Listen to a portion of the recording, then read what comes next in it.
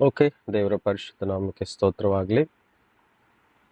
ನಾವು ಒಂದು ವಿಷಯದ ಬಗ್ಗೆ ಕಲಿಯೋಣ ಅಂತ ತೀರ್ಮಾನ ಮಾಡ್ಕೊಂಡಿದ್ದೇನೆ. ಅದರ ಮುಂಚೆ ನಿಮ್ಮ ಹತ್ರ ಕೇಳಲಿಕ್ಕೆ ಇಷ್ಟಪಡ್ತೀನಿ, ನಿಮ್ಮ ಮನಸ್ಸಿನಲ್ಲಿ ಯಾವುದಾದ್ರೂ ಒಂದು ಸಬ್ಜೆಕ್ಟ್ ಅಥವಾ ಒಂದು ಪ್ರಶ್ನೆ ಅಥವಾ ಯಾವುದಾದ್ರೂ ಒಂದು ವಿಷಯದಲ್ಲಿ ತಿಳ್ಕೊಳ್ಬೇಕು ಅನ್ನೋ ಒಂದು ಆತುರ ಇದ್ದರೆ ಖಂಡಿತವಾಗಿ ಅದೇ ವಿಷಯದ ಬಗ್ಗೆ ನಾವು ಡಿಸ್ಕಷನ್ ಮಾಡುವ. ಯಾಕಂದರೆ ನಾವು ಸ್ವಲ್ಪನೇ ಇದ್ದೀವಿ ಮತ್ತು ಇವತ್ತು ಮಂಡೇ ಆಗಿದ್ದಕ್ಕೋಸ್ಕರ ನಾವು ಸ್ವಲ್ಪ ಕಾಮನ್ ಆಗಿ ದೇವರ ವಾಕ್ಯದ ತಿಳುವಳಿಕೆಯನ್ನು ಪಡೆದುಕೊಳ್ಳುವ. ಸ್ಯಾಟರ್ಡೇ ಕಾಮನ್ ಪ್ರೇಯರ್ ಇರ್ತದೆ, ನಾವೆಲ್ಲರೂ ಕಾಮನ್ ಆಗಿ ದೇವರ ಸಂದೇಶವನ್ನು ಕೇಳ್ತೀವಿ, ದೇವರು ಲೀಡ್ ಮಾಡಿದ ಥರ ಮಾತಾಡ್ತಾ ಇರ್ತೀವಿ. ಸೊ ಇವತ್ತು ಮಂಡೇ ದಿನ ಅದಕ್ಕೋಸ್ಕರ ಟೀಚಿಂಗ್ ಸೆಷನ್ ಅಥವಾ ಡಿಸ್ಕಷನ್ ಸೆಷನ್ ಟೈಪ್ ಆಗಿ ನಾವು ಮಾಡೋರಾಗೋಣ. ಯಾಕಂದರೆ ಯೂಶ್ವಲಿ ನೀವೆಲ್ಲರೂ ಮಧ್ಯಾಹ್ನ ಸೇರ್ತೀರಿ, ಅದೇ ಥರ ನೀವು ಮಾಡ್ತೀರಿ, ರೈಟ್ ಅಲ್ವಾ?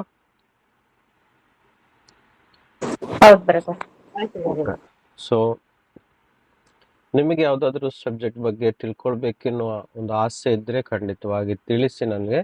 ಯಾಕಂದರೆ ಸ್ವಲ್ಪನೇ ಇದ್ದೀವಿ, ಯಾವುದಾದ್ರೂ ನಾನು ಒಂದು ವಿಷಯ ತೆಗೆದುಕೊಂಡು ಬಂದರೆ ಅದನ್ನು ಎಲ್ರಿಗೂ ಅದು ಪ್ರಯೋಜನ ಆಗಬೇಕೆಂಬುದು ನನ್ನ ಆಸೆ.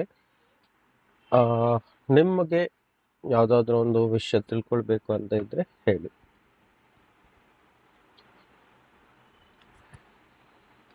ಓಕೆ, ಹೇಳಿ ಸಿಸ್ಟರ್ಸ್.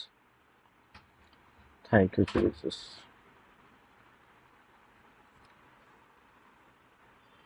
ಹಾಗೇನಾದ್ರೂ ವಿಷಯ ಇದೆಯಾ? ಮಿನಿಟ್ ತೆಗೆದು ಮಾತಾಡ್ಬೋದು.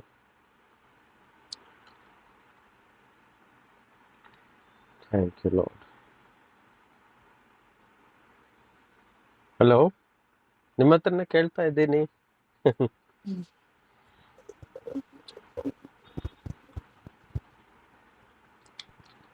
ಪ್ರಬೀಳಕ್ಕ, Vasantha sister, Rohan brother, Mona sister, Prashant brother, Sneha sister, praise the Lord. ಹೇಗಿದ್ದೀರಾ ಬ್ರದರ್? ಚೆನ್ನಾಗಿದ್ದೇವೆ ಬ್ರದರ್. ಇದು ಬ್ರದರ್ ಸ್ವಲ್ಪ ಇದು ಎಕ್ಸ್ಪ್ಲೇನ್ ಮಾಡ್ಬೋದಾ ಬ್ರದರ್? ಪ್ರತಿದಿನ ನಮ್ಮ ಶಿಲುಬೆಯನ್ನು ಹೊತ್ತುಕೊಂಡು ಕೃಷ್ಣನ ಹಿಂದೆ ನಡೆಯೋದು ಹೇಗೆ ಅಂತೇಳಿ. ಓಕೆ, ಎಲ್ರಿಗೂ ಕ್ಲಿಯರ್ ಆಗಿ ಕೇಳಿಸ್ತಾ ಇದೆಯಲ್ಲ ನನ್ನ ಸೌಂಡು? ಹೌದು, ನೀವ್ ಹೇಳಿ ಕೇಳ್ತದೆ, ಪ್ರಶಾಂತ್ ಬ್ರದರ್ ಹೇಳಿ ಸರಿ ಕೇಳಲಿಲ್ಲ. ಓಕೆ, ಹಾ ಹೇಳಿ ಬ್ರದರ್. ಕೇಳ್ತಾ ನಿಮಗೆ? ಕೇಳಿಸ್ತದೆ. ಹಾ, ಈಗ ಕೇಳ್ತದೆ. ಪ್ರತಿದಿನ ನಮ್ಮ ಶಿಲುಬೆಯನ್ನು ಹೊತ್ತುಕೊಂಡು ಕೃಷ್ಣನ ಹಿಂದೆ ನಡೆಯೋದು ಹೇಗೆ ಅಂತ. ಓಕೆ, ಬ್ರದರ್ ಪ್ರಶಾಂತ್ ಅವರು ಒಂದು ಕ್ವಶನ್ ಕೇಳಿದ್ದಾರೆ. ಎಲ್ರಿಗೂ ಓಕೆನಾ ಈ ತರ ಸೆಷನ್ ಇವತ್ತು, ಅಥವಾ ನಾನೇ ಸಬ್ಜೆಕ್ಟ್ ಇಡಬೇಕಾ? ಪ್ಲೀಸ್ ಎಲ್ಲರೂ ಒಮ್ಮೆ ಮಾತಾಡಿ ನನಗೆ ಒಂದು ಕನ್ಫರ್ಮೇಶನ್ ಕೊಡಿ. ಯಾಕಂದ್ರೆ ಸ್ವಲ್ಪನೇ ಇರೋದಕ್ಕೋಸ್ಕರ ನಾನು ಈ ರೀತಿ ಕೇಳಿದ್ದು ನಿಮ್ಮ ಹತ್ರ. ಹೆಚ್ಚಿನ ಜನ ಇದ್ರೆ ನಾನು ಒಂದು ಸಬ್ಜೆಕ್ಟ್ ರೆಡಿ ಮಾಡಿದ್ದೆ, ಅದನ್ನೇ ಕಲಿಸ್ತಿದ್ದೆ. ಸೊ ಆಸ್ ಯು ವಿಶ್ ಹೇಳಿ ಪ್ಲೀಸ್, ದಯವಿಟ್ಟು. ತೊಂದರೆ ಇಲ್ಲ ಬ್ರದರ್, ಯಾರಿಗಾದ್ರು ಕ್ವಶನ್ ಇದ್ರೆ ಕೇಳಿ, ಡೌಟ್ ಕ್ಲಿಯರ್ ಹೋಗ್ಬೋದು. ವಸಂತಕ್ಕ, ರೋಹನ್ ಬ್ರದರ್, ಮೋನಾ ಸಿಸ್ಟರ್ ಹೇಳಿ. Thank you Lord Jesus.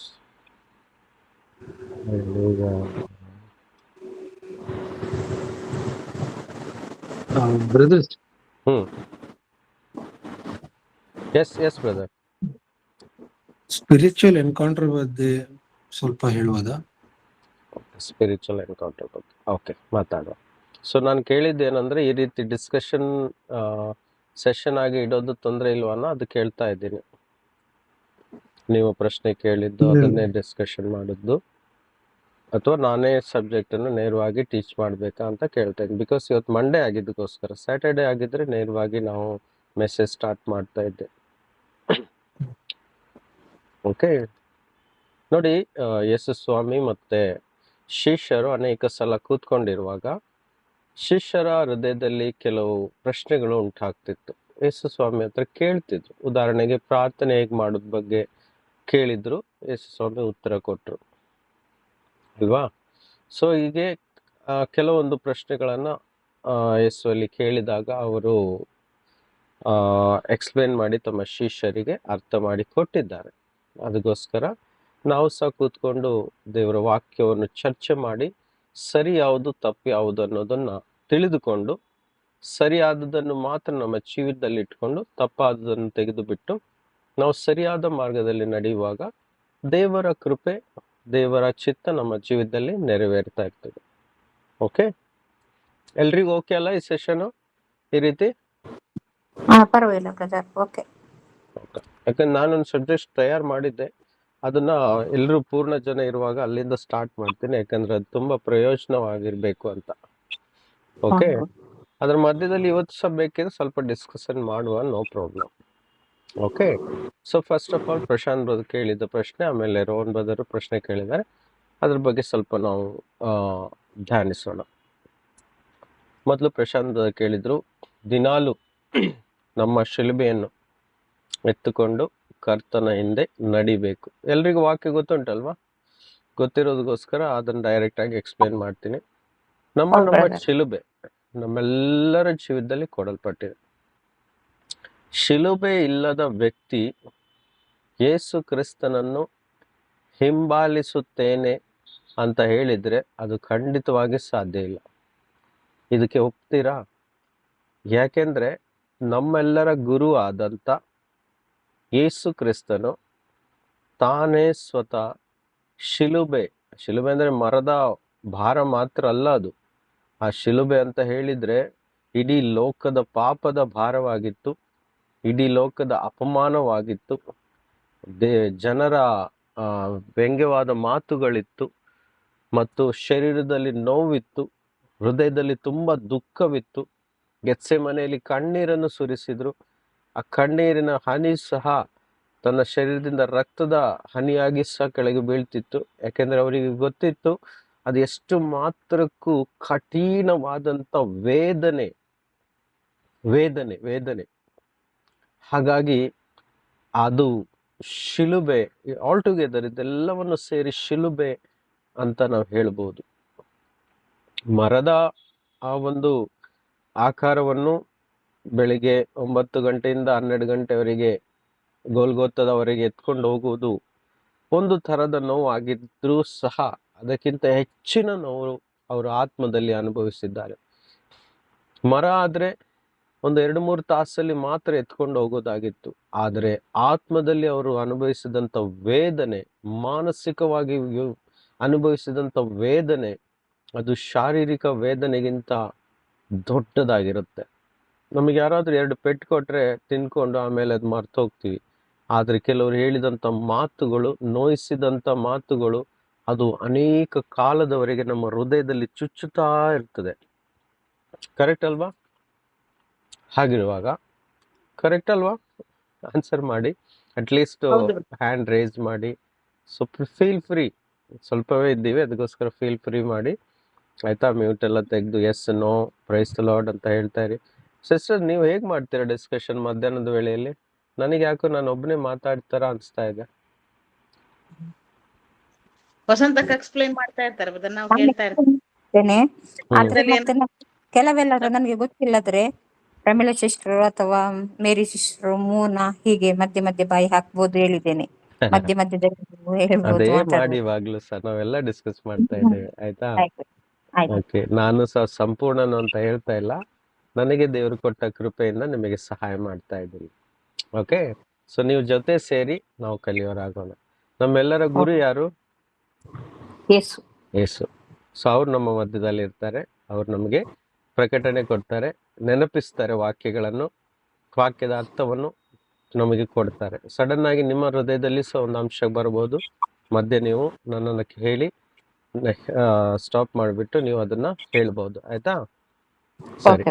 ಶಿಲುಬೆ ಅಂತ ಹೇಳಿದ್ರೆ ಆಲ್ ಟುಗೆದರ್ ನಿಮ್ಗೆ ಅರ್ಥ ಆಗ್ತಾ ಇದೆ ಅಂತ ತಿಳ್ಕೊಳ್ತೀನಿ. ಜೀವನದಲ್ಲಿ ಬರುವಂತ ವೇದನೆ, ನೋವು, ಕಷ್ಟಗಳು, ದುಃಖಗಳು, ಅತೀ ಭಾರವಾದಂತ ಸಂದರ್ಭಗಳು, ಸಹಿಸ್ಲಿಕ್ಕೆ ಆಗದಂತ ಕ್ಷಣಗಳು, ಇವೆಲ್ಲ ನಮ್ಮ ಜೀವಿತದಲ್ಲಿ ಬಂದು ಹೋಗಿದೆ. ಕೆಲವೊಂದು ಇದೆ, ಮುಂದೆ ಬರ್ಬೋದು. ಯಾಕಂದ್ರೆ ಈ ಲೋಕದಲ್ಲಿ ನಿಮಗೆ ಸಂಕಷ್ಟ ಉಂಟು ಅಂತ ಯೇಸು ಸ್ವಾಮಿ ಹೇಳಿದ್ದಾರೆ. ಆದ್ರೆ ಭಯಪಡುವಾಗಿಲ್ಲ, ಭಯಪಡಬೇಡಿರಿ ಸಂಕಷ್ಟ ಇದೆ ಅಂತ. ಯಾಕೆಂದ್ರೆ ನಾನು ಆ ಎಲ್ಲ ಸಂಕಷ್ಟದಿಂದ ಇಡೀ ಲೋಕವನ್ನೇ ಜಯಿಸಿದ್ದೇನೆ. ಅದಕ್ಕೋಸ್ಕರ ನೀವು ಧೈರ್ಯವಾಗಿದ್ದುಕೊಂಡು ನಿಮ್ಮ ಜೀವಿತದಲ್ಲಿ ಬರುವಂತ ಎಲ್ಲ ಶಿಲುಬೆಗಳನ್ನು ನೀವು ಗೆಲ್ಬಹುದು ಅಂತ ನಮಗೆ ಒಂದು ಕಂಫರ್ಟ್ ಮತ್ತೆ ದೃಢತೆಯನ್ನು ಕೊಡ್ತಾ ಇದ್ದಾರೆ. ಆಯ್ತಾ? ಇವಾಗ ನಿಮ್ಮ ಒಬ್ಬೊಬ್ಬರ ಹತ್ರ ಕೇಳ್ತಾ ಹೋದ್ರೆ ನಿಮ್ಮ ಜೀವಿತದಲ್ಲಿರೋ ಶಿಲುಬೆಗಳೆಲ್ಲ ಓಪನ್ ಆಗ್ತದೆ ಹೇಳಲಿಕ್ಕೆ ಸ್ಟಾರ್ಟ್ ಮಾಡಿದ್ರೆ. ಓಕೆ, ಇಲ್ಲಿ ಯಾರು ಸಹ ಶಿಲುಬೆ ಇಲ್ಲ ಅಂತ ಹೇಳೋ ಒಂದು ವ್ಯಕ್ತಿ ಸಹ ಇರ್ಲಿಕ್ಕಿಲ್ಲ ನಮ್ಮ ಈಗ ಇದ್ದಂತ ಸ್ವಲ್ಪ ಜನರ ಮಧ್ಯದಲ್ಲಿ. ಯಾಕಂದ್ರೆ ಶಿಲುಬೆ ಇದ್ದರೆ ಮಾತ್ರ ಅದು ಕ್ರಿಸ್ತಿಯ ಜೀವಿತಕ್ಕೆ ಒಂದು ಸಂಕೇತವಾಗಿದೆ. ನಾನು ಮರದ ಶಿಲುಬೆ ಅಥವಾ ಫೋಟೋದಲ್ಲಿರುವ ಶಿಲುಬೆ ಬಗ್ಗೆ ಮಾತಾಡ್ತಾ ಇಲ್ಲ. ಇವತ್ತು ಅನೇಕ ಕ್ರೈಸ್ತರು ಶಿಲುಬೆ ಅಂದ ಕೂಡಲೇ ಕ್ರಾಸ್ ಪ್ಲಸ್ ಮಾರ್ಕ್ ಇರುವಂತ ಆ ಗುರುತನ್ನೇ ಯೋಚನೆ ಮಾಡ್ಬಿಡ್ತಾರೆ. ಅದಲ್ಲ ಶಿಲುಬೆ. It's not the cross what Jesus has carried. Yesu ಸ್ವಾಮಿ ಹೊತ್ತುಕೊಂಡು ಹೋದ ಶಿಲುಬೆ ಕೇವಲ ಮರದ ಭಾರವಲ್ಲ ಅದು. ಇದು ನಾವು ಸರಿಯಾಗಿ ಅರ್ಥ ಮಾಡ್ಕೊಳ್ಬೇಕು. ಏನ್ ಮಾಡಿದ್ದಾನೆ ಸೈತಾನನು ಅಂತ ಹೇಳಿದ್ರೆ, ಇಡೀ ಲೋಕಕ್ಕೆ ಈ ಮಾರ್ಕ್ ಗುರುತು ಮತ್ತು ಪಿಕ್ಚರ್ ಎಲ್ಲ ಕೊಟ್ಟು ಅದೇ ಶಿಲುಬೆ ಅಂತ ಹೇಳ್ಕೊಂಡು ಅದನ್ನೇ ಪೂಜೆ ಮಾಡ್ತಾ ಇದ್ದಾರೆ, ಮರದ ಶಿಲುಬೆಯನ್ನು. ಅದ್ರಲ್ಲಿ ಏನಾದ್ರೂ ಪ್ರಯೋಜನ ಇದೆಯಾ? ಪ್ರತ್ಯೇಕವಾಗಿ ನಮ್ಮ ಕಥೋಲಿಕ ಧರ್ಮದವರು ಈ ಕಳೆದ 2 ತಿಂಗಳಿಂದ ನಾನು ಅಲ್ಲಿ ಇಲ್ಲಿ ಎಲ್ಲ ಕೇಳ್ತಾ ಇದ್ದೀನಿ, ಶಿಲುಬೆ, ತಾಮ್ರದ ಶಿಲುಬೆ, ಗೋಲ್ಡನ್ ಕಲರ್ ಶಿಲುಬೆ ಅಥವಾ ಮರದ ಶಿಲುಬೆ ಎಲ್ಲ ಮಾಡಿ ಅದಕ್ಕೆ ಹಾರ ಹಾಕಿ ಅದನ್ನ ಡೆಕೋರೇಟ್ ಮಾಡಿ ಮನೆಯಿಂದ ಮನೆಗೆ ಹೋಗ್ಕೊಂಡು ಒಂದೊಂದು ದಿನ ಒಂದೊಂದು ಮನೆಯಲ್ಲಿ ಶಿಲುಬೆ ಇಟ್ಟು ಅದನ್ನ ಪೂಜೆ ಮಾಡ್ತಾ ಇದ್ದಾರೆ. ಇದು ದೇವರ ದೃಷ್ಟಿಯಲ್ಲಿ ಅಸಹ್ಯ. ಏನು? ಕರ್ತನ ದೃಷ್ಟಿಯಲ್ಲಿ ಇದೆಲ್ಲ ಅಸಹ್ಯವಾದ ಕ್ರಿಯೆಗಳು. ಯಾಕೆಂದ್ರೆ ಬೈಬಲ್ ಅಲ್ಲಿ ಎಲ್ಲಿಯೂ ಸಹ ಯೇಸು ಸ್ವಾಮಿ ನಮಗೆ ನಾನು ಹೊತ್ಕೊಂಡ ಹಾಗೆ ನೀವು ಮರದ ಶಿಲುಬೆ ಹೊತ್ಕೊಂಡು ಹೋಗ್ಬೇಕು ಅದಲ್ಲ. ನೋಡಿ, ಕಳೆದ ತಿಂಗಳಲ್ಲಿ 1 ತಿಂಗಳಾಗಿರ್ಬೇಕು, ಪ್ರವೀಣ್ ಪಾಸ್ಟ್ ಅಂತ ಆಂಧ್ರ ಪ್ರದೇಶಲ್ಲಿ, ಹೌದಾ, ಹೈದ್ರಾಬಾದಲ್ಲಿ ಅವ್ರನ್ನ ಪ್ಲಾನಿಂಗ್ ಮಾಡಿಬಿಟ್ಟು ಬೈಕಲ್ಲಿ ಹೋಗ್ತಾ ಇರ್ಬೇಕಾದ್ರೆ ಅವ್ರನ್ನ ಕೊಲೆ ಮಾಡಿ ಅವ್ರನ್ನ ಹಾಗೇನೆ ಬೈಕ್ ಆಕ್ಸಿಡೆಂಟ್ ಆಗಿದೆ ಅಂತ ಸುಳ್ಳು ಹೇಳ್ಬಿಟ್ಟು ಅವರ ಅನ್ನು ಗುದ್ದಿ ಚುಚ್ಚಿ ಅವರ ನಾಲ್ಗೆನೆಲ್ಲ ಕತ್ತರಿಸಿ ಅವ್ರನ್ನ ಅದೇ ರೀತಿ ಅಲ್ಲಿ ಮಲಗಿಸ್ಬಿಟ್ಟು ಬೈಕ್ ಅವ್ರ ಮೇಲೆ ಇಟ್ಟಿದ್ರು. ಯಾಕಂದ್ರೆ ಅವ್ರ ಜೊತೆ ಕ್ಲೋಸ್ ಇದ್ದಂತ ವ್ಯಕ್ತಿಗಳು ನನಗೆ ಇಲ್ಲಿ ಮುಂಬೈಲಿ ಸಿಕ್ಕಿದ್ರು. ಯಾಕಂದ್ರೆ ಮುಂಬೈಲಿ ಅವ್ರ ಸಭೆಯಲ್ಲಿ ಬಂದು ಅವ್ರು ಪ್ರಚಾರ ಮಾಡಿದ್ರು. ಸೊ ಅದಕ್ಕೋಸ್ಕರ ಹೇಳ್ತಾ ಇದ್ದೀನಿ. ಅವ್ರಿಗೆ ಗೊತ್ತಿದ್ದಂತ ಅವ್ರ ಜೊತೆ ಸೇರಿದಂತ ಕೆಲವು ಸಹೋದರರು ನನಗೆ ಅವ್ರ ಬಗ್ಗೆ ಹೇಳಿದ್ದು. ಹಾಗೆ ಅವ್ರನ್ನ ಕೊಲೆ ಮಾಡಿ ಇಡೀ ಹೈದರಾಬಾದ್ನಲ್ಲಿ ಮತ್ತು ಇಡೀ ಇಂಡಿಯಾದಲ್ಲಿ ಕ್ರೈಸ್ತರಿಗೆ ಮಧ್ಯದಲ್ಲಿರುವಂತ ಒಂದು ನ್ಯೂಸ್ ಆಗಿತ್ತು ಅದು, ಅವರ ಕೊಲೆ ಆಗಿದ್ದು. ಸೊ ಇದು ಶಿಲುಬೆಯ ಭಾಗವಾಗಿದೆ, ಇದು ಶಿಲುಬೆ ಆಗಿದೆ. ಕ್ರೈಸ್ತನ ನಾಮಕ್ಕೋಸ್ಕರ ಆ ಪಾಸ್ಟರು ತಮ್ಮ ಜೀವವನ್ನೇ ಅರ್ಪಣೆ ಮಾಡಿದ್ರು. ಅರ್ಥ ಆಗ್ತದೆ? ಇದು ಶಿಲುಬೆ. ಅತಿ ಸಂಕಟದ ಕ್ಷಣಗಳು ನಮ್ಮ ಜೀವಿತದಲ್ಲಿ ಬರ್ಬೋದು, ಕುಟುಂಬದಿಂದ ಬರ್ಬೋದು.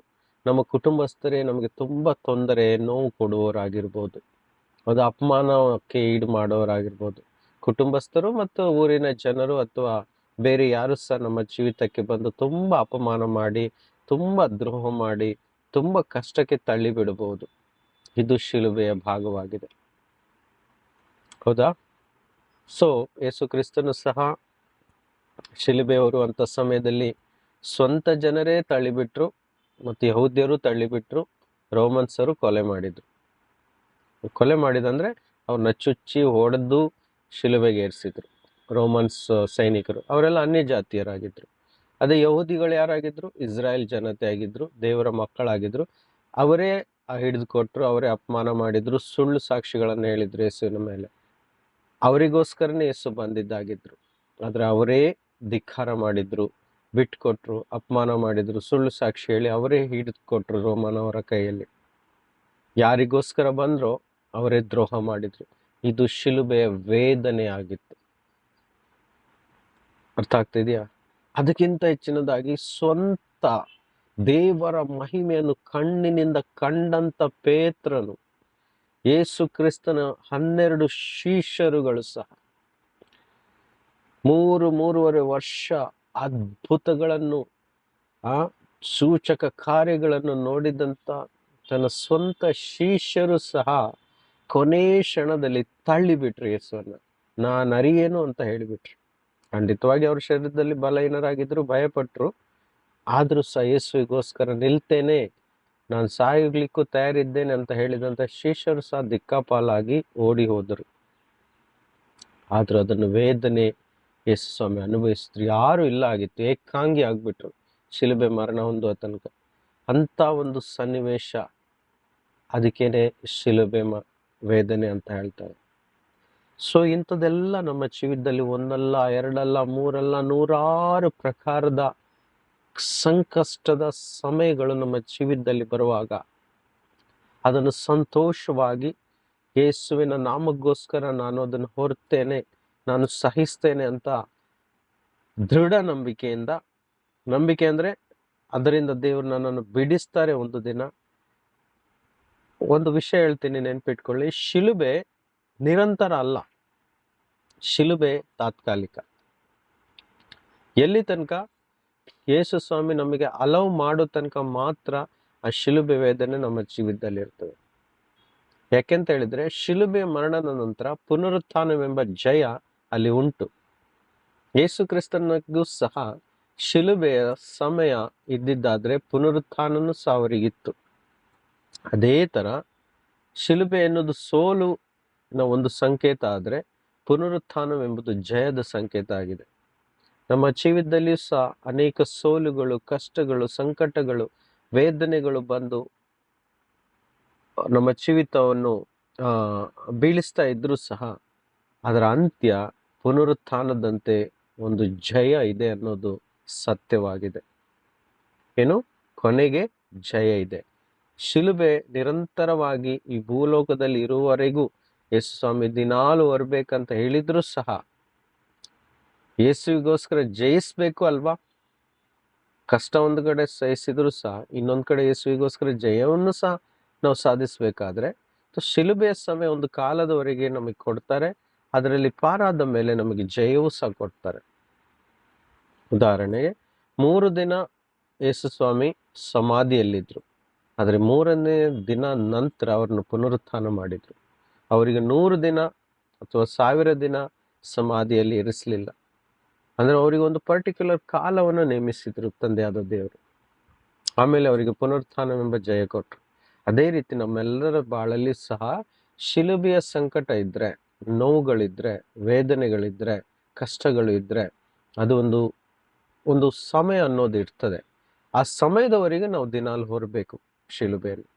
ಆ ಸಮಯ ಮುಗಿದ ನಂತರ ಕರ್ತನು ತಾನೇ ಸ್ವತಃ ಆ ಶಿಲುಬೆ ಭಾರವನ್ನು ಕಡಿಮೆ ಮಾಡ್ತಾರೆ ಅಥವಾ ಅದನ್ನು ಇಳಿಸ್ತಾರೆ. ಅಲ್ಲಿ ಸ್ವಾತಂತ್ರ್ಯವನ್ನು ಕೊಡ್ತಾರೆ, ಅಲ್ಲಿ ಜಯವನ್ನು ಕೊಡ್ತಾರೆ, ಅಲ್ಲಿ ಪುನರುತ್ಥಾನವನ್ನು ಕೊಡ್ತಾರೆ.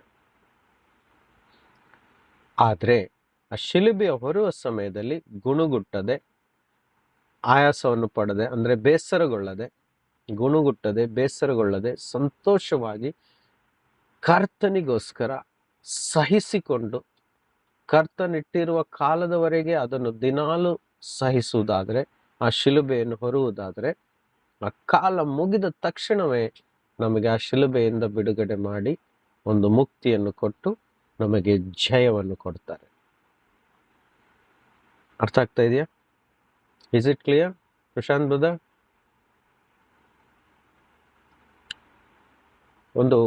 ಹೌದು ಬ್ರದರ್, ಒಂದು ಕ್ಲಾರಿಫಿಕೇಶನ್ ಸಿಗ್ತಾ? ಎಸ್. ಬಟ್ ಅದು ಲೈಫ್ ಟೈಮ್ ಶಿಲುಬೆನೆ ಹೊರ್ತಾ ಇದ್ರೆ ಮತ್ತೆ ಯೇಸುವಿಗೋಸ್ಕರ ಜಯಿಸೋದು ಯಾವಾಗ? ಕರೆಕ್ಟಾ?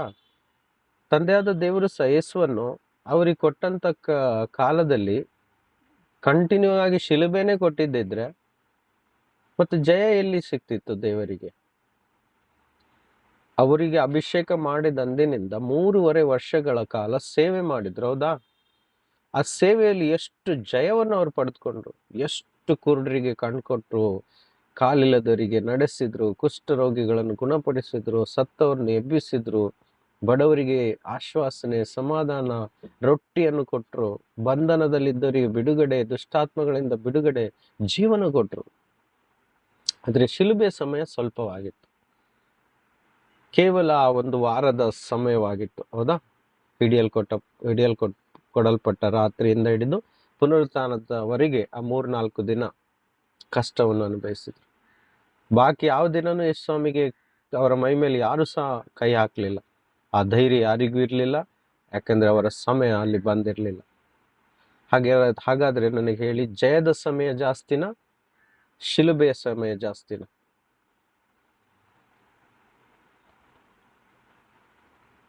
ಅರ್ಥ ಆಗ್ತಾ ಇದೆಯಾ? ಸಮಯ. ಅದಕ್ಕೋಸ್ಕರ ಜಯವನ್ನು ಸಹ ನಾವು ಜಯಿಸ್ಬೇಕು. ಓಕೆ, ಅಲ್ಪ ಸ್ವಲ್ಪ ಸಮಯ ನಮಗೆ ಶಿಲ್ಬೆ ಕೊಟ್ಟಿರ್ತಾರೆ, ಅದು ಟ್ರೈನಿಂಗ್ ಪೀರಿಯಡ್ ಅಂತಾರೆ ಅದಕ್ಕೆ. ಅಲ್ಲಿ ವಾಕ್ಯದಲ್ಲಿ ಮತ್ತೆ ದಿನಾಲು ಅಂತ ಯಾಕೆ ಬ್ರದರ್ ಅದನ್ನು ಆ ಒಂದು ಶಬ್ದಕ್ಕೆ ನಾವು ಹುಟ್ಟಿದಂದಿನಿಂದ ಸಾಯೋವರೆಗೂ ಶಿಲ್ಬೆನೆ ನಮ್ಮ ತಲೆ ಮೇಲಿದ್ರೆ ಜಯ ಎಲ್ಲಿ ಕೊಡುವುದು ಅಂತ ನೋಡಿದಾಗ, ನಮಗೆ ಕೊಟ್ಟಂತ ಕಾಲದಲ್ಲಿರುವಂತ ದಿನಗಳಲ್ಲಿ ನಾವು ಅದನ್ನು ದಿನಾಲು ಹೊರಬೇಕು. ಅರ್ಥ ಆಗ್ತಾ ಇದೆಯಾ? ಉದಾಹರಣೆಗೆ ನಮ್ಮ ಜೀವಿತದಲ್ಲಿ ಯಾವುದೋ ಒಂದು ಕಷ್ಟ ಬಂತು, ಯಾವುದಾದ್ರೂ ಒಂದು ಎಕ್ಸಾಂಪಲ್ ತೆಗೆದುಕೊಳ್ಳಿ. ಓಕೆ, ನಾನಾ ರೀತಿಯ ಕಷ್ಟಗಳಿದಾವಲ್ವಾ? ಕರ್ತನ ನಾಮಕ್ಕೋಸ್ಕರ ಯಾವ್ದೆಲ್ಲ ಕಷ್ಟ ಇದೆ ಹೇಳಿ, ಯಾವ್ದಾದ್ರು ಉದಾಹರಣೆ ಕೊಡಿ. ಅಸೌಖ್ಯ, ಹಣದ ಸಮಸ್ಯೆ, ತಮ್ಮ ನಿಂದನೆ. ಬಂಧುಗಳಿಂದ ನಿಂದನೆ. ಎಸ್, ನಿಂದನೆ. ಹೌದಾ? ಸರಿ, ಒಂದು ಉದಾಹರಣೆ, 2-3 ಉದಾಹರಣೆ ಕೊಟ್ರಿ. ಒಂದು ಉದಾಹರಣೆ ಎತ್ಕೊಂಡು ನಾನು ಎಕ್ಸ್ಪ್ಲೇನ್ ಮಾಡ್ತೀನಿ. ಕುಟುಂಬದಿಂದ ನಿಂದನೆ. ನನಗೆ ಕುಟುಂಬದಿಂದ ನಿಂದನೆ ತುಂಬಾ ಬಂತು. ನಮ್ಮ ಊರಿನಲ್ಲಿ ದೊಡ್ಡ ಕ್ಯಾಥೋಲಿಕ್ ಚರ್ಚ್ ಇದೆ. ಆ ಚರ್ಚಲ್ಲಿ ಅನೌನ್ಸ್ ಮಾಡಿದ್ರು. ನಿಂದನೆ ಅಂದ್ರೆ ಏನು? ಅವಮಾನ ಅವಮಾನ ಅಂತಾನೆ ಹೇಳ್ಬಹುದು. Insult. Insult. Very good. Okay, good. ಎಲ್ಲರೂ ಸಪೋರ್ಟ್ ಮಾಡ್ತಾ ಇದ್ದಾರೆ. ಗುಡ್. ಇನ್ಸಲ್ಟ್. ಓಕೆ, ನನ್ನ ಆ ಊರಲ್ಲಿ, ಇಡೀ ಊರಲ್ಲಿ ಎಷ್ಟು ನಮ್ಮ ಕಮ್ಯುನಿಟಿ ಇದೆ ರೋಮನ್ ಕ್ಯಾಥಲಿಕ್, ಎಲ್ಲರೂ ನಮ್ಮನ್ನ ಹೇಟ್ ಮಾಡ್ಲಿಕ್ಕೆ ಸ್ಟಾರ್ಟ್ ಮಾಡಿ.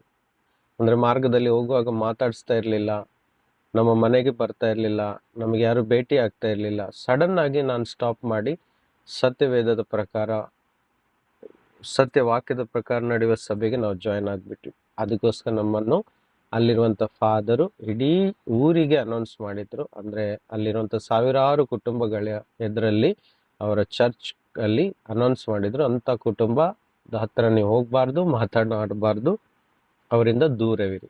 ಅದು ತುಂಬಾ ವೇದನೆ ಆಗ್ತಿತ್ತು ನಮ್ಗೆ, ತುಂಬಾ. ಯಾಕಂದ್ರೆ ನಾವು ಹೊಸಬ್ರು. ಆ ಕಾಲದಲ್ಲೆಲ್ಲ ಇಷ್ಟು ಮೀಡಿಯಾ ಇರ್ಲಿಲ್ಲ ವಾಕ್ಯಗಳನ್ನು ತಿಳ್ಕೊಳ್ಳಿಕ್ಕೆ. ಹೌದಾ? ಕೇವಲ ಅವರ ಪಾಸ್ಟ್ ಇರ್ತಿದ್ದು, ಅಲ್ಲಿ ಒಂದು ಸ್ವಲ್ಪ ಜನ ಇದ್ರು, ಅವರ ಸಪೋರ್ಟ್ ಮಾತ್ರ ಇತ್ತು. ಆದ್ರೆ ನಮ್ಮ ಕ್ಯಾಥಲಿಕ್ ಕಮ್ಯುನಿಟಿ ರಿಲೇಟಿವ್ಸ್ ತುಂಬಾ 100 ಕುಟುಂಬಗಳಿದ್ರು. ನಮ್ಮ ರಿಲೇಟಿವ್ಸ್ ಇವತ್ತು ಸಹ ಇದ್ದಾರೆ. ಆದ್ರೆ ನಿಂದನೆಗಳು ಕೇಳಿ ತುಂಬಾ ಬೇಸರ ಪಟ್ಟಿದ್ದು. ನನಗೆ ಬೇಡದಿದ್ದಂತ ಮಾತುಗಳನ್ನು ಸಹ ಹೇಳಿದ್ದಾರೆ. ನನ್ನ ಸ್ವಂತ ತಾಯಿಯ ತಮ್ಮ ನಮಗೆ ಫೋನಲ್ಲಿ ಕೆಟ್ಟ ಮಾತೆಲ್ಲ ಹೇಳಿದ್ದಾರೆ. ಅರ್ಥ ಆಗ್ತಿದ್ಯಾ? ಕೆಟ್ಟದಂದ್ರೆ ಅದು ಹೇಳಲಿಕ್ಕೆ ಒಂಥರ ಬೇಸರ ಅನ್ಸುತ್ತೆ. ನೀವು ತಿಳ್ಕೊಳ್ಳಿ, ಅಂತ ಮಾತುಗಳನ್ನು, ಅಂತ ನಿಂದನೆಗಳನ್ನು ಕೇಳಿಗೂ ನಾನು ಮನಸ್ಸಿನಲ್ಲಿ ಆ ವಾಕ್ಯವನ್ನು ನೆನೆಸ್ಕೊಂಡು ಸಂತೋಷ ಆಗ್ತಿತ್ತು. ನನಗೋಸ್ಕರ ನೀವು ನಿಂದನೆಗಳನ್ನು ಕೇಳಿದ್ರೆ ನೀವೇ ಧನ್ಯರು, ಪರಲೋಕ ರಾಜ್ಯ ನಿಮ್ಮದು ಅಂತ ಹೇಳಿದ ವಾಕ್ಯ ನನಗೆ ಕಂಫರ್ಟ್ ಕೊಡ್ತಾ ಇತ್ತು. ಓಕೆ, ಅದೇ ಶಿಲುಬೆ. ಆದ್ರೆ ಅದು ಎಲ್ಲಿವರೆಗೆ ಇತ್ತು ಅಂದ್ರೆ, ಆ ನಿಂದನೆ ಕೆಲವೇ ವರ್ಷಗಳು ಮಾತ್ರ ಇತ್ತು. ಒಂದು 2-3 ವರ್ಷಗಳ ಕಳೆದ ಕೂಡಲೇ ನನ್ನ ಕುಟುಂಬಸ್ಥರು ಎಲ್ಲರೂ ಸಹ ನನ್ನನ್ನು ಗೌರವಿಸ್ಲಿಕ್ಕೆ ಆರಂಭಿಸಿದ್ರು. ಯಾಕಂದ್ರೆ ನನ್ನ ಜೀವಿತದಲ್ಲಿ ನೋಡಿದಂತ ಬದಲಾವಣೆಗಳು, ನಾನು ಮೊದಲು ಹೇಗೆ ಇದ್ದೆ ಪಾಪಮಯ ಜೀವಿತದಲ್ಲಿ, ನಂತರ ಏನಾದೆ, ನನ್ನ ಮಾತುಗಳು ಯಾವ ರೀತಿ ಇತ್ತು, ನನ್ನ ಸ್ವಭಾವಗಳು ಯಾವ ರೀತಿ ಇತ್ತು, ನಾವು ಯಾವ ರೀತಿ ಆಕ್ಟ್ ಮಾಡ್ತೀವಿ, ಅದೆಲ್ಲ ನೋಡ್ಲಿಕ್ಕೆ ಸ್ಟಾರ್ಟ್ ಮಾಡಿದ ನಂತರ ಅವರೇ ಒಂಥರ ನಿಂದನೆ, ಅವರಷ್ಟಕ್ಕೆ ಅವರು ಅಪಮಾನಕ್ಕೀಡಾದ್ರು. ಅಂದ್ರೆ ಅವರು ಕುಡಿತಾ ಇದ್ದಾರೆ, ಇವತ್ತು ಸಹ ಕುಡಿತಾ ಇದ್ದಾರೆ, ಕೆಟ್ಟದಾದ ಜೀವಿತ ಜೀವಿಸ್ತಾ ಇದ್ದಾರೆ, ಮನೆಯಲ್ಲಿ ಜಗಳ, ಸಮಾಧಾನ ಇಲ್ಲ, ಶಾಂತಿ ಇಲ್ಲ, ಪ್ರೀತಿ ಇಲ್ಲ. ಆದ್ರೆ ನಮ್ಮನ್ನು ನೋಡಿಬಿಟ್ಟು ಅವರೆಲ್ಲರೂ ಇವತ್ತು ಅಸೂಹೆಯನ್ನು ಸಹ ಪಡ್ತಾರೆ. ಅರ್ಥ ಆಗ್ತಿದ್ಯಾ? ನಾನು ನೋಡಿದಾಗೆಲ್ಲ ಹೇಳ್ತಾರೆ, ನೀವು ಚೆನ್ನಾಗಾಗಿದ್ದೀಯಾ, ದೇವ್ರ ಮಾರ್ಗದಲ್ಲಿ ನಡೀತಾ ಇದ್ದೀರಾ ಅಂತ. ಸೊ ಆ ಕಾಲವರೆಗೆ ನನಗೆ 3 ವರ್ಷಗಳವರೆಗೆ ನನಗೆ ಕಷ್ಟ ಆಯಿತು. ಅದ ನಂತರ ಇವತ್ತಿಗೆ ಒಂದು 10 ವರ್ಷಗಳ ಮೇಲಾಯಿತು, ಎಲ್ಲರೂ ಗೌರವಿಸ್ತಾರೆ. ನೋಡಿ, ಜಯ ಮತ್ತು ನಿಂದನೆ. ಅರ್ಥ ಆಗ್ತಿದೆಯಾ ನಿಮಗೆ? ಹೌದು ಬ್ರದರ್. ಎಸ್. ಕೆಲವೊಂದು ಸಂಕಷ್ಟಗಳು, ಕೆಲವೊಂದು ವೇದನೆಗಳು ರಿಪೀಟ್ ಆಗಿ ಬರುತ್ತೆ. ಒಂದು ಹೋಗುತ್ತೆ, ಇನ್ನೊಂದು ಬರುತ್ತೆ ಕಷ್ಟಗಳು. ಅದು ಯಾವಾಗ್ಲೂ ಇರುತ್ತೆ. ಅದಕ್ಕೆ ಯೇಸು ಸ್ವಾಮಿ ದಿನಾಲು ಅಂತ ಹೇಳಿದ್ದಾರೆ. ಆಯ್ತಾ? ಒಂದು ಟಾಸ್ಕ್ ಮುಗಿದ ಮೇಲೆ ಇನ್ನೊಂದು ಟಾಸ್ಕ್ ಬರುತ್ತೆ. ದಟ್ ಮೀನ್ಸ್ ಜೀವನದ ಕೊನೆಯ ಉಸಿರಿರುವವರೆಗೂ ಒಂದಲ್ಲ ಒಂದು ರೀತಿಯ ಪರೀಕ್ಷೆಗಳು ನಮ್ಮ ಜೀವಿತದಲ್ಲಿ ಬರ್ತಾ ಇರುತ್ತೆ. ಅದನ್ನ ನಾವು ಫೇಸ್ ಮಾಡಲೇಬೇಕು. ಆದ್ರೆ ನಾವು ಒಬ್ಬರೇ ಇಲ್ಲ, ನಮ್ಮ ಜೊತೆಲಿ ಅವರು ಇದ್ದಾರೆ, ಅದಕ್ಕೆ ಬಲ ಕೊಡ್ತಾರೆ, ಶಕ್ತಿ ಕೊಡ್ತಾರೆ ಅನ್ನೋದು ಸತ್ಯವಾಗಿದೆ. ಅರ್ಥ ಆಯ್ತಾ? ಅದಕ್ಕೋಸ್ಕರ ದಿನ ಅಂತ ಹೇಳಿದ್ದು. ಒಂದಾದ ಮೇಲೆ ಇನ್ನೊಂದುಗಳು ಬರ್ತಾ ಇರ್ತವೆ. ಅದಕ್ಕೆ ದಿನಾಲು ಅಂತ ಹೇಳಿದ್ದಾರೆ. ಅದನ್ನ ಜಯಿಸ್ಲಿಕ್ಕೆ ನಮಗೆ ಶಕ್ತಿ ಕೊಟ್ಟಿದ್ದಾರೆ. Is it clear? ಓಕೆ, ಹೌದು ಬ್ರದರ್. ಓಕೆ. ಇದ್ರ ಬಗ್ಗೆ ಏನಾದ್ರೂ ಇದೆಯೇನು ಡೌಟ್ ಅನ್ನೋದು? ಇಲ್ಲ ಅಂದ್ರೆ ನೆಕ್ಸ್ಟ್ ಕ್ವಶನಿಗೆ ಹೋಗುವ.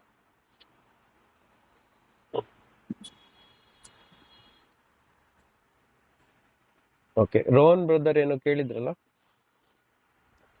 ಪುನಃ ರಿಪೀಟ್ ಮಾಡಿ ಬ್ರದರ್.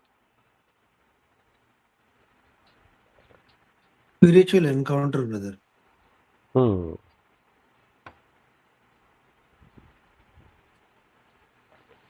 Spiritual encounter.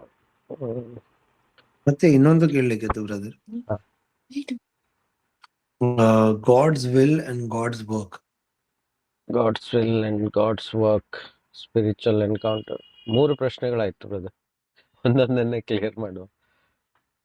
ಆಯ್ತಾಯ್ತು ಬ್ರದರ್. ಓಕೆ, ಸ್ಪಿರಿಚುವಲ್ ಎನ್ಕೌಂಟರ್ ಅಂದ್ರೇನೆ ತುಂಬಾ it's a big subject, but ಸ್ವಲ್ಪ ರೀತಿಯಲ್ಲಿ ಅರ್ಥ ಮಾಡ್ಕೊಳ್ಳಿಕ್ಕೆ ಪ್ರಯತ್ನ ಪಡೋ.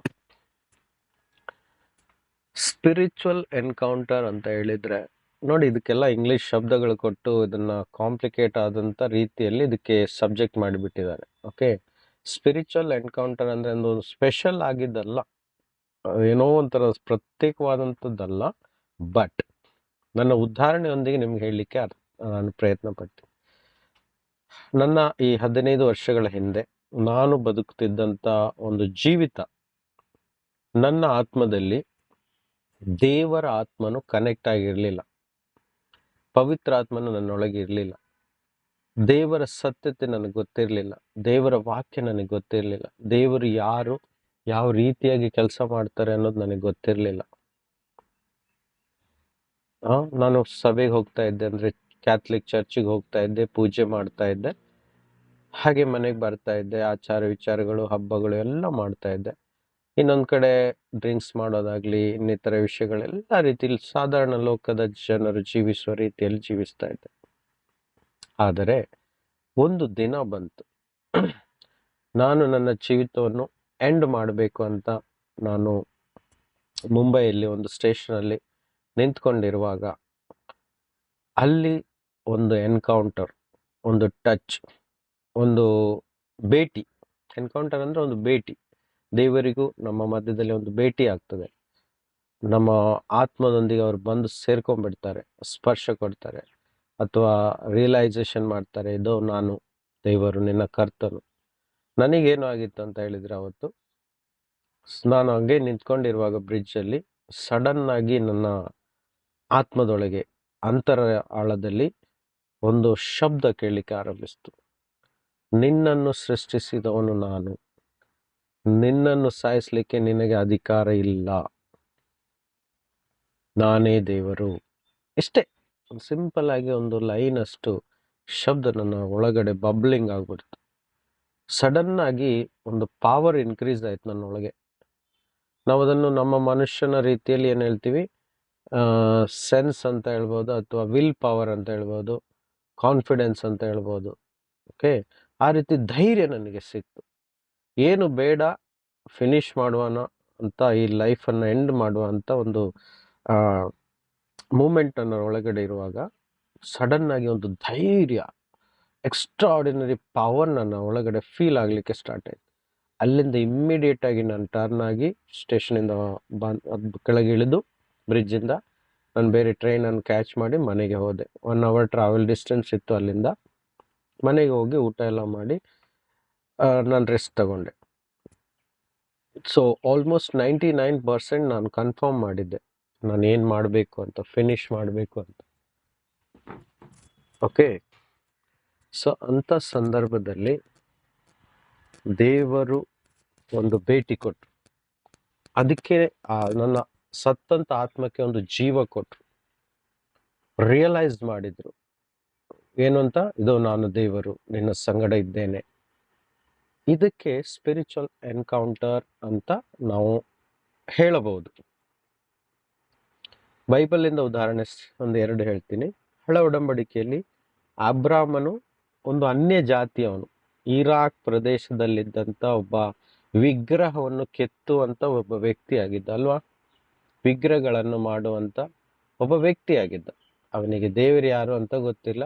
ಅಲ್ಲಿದ್ದಂಥ ವಿಗ್ರಹಗಳನ್ನು ದೇವರಾಗಿ ಆರಾಧನೆ ಮಾಡ್ತಾ ಇದ್ದಿರ್ಬೋದು. ಬೈಬಲಲ್ಲಿ ಜಾಸ್ತಿ ಡೀಟೇಲ್ಸ್ ಇಲ್ಲ, ಬಟ್ ಇಷ್ಟಿದೆ, ಅವನು ದೇಶದಲ್ಲಿ ಇದ್ದ ಅಂತ ಬರೆದಿದೆ. ಓಕೆ, ಸೊ ಸಡನ್ ಆಗಿ ದೇವರು ಅವನಿಗೆ ಭೇಟಿ ಕೊಡ್ತಾರೆ. ನೀನು ಈ ಊರನ್ನು ಬಿಟ್ಟು ನಿನ್ನ ಹೆಂಡತಿಯನ್ನು ತೆಗೆದುಕೊಂಡು ನೀನು ನಾನು ತೋರಿಸುವ ದೇಶಕ್ಕೆ ಹೋಗ್ಬೇಕು ಅಷ್ಟೇ. ಡೈರೆಕ್ಟ್ ಎನ್ಕೌಂಟರ್, ಭೇಟಿ. ಅವನ ಆತ್ಮದಲ್ಲಿ ಉಜ್ಜೀವನ ಆಯಿತು. ಸಡನ್ ಅವನ ಥಾಟ್ಗಳು ಚೇಂಜ್ ಆಯಿತು, ಯೋಚನೆಗಳು ಚೇಂಜ್ ಆಯಿತು, ಬಲ ಸಿಕ್ತು ಅವನಿಗೆ. ಅಷ್ಟು ಸುಲಭ ಅಲ್ಲ ಅದನ್ನೆಲ್ಲ ಬಿಟ್ಟು ಬರೋದು. ಇಡೀ ಊರಿನ ಜನರಿದ್ದಾರೆ, ಕುಟುಂಬದವರಿದ್ದಾರೆ, ಎಲ್ಲರೂ ಏನು ಹೇಳ್ತಾರೆ ಹೇಳಿ. ಹಂಗೆ ಎತ್ಕೊಂಡು ಅವ್ರು ಡೈರೆಕ್ಟಾಗಿ ಹೋಗ್ಬಿಟ್ರೆ. But he has listen the voice of the Lord. ದೇವರ ಸ್ವರವನ್ನು ಅವನು ಕೇಳ್ತಾನೆ. ಇಮ್ಮಿಡಿಯೇಟ್ ಆಗಿ ಡಿಸಿಷನ್ ತಗೊಳ್ತಾನೆ. Complete turn around. ಸಂಪೂರ್ಣವಾಗಿ ಆತನು ತಿರುಗಿಬಿಟ್ಟು ಆ ಊರನ್ನೇ ಬಿಟ್ಟುಬಿಟ್ಟು ದೇವರು ತೋರಿಸುವ ಊರಿಗೆ ನಡೆದುಕೊಂಡು ಹೋಗ್ತಾ ಇರ್ತಾನೆ. ಅವನಿಗೆ ಗೊತ್ತಿಲ್ಲ ಮುಂದೆ ಏನು ಅಂತ. ಹೋಗ್ಬೇಕು ಅಂತ ದೇವ್ರ ದರ್ಶನ ಅಥವಾ ವಾಯ್ಸಿಂದ ಮಾತಾಡ್ತಾರೆ ಅಲ್ಲಿ. ಈ ರೀತಿಯಾಗಿ ನಮಗೆ ಅಬ್ರಹಾಮನ ಮುಂದಿನ ಜೀವನ ಏನಾಯ್ತು ಅಂತ ನಮ್ಮೆಲ್ಲರಿಗೂ ಗೊತ್ತು. ವಿಶ್ವಾಸದ ಪಿತಾಮಹ ಆದವನು, ಮತ್ತೆ ನಮ್ಮೆಲ್ಲರಿಗೂ ಒಂದು ಇನ್ಸ್ಪಿರೇಷನ್ ಅಬ್ರಹಾಮ್ ಅಲ್ವಾ. ಅವನ ಸ್ಟೋರಿ, ಅವನು ಮಾಡಿದಂಥ ವರ್ತನೆಗಳೆಲ್ಲವೂ ಇವತ್ತು ನಮಗೆ ಒಂದು ಪಾಠವಾಗಿ ಇದೆ. ಅದೇ ರೀತಿಯಾಗಿ ನೇರವಾಗಿ ಹೊಸ ಒಡಂಬಡಿಕೆಗೆ ಬರ್ತೇನೆ. ಇನ್ನೂ ಸಹ ಅನೇಕರಿದ್ದಾರೆ. ಯಾರ್ಯಾರಿಗೆ ಎನ್ಕೌಂಟರ್ ಆಯಿತು ನಿಮ್ಮೆಲ್ಲರಿಗೂ ಗೊತ್ತು. ದಾವಿದನ ಜೊತೆ ಆಯಿತು, ಯಾಕೋಬು, ಇಸಾಕ್, ಎಲ್ಲರ ಜೊತೆ ಎನ್ಕೌಂಟರ್ ಆಗಿದೆ, ಇಲ್ಲ ಅಂತ ಇಲ್ಲ. ಸೊ ಡೈರೆಕ್ಟಾಗಿ ಹೊಸ ಒಡಂಬಡಿಕೆಗೆ ಬಂದಾಗ ಪೌಲನು ಒಬ್ಬ ಅನ್ಯನ ಥರ ಇದ್ದ, ಅಂದರೆ ಕೊಲೆಗಾರನಾಗಿದ್ದ, ಎಲ್ಲರನ್ನು ಕೊಲ್ತಿದ್ದ. ಯಹೂದ್ಯರ ಸಂಗಡ, ಯಾಜಕರ ಸಂಗಡ ಸೇರಿಕೊಂಡು, ಸೈನಿಕರ ಸಂಗಡ ಸೇರಿಕೊಂಡು ಯೇಸುವನ್ನು ನಂಬಿದಂಥ ಸಭೆಗೆ, ಕ್ರಿಸ್ತ ಜನರನ್ನು ಕೊಲ್ತಾ ಇದ್ದ. ದಮಸ್ಕಸ್ ಅಲ್ಲಿರೋ ಸಭೆಯನ್ನು ಹಾಳು ಮಾಡಬೇಕು ಅಂತ ಹೋಗ್ತಾ ಇರೋ ಮಾರ್ಗದಲ್ಲಿ ನೇರವಾಗಿ ದರ್ಶನ ಕೊಡ್ತಾರೆ ಸ್ವಾಮಿ, ಭೇಟಿ ಕೊಡ್ತಾರೆ. ಅದನ್ನು ನೋಡಿದಾಗ ಅವನ ಕಣ್ಣುಗಳು ಮಂದ ಆಗ್ತದೆ, ಭಯಪಟ್ಬಿಡ್ತಾನೆ. ಅವನ ಹೃದಯದಲ್ಲಿ ಬದಲಾವಣೆ, ಆಲೋಚನೆಗಳಲ್ಲಿ ಬದಲಾವಣೆ, ಭಯ. ಎಂದಿಗೂ ಭಯಪಡದ ಸೌಲನು ಸಡನ್ ಆಗಿ ಭಯಪಡ್ತಾನೆ. ಅವಾಗ ಅವನ ಹೆಸರು ಸೌಲ ಇತ್ತು. ಆ ಭಯಪಡುವ ಕ್ಷಣದಲ್ಲಿ ಆ ಈವಿಲ್ ಫೋರ್ಸಿಂದ ಪ್ರೇರೇಪಿಸಲ್ಪಟ್ಟಂಥ ಸೌಲನ ಆತ್ಮವು ಸಡನ್ ಆಗಿ ಯೇಸುವಿನ ದರ್ಶನ ಕಂಡೊಡನೆ ಅವನಲ್ಲಿಯೇ ನಮ್ರನಾಗ್ಬಿಡ್ತಾನೆ, ಸರೆಂಡರ್ ಆಗ್ಬಿಡ್ತಾನೆ. ಅವನ ಹೃದಯದಲ್ಲಿ ಇದ್ದಂಥ ದುಷ್ಟ ಶಕ್ತಿ ಆತ್ಮಗಳು ಅಲ್ಲಿಂದ ಬಿಟ್ಟೋಗ್ಬಿಡ್ತವೆ. ಯಾಕಂದ್ರೆ ಯೇಸುವನ್ನು ನೋಡ್ಬಿಟ್ನಲ್ಲ, ಯೇಸುವಿನ ಸ್ವರ ಕೇಳ್ಬಿಡ್ತಾನೆ. ಅವ ಕೇಳ್ತಾನೆ, ನೀನು ಯಾರು ಅಂತ. ಅವಾಗ ಯೇಸು ಹೇಳ್ತಾರೆ, ನಾನೇ ಅದು ಯೇಸು, ನನ್ನನ್ನೇ ನೀನು ಸತಾಯಿಸ್ತಾ ಇದ್ದೀಯ ಅಂತ. ಆವಾಗ ಅವನಿಗೆ ಅರ್ಥ ಆಗತ್ತೆ, ಇವರೇ ಮೆಸ್ಸಾಯ, ಲೋಕರಕ್ಷಕನು, ನನ್ನ ರಕ್ಷಕನು ಅಂತ ಅರ್ಥ ಆಗ್ಬಿಟ್ಟು ತನ್ನ ಹೃದಯವನ್ನು ಒಪ್ಪಿಸ್ಕೊಡ್ತಾರೆ. ಅದು ಯೇಸು ಕ್ರಿಸ್ತನ ಜೊತೆ ಆದಂಥ ಒಂದು ನೇರವಾದ ಭೇಟಿ, ಎನ್ಕೌಂಟರ್. ಅವಾಗ ಅವನು ಸಮರ್ಪಿಸ್ತಾನೆ, ಸರೆಂಡರ್. ಅರ್ಥ ಆಗ್ತಿದ್ಯಾ? ಅಬ್ರಹಾಮನ್ನು ಸಹ ಸರೆಂಡರ್ ಮಾಡಿಬಿಡ್ತಾನೆ. ನನ್ನ ಜೀವಿತದಲ್ಲೂ ಆಗೈತೆ. ಅವತ್ತಿಂದ ಸರೆಂಡರ್, ಯೇಸುವಿನ ಮಾರ್ಗ ಇಟ್ಕೊಂಡು ಇವತ್ತವರೆಗೆ ಓಡ್ತಾ ಇದ್ದೀನಿ. ನಮ್ಮೆಲ್ಲರ ಜೀವಿತದಲ್ಲಿ ಅದೇ ರೀತಿ ಯೇಸುವಿನ ಸತ್ಯ ಯಾವತ್ತು ನಮಗೆ ಅರ್ಥ ಆಯಿತೋ ಆವತ್ತು ನಮ್ಮ ಜೀವಿತವನ್ನು ಸಂಪೂರ್ಣವಾಗಿ ಸರೆಂಡರ್ ಮಾಡಿಬಿಡ್ಬೇಕು, ಒಪ್ಪಿಸಿಕೊಡ್ಬೇಕು. ಹಿಂದಕ್ಕೆ ಮತ್ತೆ ನೋಡ್ಲಿಕ್ಕೆ ಇಲ್ಲ. ಎಷ್ಟೇ ಕಷ್ಟಗಳು ಬರುತ್ತೆ, ಸರೆಂಡರ್ ಮಾಡುವ ಸಮಯದಲ್ಲಿ ಕಷ್ಟಗಳು ಬರುತ್ತೆ. ಅದನ್ನೇ ಶಿಲುಬೆ ಅಂತಾರೆ. ಆವಾಗ ನಮ್ಮಲ್ಲಿ ಒಂದು ಕಾನ್ಫಿಡೆನ್ಸ್ ಉಂಟು, ನಾನು ಸರೆಂಡರ್ ಮಾಡಲಿಕ್ಕೆ ಕಾರಣ ನನ್ನ ಆತ್ಮದಲ್ಲಿ ದೇವರ ಆತ್ಮನ ಭೇಟಿಯಾಗಿದೆ, ಎನ್ಕೌಂಟರ್ ಆಗಿದೆ, ಬದಲಾಗಿದೆ ನನ್ನ ಆತ್ಮ. ಅರ್ಥ ಆಗ್ತಿದೆಯಾ ಬ್ರದರ್ ನಿಮ್ಗೆ? This is called spiritual encounter. ಒಮ್ಮೆ ಹೌದು brother. ಆಗತ್ತೆ, ಒಮ್ಮೆ ಅರ್ಥ ಆದ ನಂತರ, ಒಮ್ಮೆ ನಮ್ಮ ಸ್ಪಿರಿಟ್ ಪವಿತ್ರಾತ್ಮನೊಂದಿಗೆ ಕನೆಕ್ಟ್ ಆದ ನಂತರ ಅದಕ್ಕೆ ಎನ್ಕೌಂಟರ್ ಅಂತಾರೆ. ಒಮ್ಮೆ ಆಗ್ಬಿಡ್ತದೆ. ಅದ ನಂತರ ಅದನ್ನ ಗ್ರೋ ಮಾಡ್ತಾ ಹೋಗ್ಬೇಕು. ಗ್ರೋ ಹೇಗೆ ಆಗ್ತೀವಿ ಅಂತ ಹೇಳಿದ್ರೆ ವಾಕ್ಯ ಕಲಿತಾ ಕಲಿತಾ ಕಲಿತಾ ಪ್ರಾರ್ಥನೆ ಮಾಡ್ತಾ ಮಾಡ್ತಾ ಮಾಡ್ತಾ ನಾವು ಇನ್ನಷ್ಟು ನಮ್ಮ ಶರೀರದಲ್ಲಿ, ಆತ್ಮದಲ್ಲಿ, ಮಾನಸಿಕವಾಗಿ, ನಮ್ಮ ತಿಳುವಳಿಕೆಯಲ್ಲಿ ನಾವು ಬೆಳೀತಾ ಹೋಗ್ತೀವಿ. Okay, so this is it. ಇದನ್ನ ನಾವು ಸ್ಪಿರಿಚುವಲ್ ಎನ್ಕೌಂಟರ್ ಅಂದ್ರೆ ಇನ್ನೂ ಸಹ ಏನೋ ಆಗ್ಬೇಕು ಅನ್ನೋದಲ್ಲ. ಅದು ಇನ್ನೂ ಏನೋ ಆಗ್ಬೇಕಂದ್ರೆ ನಾವು ವಾಕ್ಯದಲ್ಲಿ ಬೆಳೀತಾ ಬೆಳೀತಾ ಹೋದಾಗ ಆಟೋಮೆಟಿಕ್ ದೊಡ್ಡವರು ಆಗ್ತಾ ಹೋಗ್ತೀವಿ, ಮೆಚೂರ್ಡ್ ಆಗ್ತಾ ಹೋಗ್ತೀವಿ. ದಿನ ಹೋಗ್ತಾ ಹೋಗ್ತಾ ಯೇಸುವಿನ ಸ್ವರ ಇನ್ನಷ್ಟು ಸ್ಪಷ್ಟವಾಗಿ ಕೇಳಲಿಕ್ಕೆ ಆರಂಭಿಸ್ತದೆ. ಅರ್ಥ ಆಗ್ತಿದೆಯಾ? ನೀವು ಹೊಸಬರಾಗಿರುವಾಗ ಅರ್ಥ ಆಗಲ್ಲ ದೇವ್ರು ಏನ್ ಹೇಳಲಿಕ್ಕೆ ಇಷ್ಟಪಡ್ತಾರೆ ಅಂತ.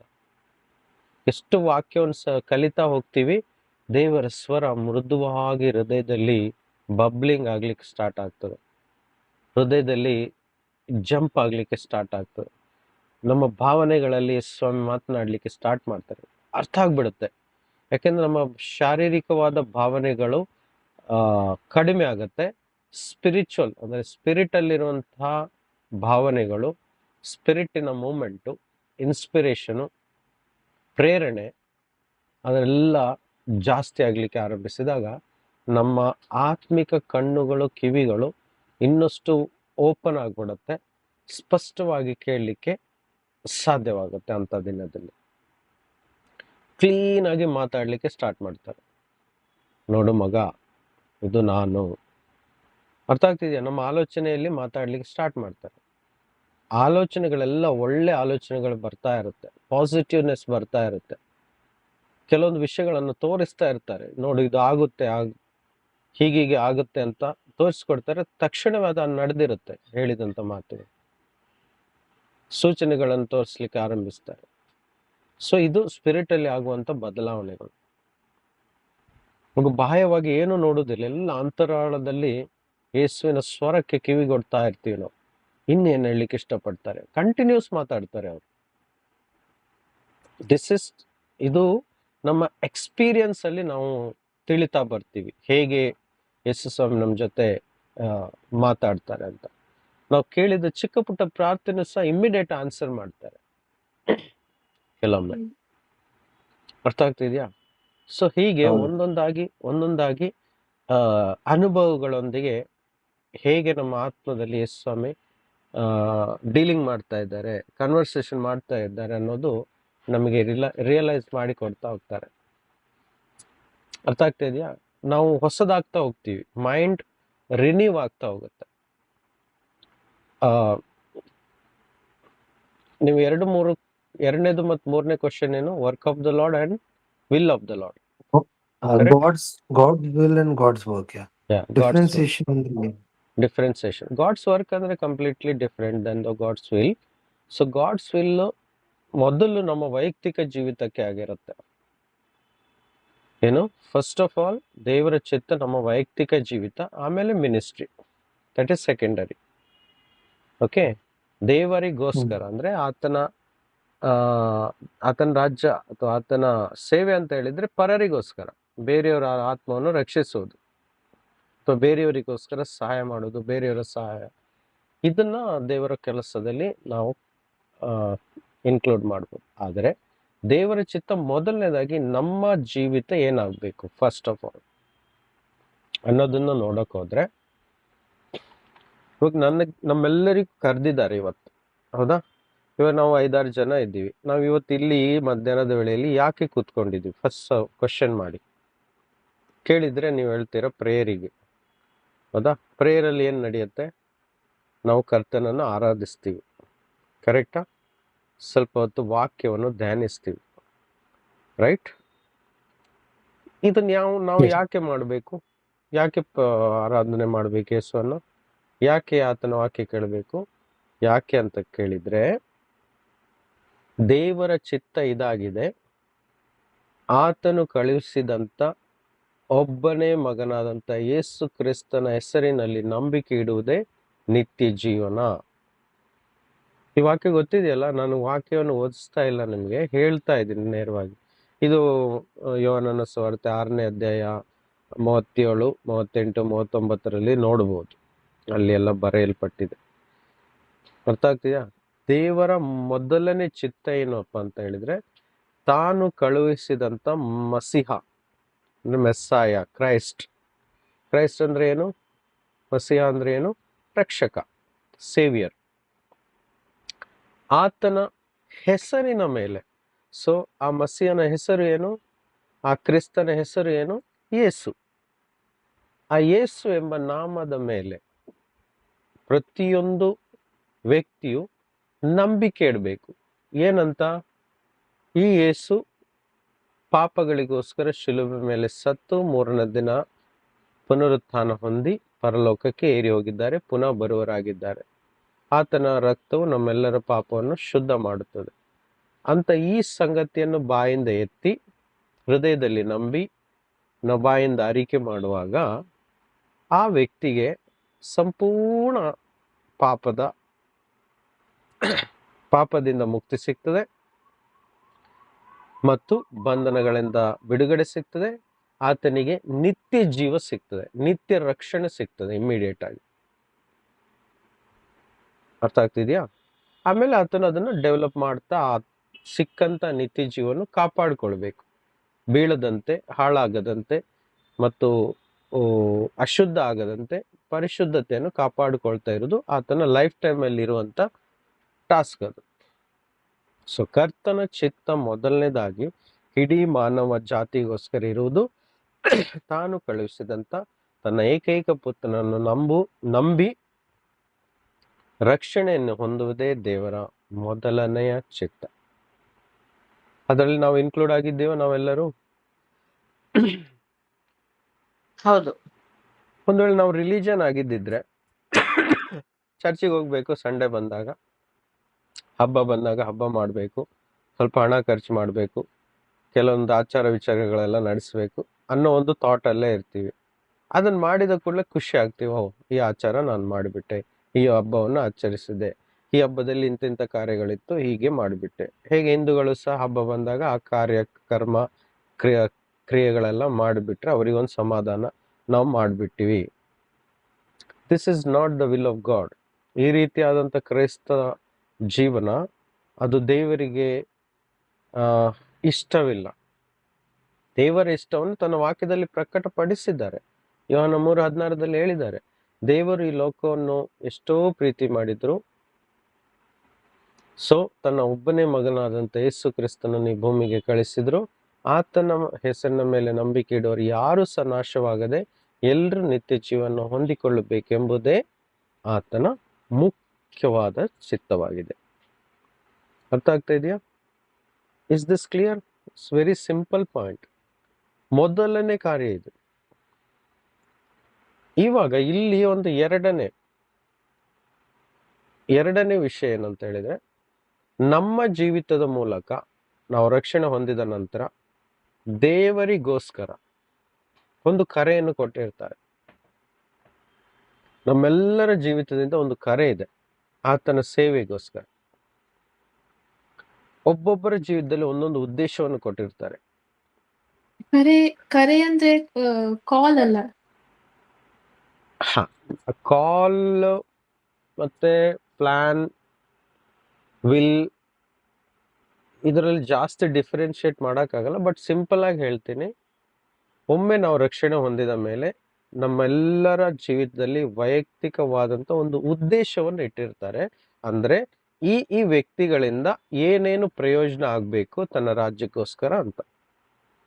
ಈ ಪಾಯಿಂಟ್ ಅರ್ಥ ಆಯ್ತಾ? ಅದಕ್ಕೆ ಕೆಲವರು ಕರೆ ಅಂತ ಹೇಳ್ತಾರೆ, ಕಾಲ್ ಅಂತ ಹೇಳ್ತಾರೆ, ಕಾಲಿಂಗು, ಅನಾಯಿಂಟೆಡ್, ಸೆಲೆಕ್ಟೆಡ್, ಇದೆಲ್ಲ ಎಕ್ಸ್ಟ್ರಾ ವರ್ಡಿಂಗು ಜನರು ಕೊಟ್ಟಿರುವಂಥದ್ದು. ಅರ್ಥ ಆಗ್ತಿದೆಯಾ? ನಮ್ಮ ಎಲ್ಲರೂ ಕರೆಯಲ್ಪಟ್ಟವರೇ. ನಾವು ಕರೆಯಲ್ಪಟ್ಟವರು ಅಂತ ಹೇಳಿದ್ರೆ ಈ ಲೋಕದಿಂದ, ಅಂಧಕಾರದ ಲೋಕದಿಂದ, ಅಸತ್ಯವುಳ್ಳ ಲೋಕದಿಂದ, ಪಾಪದ ಲೋಕದಿಂದ ನಮ್ಮೆಲ್ಲರನ್ನು ಕರೆದು ಯೇಸು ಕ್ರಿಸ್ತನಲ್ಲಿ ಒಂದು ಮಾಡಿಸಿದ್ದು ದೇವರ ದೊಡ್ಡ ಕರೆ. ನಮ್ಮನ್ನು ದೇವರ ಮಕ್ಕಳನ್ನಾಗಿ ಮಾಡಿದ್ರು, ಆತನ ಯಾಜಕರನ್ನಾಗಿ ಮಾಡಿದ್ರು, ಆತನಿಗೋಸ್ಕರ ಅಂಬಾಸಿಡರ್ನಾಗಿ ಮಾಡಿದ್ರು, ಆತನಿಗೋಸ್ಕರ ಸಂತರನ್ನಾಗಿ ಮಾಡಿದ್ರು, ಆತರ ಸೇವಕರನ್ನಾಗಿ ಮಾಡಿದ್ರು. ಇದು ಎಲ್ರಿಗೂ ಇರುವಂತ ಕಾಲಿಂಗ್, ಕಾಮನ್ ಕಾಲಿಂಗ್. ಅರ್ಥ ಆಗ್ತಿದ್ಯಾ? ಬಟ್ ವೈಯಕ್ತಿಕವಾಗಿ ಇಂಡಿವಿಜುವಲ್ ಆಗಿ ನೋಡುವಾಗ ಒಬ್ಬೊಬ್ಬರ ಜೀವಿತದಲ್ಲಿ ಒಂದೊಂದು ಉದ್ದೇಶ ಇಟ್ಟಿರ್ತಾರೆ. ಅದನ್ನ ಹೇಗೆ ತಿಳ್ಕೊಳ್ಳೋದು ಅಂತ ಕೇಳಿದ್ರೆ ಅರ್ಥ ಆಗ್ತಿದೆ? ಎಲ್ಲಿವರೆಗೆ ಅರ್ಥ ಆಯ್ತಾ? ಈಗ ಇಂಡಿವಿಜುವಲ್ ವೈಯಕ್ತಿಕವಾಗಿ ಇರುವಂತ ಉದ್ದೇಶವನ್ನು ಸ್ವಲ್ಪ ಮಟ್ಟಿಗೆ ತಿಳ್ಕೊಳ್ಳೋಣ ಉದಾಹರಣೆಯೊಂದಿಗೆ. ಇದನ್ನು ಮೊದಲನೇದಾಗಿ ಹೇಗೆ ತಿಳಿದು ಬರ್ತದೆ ಅಂತ ಹೇಳಿದ್ರೆ, ನನ್ನ ಜೀವಿತದಲ್ಲಿ ಏನು ಉದ್ದೇಶ ಇಟ್ಟಿದ್ದಾರೆ ದೇವರು ಅಂತ ನೋಡಕ್ ಹೋದಾಗ, ನಮ್ಮ ವೈಯಕ್ತಿಕ ಜೀವಿತದಲ್ಲಿ ಕಂಡು ಬರುವಂತ ಗಿಫ್ಟ್ಗಳು, ಗಿಫ್ಟಿಗೆ ವರಗಳು ಅಂತ ಹೇಳ್ತಾರೆ. ವರ ಅಂದ್ರೆ ಪ್ರೈಸ್ ಅಲ್ಲ, ನಮ್ಮಲ್ಲಿ ಇಟ್ಟಿರುವಂತ ಟ್ಯಾಲೆಂಟ್ಸ್. ಎಲ್ರಿಗೂ ಅರ್ಥ ಆಗ್ತಿದೆ? ಟ್ಯಾಲೆಂಟ್ಸ್. ದೇವ್ರು ಎಲ್ರಿಗೂ ಟ್ಯಾಲೆಂಟ್ಸ್ ಕೊಟ್ಟಿದಾರ. ಆ ಟ್ಯಾಲೆಂಟ್ಸಿಗೆ ಏನಂತಾರೆ ಕನ್ನಡದಲ್ಲಿ? ತಲಾಂತು. ಅದು ಅಷ್ಟು ಹೈ ಲೆವೆಲ್ ಬೇಡ, ಸಿಂಪಲ್ ಲ್ಯಾಂಗ್ವೇಜ್ ಅಲ್ಲಿ ಟ್ಯಾಲೆಂಟೇ ಇಟ್ಕೊಳ್ಳಿ, ಎಲ್ರಿಗೂ ಅರ್ಥ ಆಗ್ತಿದೆ ಟ್ಯಾಲೆಂಟ್ ಅಂತ ಹೇಳಿ ಅಲ್ವಾ?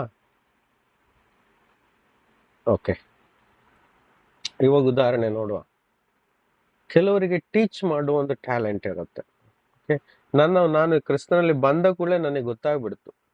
ಕೆಲವೇ ತಿಂಗಳಲ್ಲಿ ದೇವರು ಟೀಚ್ ಮಾಡ್ಲಿಕ್ಕೆ ಯೂಸ್ ಮಾಡಿದ್ರು. 5-6 ತಿಂಗಳಲ್ಲಿ ಟೀಚ್ ಮಾಡ್ಲಿಕ್ಕೆ ಸ್ಟಾರ್ಟ್ ಮಾಡಿದ್ರು. 1 ವರ್ಷದಲ್ಲಿ ಒಂದು ಬೈಬಲ್ ಟ್ರೈನಿಂಗ್ ಅಲ್ಲಿ ಟೀಚರ್ ಆಗಿ ಕಂಟಿನ್ಯೂಸ್ ಸೇವೆ ಸ್ಟಾರ್ಟ್ ಆಗ್ಬಿಡ್ತು. ಓಕೆ, ನನಗೆ ಅಲ್ಲೇ ತಿಳಿದು ಬಂತು ನನ್ನ ಕರೆ ಟೀಚಿಂಗ್ ಅಂತ. ಕರೆ ಅಲ್ಲ, ಸಾರಿ, ನನ್ನ ಗಿಫ್ಟ್ ಟೀಚಿಂಗ್ ಗಿಫ್ಟ್ ಅಂತ ನನಗೆ ಕ್ಲೀನ್ ಆ್ಯಂಡ್ ಕ್ಲಿಯರ್ ಅರ್ಥ ಆಯ್ತು. ಅವತ್ತಿಂದ 15 ಇಯರ್ಸ್ ಆಯಿತು ಟೀಚಿಂಗ್ ಮಾಡ್ತಾನೆ ಇದ್ದೀನಿ. ಓಕೆ, ಸೊ ಗಿಫ್ಟ್ಗಳು ನೋಡಿದಾಗ ಅನೇಕ ಥರದ ಗಿಫ್ಟ್ಗಳು ಕ್ರಿಸ್ತನು ತನ್ನ ಮಕ್ಕಳಿಗೆ ಹಂಚಿಕೊಟ್ಟಿರ್ತಾರೆ. ಅರ್ಥ ಆಯ್ತಾ? ಅದನ್ನು ಫೈಂಡ್ ಔಟ್ ಮಾಡೋ ಕೆಲಸ ನಮಗೆ ಗೊತ್ತಾಗುತ್ತೆ. ಇನ್ನು ಕೆಲವರಲ್ಲಿ ಒಳ್ಳೆಯದಾಗಿ ಮಾತಾಡ್ತಾರೆ, ಒಳ್ಳೆ ಫ್ಲೂಯೆಂಟ್ ಆಗಿ ಮಾತಾಡ್ತಾರೆ, ಚತುರವಾಗಿ ಮಾತಾಡ್ತಾರೆ, ಕ್ವಿಕ್ ಆಗಿ ಅವರ ಶಬ್ದಗಳು ಮತ್ತೆ ಪಾಯಿಂಟ್ಗಳು ಕ್ವಿಕ್ ಆಗಿರುತ್ತೆ. ಸೊ ಅದರಿಂದ ಗೊತ್ತಾಗುತ್ತೆ ಅವರು ಸುವಾರ್ತೆಯನ್ನು ಸಾರಿ ಒಂದು ವ್ಯಕ್ತಿಯನ್ನು ಕ್ಯಾಚ್ ಮಾಡಲಿಕ್ಕೆ ಅವರಿಗೆ ಒಂದು ಟ್ಯಾಲೆಂಟ್ ಕೊಟ್ಟಿರ್ತಾರೆ. ಇದು ಎಲ್ಲರ ಹತ್ರ ಆಗೋದಿಲ್ಲ. ಸೊ ಆ ಟ್ಯಾಲೆಂಟನ್ನು ಯೂಸ್ ಮಾಡಿ ಜನರನ್ನು ಯೇಸು ಕ್ರಿಸ್ತನಿಗೋಸ್ಕರ ಹಿಡಿಯುವುದೇ ಅದು ಅವರ ಜೀವಿತದಲ್ಲಿರುವಂಥ ಉದ್ದೇಶ. ಅದು ನನ್ನ ಉದ್ದೇಶ ವಾಕ್ಯವನ್ನು ಆಳದಲ್ಲಿ ಕಲಿಸ್ಕೊಡುವುದು ದೇವರು ನನಗೆ ಕೊಟ್ಟಂತ ಉದ್ದೇಶ. 2 ಉದಾಹರಣೆ ಕೊಟ್ಟೆ, 3ನೇ ಉದಾಹರಣೆ ಕೊಡ್ತೇನೆ. ಇನ್ನು ಕೆಲವರ ಜೀವಿತದಲ್ಲಿ ಅವರಿಗೆ ಬಿಸ್ನೆಸ್ ಮೈಂಡ್ ಅನ್ನು ಕೊಟ್ಟಿರ್ತಾರೆ. ಒಳ್ಳೆ ಬಿಸ್ನೆಸ್ ಮಾಡುವಂತ ಟ್ಯಾಲೆಂಟ್ ಅವರಿಗೆ ಇರುತ್ತೆ. ಅವ್ರು ಏನೇ ಮಾಡಿ, ಬೇರೆ ಯಾವ ಕೆಲಸ ಕೊಡಿ ಅವ್ರ ಹತ್ರ ಆಗೋದಿಲ್ಲ. ಅವರ ಮೈಂಡ್ ಸೆಟ್ಟೇ ಬಿಸ್ನೆಸ್ ಆಗಿರುತ್ತೆ.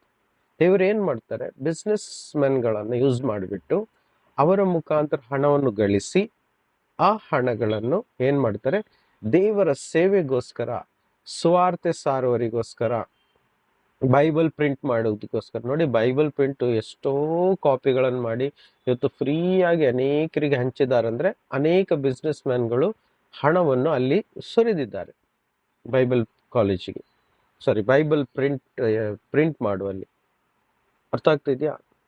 ಸೊ ಈ ರೀತಿಯಾಗಿ ಬೈಬಲ್ ಪ್ರಿಂಟ್ ಆಗಿ ಅನೇಕರ ಕೈಲಿ ಇವತ್ತು ಫ್ರೀಯಾಗಿ ಸಿಗುತ್ತೆ. ಇವತ್ತೆಲ್ಲ ಒಳ್ಳೊಳ್ಳೆ ಬೈಬಲಿಗೆ ಹಣ ಉಂಟು ಬಿಡಿ, ಅದು ಬೇರೆ ವಿಷಯ. ಬಟ್ ಮ್ಯಾಕ್ಸಿಮಮ್ ಆಗಿ ಬೈಬಲ್ ಆ ಕಾಲದಿಂದ ಹಿಡಿದು ನೋಡೋಕೆ ಹೋದ್ರೆ ಹಿಸ್ಟ್ರಿ ಅಂತ ತೆಗೆದು ಅನೇಕರದ ಹಣ ಕೊಟ್ಟು ಫ್ರೀಯಾಗಿ ಬೈಬಲನ್ನು ಪ್ರಿಂಟ್ ಮಾಡಿ ಇವತ್ತು ಸಹ ಫ್ರೀಯಾಗಿ ಕೊಡ್ತಾ ಇದ್ದಾರೆ. ನಾವು ಸಹ ಕೊಡ್ತೀವಿ, ಸಭೆಯಲ್ಲಿ ಇದ್ದಾವೆ ಕನ್ನಡ ಬೈಬಲ್ಗಳು, ಇಲ್ಲಿ ಬೊಂಬೈ ಬಂದ್ರೆ ಹಿಂದಿ ಬೈಬಲ್ಗಳು ಇವೆಲ್ಲ ಇದ್ದಾವೆ. ಸೊ ಈ ರೀತಿಯಾಗಿ ಕೆಲವ್ರನ್ನ ಮನಿ ಅರ್ನ್ ಮಾಡಿ ಒಳ್ಳೆ ರೀತಿಯಲ್ಲಿ ಅದನ್ನ ದೇವರ ಸೇವೆ ಅಂದ್ರೆ ಬೈಬಲ್ ಪ್ರಿಂಟಿಂಗ್ ಆಗಿರ್ಬೋದು, ಬಡವರಾಗಿರ್ಬೋದು, ಅಂದ್ರೆ ತುಂಬಾ ಕಷ್ಟದಲ್ಲೇ ಅವರಿಗೆ ಧನ ಸಹಾಯ ಮಾಡೋದ್ರಲ್ಲಿ ಆಗಿರ್ಬೋದು, ಸೊ ಇದಕ್ಕೆ ಈ ಗಿಫ್ಟಿಗೆ ಏನಂತಾರೆ? Helping gift. ಇದೆಲ್ಲ ಬೈಬಲಲ್ಲಿ ಇದೆ, ನಾನು ವಾಕ್ಯ ತೆಗಿತಾ ಇಲ್ಲ. ಕೊರಿಂಥಿಗಾರದಲ್ಲಿ ಬರೆಯಲ್ಪಟ್ಟಿದೆ. 1 ಕೊರಿಂಥಿಯನ್ ಚಾಪ್ಟರ್ 12 ಅಲ್ಲಿ ಬರೆದಿದೆ. ಗಿಫ್ಟ್ ಬಗ್ಗೆ ಬರೆದಿದೆ. ಅದರಲ್ಲಿ ಸುಮಾರು ಒಂದು 12 ಗಿಫ್ಟ್ ಅಲ್ಲ, ಅದಕ್ಕಿಂತ ಜಾಸ್ತಿ ಗಿಫ್ಟ್ ಬಗ್ಗೆ ಬರೆಯಲ್ಪಟ್ಟಿದೆ. ಓಕೆ, ಒಂದು 20-25 ಗಿಫ್ಟ್ ಬಗ್ಗೆ ಬರೆಯಲ್ಪಟ್ಟಿದೆ. ಓಕೆ, ಸೊ ಇದು ಅವರ ಉದ್ದೇಶ. ಅರ್ಥ ಆಗ್ತಾ ಇದೆಯಾ? ಇನ್ನು ಉದಾಹರಣೆ ತೆಗೆದುಕೋದ್ರೆ, ಕೆಲವರಿಗೆ ಒಳ್ಳೆ ಅಡಿಗೆ ಮಾಡುವಂತ ಗಿಫ್ಟ್ ಇರುತ್ತೆ, ಟ್ಯಾಲೆಂಟ್ ಇರುತ್ತೆ. ಸೊ ಅದನ್ನ ಸಭೆಯಲ್ಲಿ ಅಡಿಗೆ ಮಾಡ್ಲಿಕ್ಕೋಸ್ಕರ, ದೇವ ಜನರಿಗೆ ಅಡಿಗೆ ಮಾಡ್ಲಿಕ್ಕೋಸ್ಕರ, ಬಡ ಮಕ್ಕಳಿಗೋಸ್ಕರ ಅಡಿಗೆ ಮಾಡಿ ಅವರಿಗೆ ಊಟ ಮಾಡಿಸ್ಲಿಕ್ಕೋಸ್ಕರ, ದಟ್ ಈಸ್ ಸಿಂಪಲ್ ಆಗಿರ್ಬೋದು, ಚಿಕ್ಕದ ಅನ್ಸ್ಬೋದು, ಆದ್ರೂ ಸಹ ಗಿಫ್ಟ್ ಸಹ ದೇವರಿಗೋಸ್ಕರ ಒಂದು ಉದ್ದೇಶ ಇರುತ್ತೆ. ಅರ್ಥ ಆಗ್ತಿದೆ ನಾನು ಹೇಳ್ತಾ ಹೋಗೋದು? Price the lord. ಅರ್ಥ ಆಗ್ತಿದೆಯಾ? ಬ್ರದರ್. ಕೆಲವರಿಗೆ ಲ್ಯಾಂಗ್ವೇಜ್ ಗಿಫ್ಟ್ ಕೊಡ್ತಿರ್ತಾರೆ, ಸುಮಾರು ಲ್ಯಾಂಗ್ವೇಜ್ಗಳು ಗೊತ್ತಿರುತ್ತೆ ಒಬ್ಬರಿಗೆ. ಸೊ ಉದಾಹರಣೆಗೆ ನಾನು ನನ್ನ ದೊಡ್ಡಸ್ತಿಗೋಸ್ಕರ ಯಾವತ್ತು ನಾನು ಹೇಳಲ್ಲ ಬಿಡಿ, ನನ್ನ ಮನಸ್ಸಲ್ಲೂ ಸಹ ಇಲ್ಲ. ಕೆಲವರು ಅದನ್ನ ಯಾವ ರೀತಿ ತಿಳ್ಕೊಳ್ತಾರೋ I don't care, but I tell you directly. So ದೇವರ ಕೃಪೆಯಿಂದ ಒಂದು 6-7 ಭಾಷೆ ತನಕ ಮಾತಾಡ್ತೀನಿ ನಾನು. ಆ ಭಾಷೆ ಎಲ್ಲೆಲ್ಲ ಯೂಸ್ ಆಗುತ್ತೆ ಅಲ್ಲೆಲ್ಲ ಸ್ವಾರ್ಥ ಕೊಡಲಿಕ್ಕೆ ಪ್ರಯತ್ನ ಪಟ್ಟಿದ್ದೇನೆ. ಓಕೆ, ನನ್ನ ಮದರ್ ಟಂಗು ಕೊಂಕಣಿಯಲ್ಲಿ ಎಷ್ಟೋ ಜನರಿಗೆ ಸ್ವಾರ್ಥ ಕೊಟ್ಟಿದ್ದೇನೆ, ಪ್ರೇಯರ್ ಮಾಡಿದ್ದೇನೆ, ಇವತ್ತು ಸಹ ಮಾತಾಡ್ತಾ ಇರ್ತೇನೆ. ಯಾಕಂದರೆ ರಿಲೇಟಿವ್ಸ್ ತುಂಬ ಜನ ಇದ್ದಾರೆ ಕೊಂಕಣೀಸ್. ಸೆಕೆಂಡು, ನಾನು ಅಲ್ಲಿ ಸ್ಟಡಿ ಮಾಡಿದಂಥ ಲ್ಯಾಂಗ್ವೇಜ್ ಕನ್ನಡ. ಕರ್ನಾಟಕದಲ್ಲಿ ಓದಿ ಕನ್ನಡ ಬೇಸಿಕ್ ಲ್ಯಾಂಗ್ವೇಜ್ ಆಗಿತ್ತು. ಅದರಲ್ಲಿ ಇವತ್ತು ಸಹ ಮಾತಾಡ್ತಾ ಇದ್ದೀನಿ, ಬರಿತೀನಿ, ವರ್ಡ್ ಶೇರ್ ಮಾಡ್ತೀನಿ. ಸೊ ಥರ್ಡ್ ನೋಡೋಕೆ ಹೋದರೆ ಹಿಂದಿ ನನಗೆ ಚಿಕ್ಕ ವಯಸ್ಸಿನಿಂದನೇ ಬರ್ತಿತ್ತು. ಮಮ್ಮಿ ಡ್ಯಾಡಿ ಹಿಂದಿ ಮಾತಾಡ್ತಿದ್ರು. ಸೊ ಹಿಂದಿಯಲ್ಲಿ ಸಹ ಎಷ್ಟೋ ನಾನು ಬೈಬಲ್ ಟ್ರೈನಿಂಗಲ್ಲಿ ಸ್ಟಾರ್ಟ್ ಮಾಡಿದ್ದೆ ಹಿಂದಿ. ನನ್ನ ಸ್ಪಿರಿಚುವಲ್ ಲೈಫ್ ಸ್ಟಾರ್ಟ್ ಆಗಿದ್ದೆ ಹಿಂದಿಯಲ್ಲಿ. ಓಕೆ, ಇದೇ ಮುಂಬೈಯಲ್ಲೇ ನಾನು ಬೆಳೆದು ಸ್ಪಿರಿಚುವಲ್ ಆಗಿ ಗ್ರೋ ಆಗಿದ್ದು ಮುಂಬೈಯಲ್ಲೇ. ಬೈಬಲ್ ಓದಿದ್ದು ಸ್ಟಾರ್ಟಿಂಗಲ್ಲಿ ಹಿಂದಿ ಬೈಬಲಲ್ಲೇ ಓದ್ಕೊಂಡು ಅನೇಕ ಸಲ ಟೀಚ್ ಮಾಡಿದ್ದೀನಿ, ಪ್ರೀಚ್ ಮಾಡಿದ್ದೀನಿ, ಸ್ವಾರ್ಥ ಕೊಟ್ಟಿದ್ದೀನಿ. ರೈಲ್ವೆ ಸ್ಟೇಷನಲ್ಲಿ ದಾರಿಯಲ್ಲಿ ನಿಂತ್ಕೊಂಡೆಲ್ಲ ಸಾವಿರ ಟ್ರ್ಯಾಕ್ಗಳನ್ನು ಹಂಚ್ತಾ ಇದ್ದೆ, ವಾಕ್ಯವನ್ನು ಶೇರ್ ಮಾಡ್ತಾ ಇದ್ದೆ. ಓಕೆ, ಈ ರೀತಿಯಾಗಿ ಹಿಂದಿ ಟ್ಯಾಲೆಂಟು, ಭಾಷೆ ಟ್ಯಾಲೆಂಟ್ ದೇವರು ಕೊಟ್ಟರು, ಅದನ್ನು ಯೂಸ್ ಮಾಡೋದು, ಅದು ನನ್ನ ಜೀವಿತದಲ್ಲಿ ದೇವರು ಕೊಟ್ಟಿರುವಂಥ ಉದ್ದೇಶ. ಆ್ಯಂಡ್ ಫೋರ್ತ್, ಮಲಯಾಳಂ ಗೊತ್ತಿದೆ. ಯಾಕೆಂದರೆ ನಾನು ಹಾಸ್ಟೆಲಲ್ಲಿ ಕಲ್ತಿದ್ದಕ್ಕೋಸ್ಕರ ಮಲಯಾಳಂ ಹಾಗೆ ಕಲ್ತ್ಬಿಟ್ಟೆ ಚಿಕ್ಕ ವಯಸ್ಸಿನಿಂದ. ನನ್ನ ಡ್ಯಾಡಿ ಎಲ್ಲ ಮಾತಾಡ್ತಿದ್ರು ಮಲಯಾಳಂ.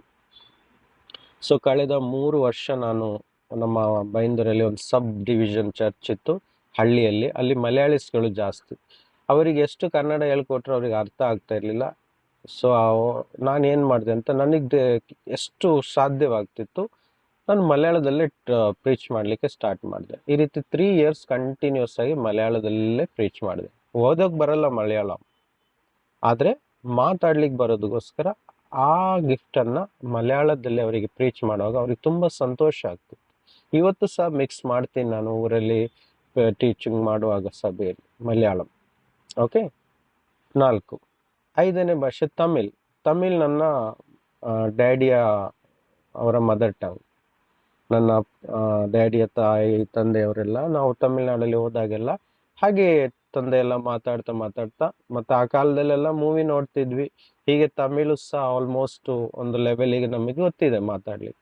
ಇವತ್ತು ಸಹ ನಮ್ಮ ಫ್ರೆಂಡು ಸಹ ಇದ್ದಾರೆ ತಮಿಳ್ನಾಡಲ್ಲಿ. ನಮ್ಮ ಈ ಗ್ರೂಪಲ್ಲಿ ಸಹ ಒಬ್ರು ಇದ್ರು, ಈ ದಿನಗಳಲ್ಲಿ ಬರ್ತಾ ಇಲ್ಲ, ಯಾಕಂದ್ರೆ ಅವರು ಮದುವೆ ಆಗಿಬಿಟ್ಟು ಬೇರೆ ಇದರಲ್ಲಿ ಬ್ಯುಸಿ ಆಗಿಬಿಟ್ರು. ಅವ್ರ ಜೊತೆ ತಮಿಳ್ ಮಾತಾಡ್ತೀನಿ. ಅಲ್ಲಿ ಹೋದಾಗ ತಮಿಳಲ್ಲಿ ಪ್ರೇಯರ್ ಮಾಡೋದಾಗ್ಲಿ, ಲಾಸ್ಟ್ ಟೈಮ್ ಅವ್ರ ಮದುವೆ ಇದ್ದಾಗ ತಮಿಳ್ ಅಲ್ಲಿ ಮದುವೆ ಎಲ್ಲ ಅರೇಂಜ್ ಮಾಡಿದ್ರು. ನಾನು ಜಾಸ್ತಿ ಶೇರ್ ಮಾಡಿಲ್ಲ, ಬಟ್ ಸ್ವಲ್ಪ ಆದರೂ ತಮಿಳಲ್ಲಿ ಮಾತಾಡಲಿಕ್ಕೆ ದೇವರಲ್ಲಿ ಉಪಯೋಗಿಸಿದ್ರು. ನಿರಂತರವಾಗಿ ಅನೇಕ ಸಲ ತಮಿಳಲ್ಲಿ ಯೂಸ್ ಮಾಡಿಸಿದ್ದಾರೆ. ಅರ್ಥ ಆಗ್ತಿದೆಯಾ? ಮತ್ತು ಮುಂಬೈಯಲ್ಲಿ ಮರಾಠಿಯಲ್ಲೂ ಸಹ ಟೀಚ್ ಮಾಡಿದ್ದೀನಿ. ಇವಾಗ ನೆನಪಿಲ್ಲ, ಮರಾಠಿಯಲ್ಲೂ ಟೀಚ್ ಮಾಡಿದ್ದೀನಿ. ಮತ್ತು ಇಸ್ರಾಯೇಲಲ್ಲಿರುವಾಗ ಹೀಬ್ರೂ ಭಾಷೆ ಒಂದು ಮಟ್ಟಿಗೆ ನನಗೆ ತಿಳಿಲಿಕ್ಕೆ ಬಂತು.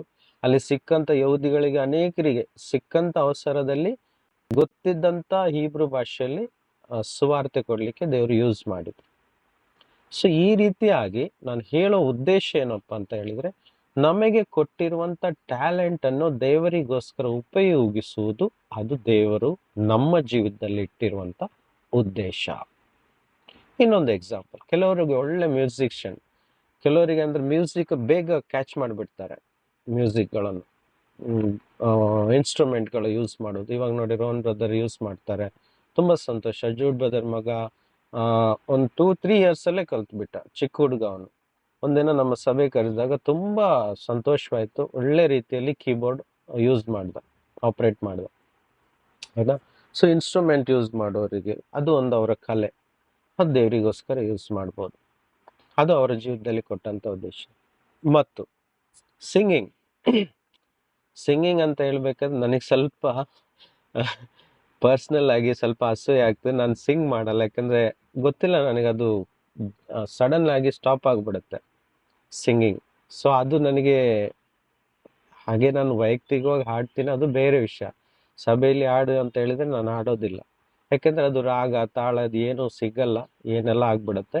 ಬಟ್ ಅನೇಕರಿಗೆ ಸಿಂಗ್ ಮಾಡುವಂಥ ಸ್ಪೆಷಲ್ ಗಿಫ್ಟ್ ಇರುತ್ತೆ. It's a beautiful gift.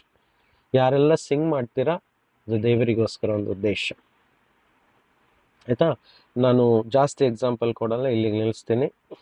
So ಒಂದೊಂದು ಎಕ್ಸಾಂಪಲ್ಗಳನ್ನ ನೀವು ಒಂದು ಐಡಿಯಾವಾಗಿ ತೆಗೆದುಕೊಂಡು ನೋಡಿದಾಗ ನಿಮ್ಮ ಜೀವಿತದಲ್ಲಿ ಯಾವ ಕ್ಷೇತ್ರದಲ್ಲಿ ಜಾಸ್ತಿ ನೀವು ಪ್ರವೀಣರಾಗಿದ್ದೀರಿ. ಪ್ರವೀಣರಂದ್ರೆ ಹೇಗೆ ಹೇಳೋದು, ಎಕ್ಸ್ಪರ್ಟ್ ಆಗಿದ್ದೀರಾ. ಸೊ ಆ ಏರಿಯಾದಲ್ಲಿ ದೇವರು ನಿಮ್ಮನ್ನು ಯೂಸ್ ಮಾಡಲಿಕ್ಕೆ ಒಂದು ಉದ್ದೇಶ ಇಟ್ಟಿರ್ತಾರೆ. Are you getting my point? ನನ್ನ ಪಾಯಿಂಟ್ ಅರ್ಥ ಆಗ್ತಿದೆ ಎಲ್ರಿಗೂ? ಹೌದು ಬ್ರದರ್. ಹಾ, ಹೌದೌದು. ಅದು ಹೀಗೆ ತಿಳ್ಕೊಳ್ಬಾರ್ದು. ನಾವು ಕಲ್ತ್ಕೊಂಡು ಬಂದಿದ್ದೀವಿ ನಿಜ ಚಿಕ್ಕ ವಯಸ್ಸಿಂದ, ಬಟ್ ಆ ಕಾಲದಲ್ಲಿ ಸಹ ಅದನ್ನ ಕಲೀಲಿಕ್ಕೆ ಕೃಪೆ ಯಾರು ಕೊಟ್ಟಿದ್ದು ಹೇಳಿ? ಕರ್ತನೇ ಅಲ್ವಾ. ಆ ನಮ್ಮ ರಕ್ತ ಕಣದಲ್ಲಿ ಆ ಒಂದು ಟ್ಯಾಲೆಂಟು, ಆ ಒಂದು ಎಕ್ಸ್ಪರ್ಟ್ ಆಗ್ಲಿಕ್ಕೆ ಒಂದು ಲೀಡಿಂಗ್ ಕೊಟ್ಟಿದ್ದೇ ದೇವರು.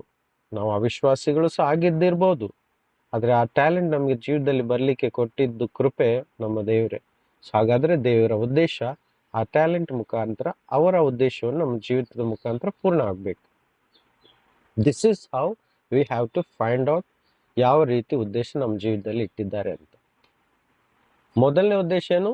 ನಾವು ಕ್ರೈಸ್ತನನ್ನು ನಂಬಿ ಆತನ ಮಾರ್ಗದಲ್ಲಿ ಜೀವಿಸಬೇಕು. ಆಮೇಲೆ ಆತನು ಕೊಟ್ಟಂಥ ಟ್ಯಾಲೆಂಟನ್ನು ಆತನಿಗೋಸ್ಕರ ಯೂಸ್ ಮಾಡಿ ಆತನ ಚಿತ್ತವನ್ನು ನೆರವೇರಿಸುವುದೇ ಸೆಕೆಂಡರಿ ವಿಲ್ ಆಫ್ ಗಾಡ್. ಈ ರೀತಿ ದೇವರ ಉದ್ದೇಶ ನಮ್ಮ ಜೀವಿತದಲ್ಲಿ ಹೇಗೆ ನೆರವೇರ್ತದೆ ಅನ್ನೋದನ್ನು ನೀವು ತಿಳಿಲಿಕ್ಕೆ ಈಸಿ ಆಗ್ತದೆ. ಕೆಲವೊಮ್ಮೆ ಪ್ರೊಫೆಟಿಕಲ್ ಆಗಿ ಮಾತಾಡ್ತಾರೆ ದೇವರು, ಪ್ರೊಫೆಟಿಕಲ್ ಆಗಿ ಮಾತಾಡ್ತಾರೆ, ಕ್ಲೀನಾಗಿ ಮಾತಾಡ್ತಾರೆ. ಯಾರ ಮುಖಾಂತರನೂ ಮಾತಾಡ್ಬೋದು, ಅಥವಾ ಬೈಬಲ್ ಓದ್ತಾ ಇರುವಾಗ ಸಡನ್ ಆಗಿ ಒಂದು ವಾಕ್ಯ ಡೈರೆಕ್ಟ್ ಹಿಟ್ ಮಾಡ್ಬೋದು, ಅಥವಾ ಮೃದು ಶಬ್ದದಿಂದ ಹೃದಯದಲ್ಲಿ ವಾಯ್ಸಲ್ಲಿ ಮಾತಾಡ್ಬೋದು. ಇನ್ನು ಕೆಲವೊಂದು ಸಲ ಸ್ವಪ್ನ ಕೊಟ್ಬಿಡ್ತಾರೆ, ಡ್ರೀಮಲ್ಲೂ ಸಹ ಮಾತಾಡ್ತಾರೆ, ಕ್ಲೀನಾಗಿ ಡ್ರೀಮ್ ಕೊಟ್ಬಿಡ್ತಾರೆ. ಬಟ್ ಸಮ್ ಟೈಮ್ ನಮಗೆ ಕಷ್ಟ ಆಗುತ್ತೆ ಡ್ರೀಮನ್ನು ಅರ್ಥ ಮಾಡ್ಕೊಳ್ಳಿಕ್ಕೆ. ಅದಕ್ಕೆ ಕೆಲವರ ಸಹಾಯ ಬೇಕು, ಅದನ್ನು ಇಂಟರ್ಪ್ರೇಟ್ ಹೇಗೆ ಮಾಡಬೇಕು ಅಂತ. ಅರ್ಥ ಆಗ್ತಿದೆಯಾ? ಸೊ ಈ ರೀತಿ ವಿಧ ವಿಧ ರೀತಿಯಲ್ಲಿ ದೇವರು ಮಾತಾಡ್ತಾರೆ. ಕೆಲವೊಮ್ಮೆ ಏಂಜಲಿಕ್ ವಿಸಿಟೇಷನ್ ಇರ್ತದೆ, ಏಂಜಲ್ಸ್ಗಳನ್ನು ಕಳಿಸ್ಬಿಟ್ಟು ಮಾತಾಡಿಸ್ತಾರೆ.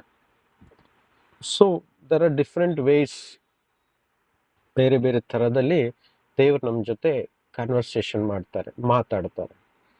ಅರ್ಥ ಆಗ್ತಿದೆಯಾ? ಇದು ಹೇಗೆ ನಮ್ಮ ಜೀವಿತದಲ್ಲಿ ಕ್ಲಾರಿಟಿ ಬರುತ್ತೆ ಅಂತ ಹೇಳಿದ್ರೆ, ನಾವು ಡೆವಲಪ್ ಮಾಡ್ಕೋಬೇಕು, ದಿನ ಅಭ್ಯಾಸ ಮಾಡಬೇಕು ದೇವ್ರ ಜೊತೆ ಮಾತಾಡಲಿಕ್ಕೆ. ನಮ್ಮ ಕಿವಿಗಳನ್ನು ಓಪನ್ ಮಾಡಿ ಇಟ್ಕೊಳ್ಬೇಕು, ಕೂತ್ಕೊಳ್ಬೇಕು ದೇವ್ರ ಸನ್ನಿಧಿಯಲ್ಲಿ. ಎಷ್ಟೊತ್ತು ನಾವು ಟೈಮ್ ಸ್ಪೆಂಡ್ ಮಾಡ್ತೀವಿ ನಮ್ಮ ಈ ಲೋಕದ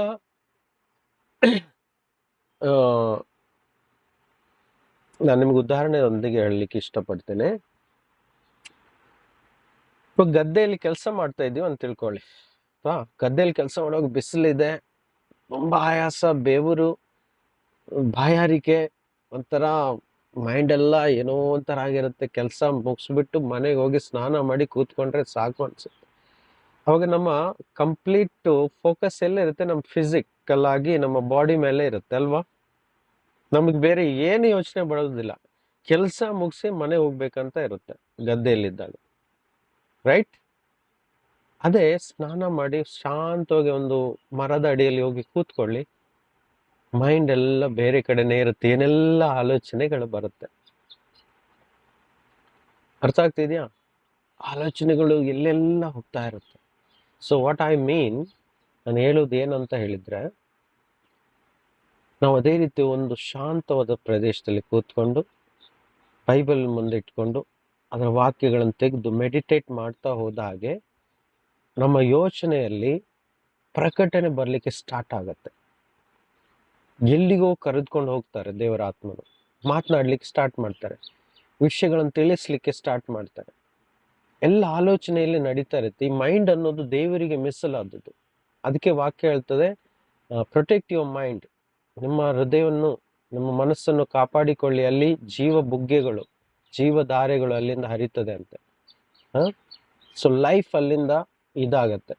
ಅದಕ್ಕೋಸ್ಕರ ಶಾಂತವಾಗಿ ದೇವರ ಸನ್ನಿಧಿಯಲ್ಲಿ ಸಮಯವನ್ನು ಕಳೀತಾ ಇದ್ದ ಹಾಗೆ, ಅದು ಒಂದು ದಿನದಲ್ಲಿ ಆಗುವಂಥದ್ದಲ್ಲ, ದಿನಾಲು ಮಾಡ್ತಾ ಮಾಡ್ತಾ ಇದ್ದ ಹಾಗೆ ಅದು ಅಭ್ಯಾಸ ಆಗ್ಬಿಡುತ್ತೆ ದೇವರ ಶಬ್ದವನ್ನು ಕೇಳಲಿಕ್ಕೆ. ನಮ್ಮ ಜೀವಿತದಲ್ಲಿ ಯಾವುದೇ ಸಂಗತಿ ಆಗಲಿ, ಎಷ್ಟು ನಾವು ಕಲಿತೇವೋ ಅಷ್ಟು ಪ್ರಾಕ್ಟೀಸ್ ಆಗುತ್ತೆ. ಈಗ ಕೀಬೋರ್ಡ್ ಹೊಸ ತಂದಿದ್ದೀವಿ, ಮಕ್ಕಳಿಗೆ ನಾವು ಕಲಿಬೇಕು ಅಂತ ಹೇಳಿದ್ರೆ 2 ದಿನ ಕ್ಲಾಸ್ ತಗೊಂಡು ನಾವು ಕೀಬೋರ್ಡ್ ಅನ್ನ ಸಾಂಗ್ ಜೊತೆ ಬಾರಿಸ್ಬೋದಾ? 100% ಇಲ್ಲ. 1 ವರ್ಷ 2 ವರ್ಷ ನಾವು ಅದನ್ನ ಪ್ರಾಕ್ಟೀಸ್ ಮಾಡ್ತಾ ಮಾಡ್ತಾ ಹೋದ ಹಾಗೆ ಈಸಿಯಾಗಿ ಕಲ್ತು ಬಿಡ್ಬೋದು. ಆಮೇಲೆ ಇವಾಗ ನೋಡಿ, ರೋಹನ್ ಬ್ರದರ್ ಹತ್ರ ಪ್ಲೇ ಮಾಡಿ ಅಂದ್ರೆ ಗಿಟಾರ್ನ ಈಸಿಯಾಗಿ ಯಾವುದೇ ಸಾಂಗ್ ಹೇಳಿದ್ರೆ ಅದನ್ನ ಸ್ವಲ್ಪ ಟಚ್ ಕೊಡ್ಲಿಕ್ಕೆ ಅವ್ರಿಗೆ ಈಸಿ ಆಗ್ತದೆ, ಬಿಕಾಸ್ ಅವರು ಪ್ರಾಕ್ಟೀಸ್ ಮಾಡಿದ್ದಾರೆ.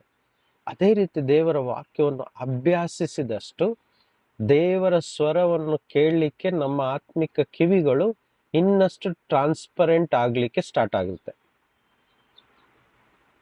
ಕತ್ತಿಯನ್ನು ಎಷ್ಟು ನಾವು ಕಲ್ಲಿನ ಮೇಲೆ ಉಜ್ಜುತ್ತೇವೋ, ಒಂದು ಸಲ ಉಜ್ಜಿದ್ರೆ ಅದು ಶಾರ್ಪ್ ಆಗುತ್ತಾ? ಇಲ್ಲ.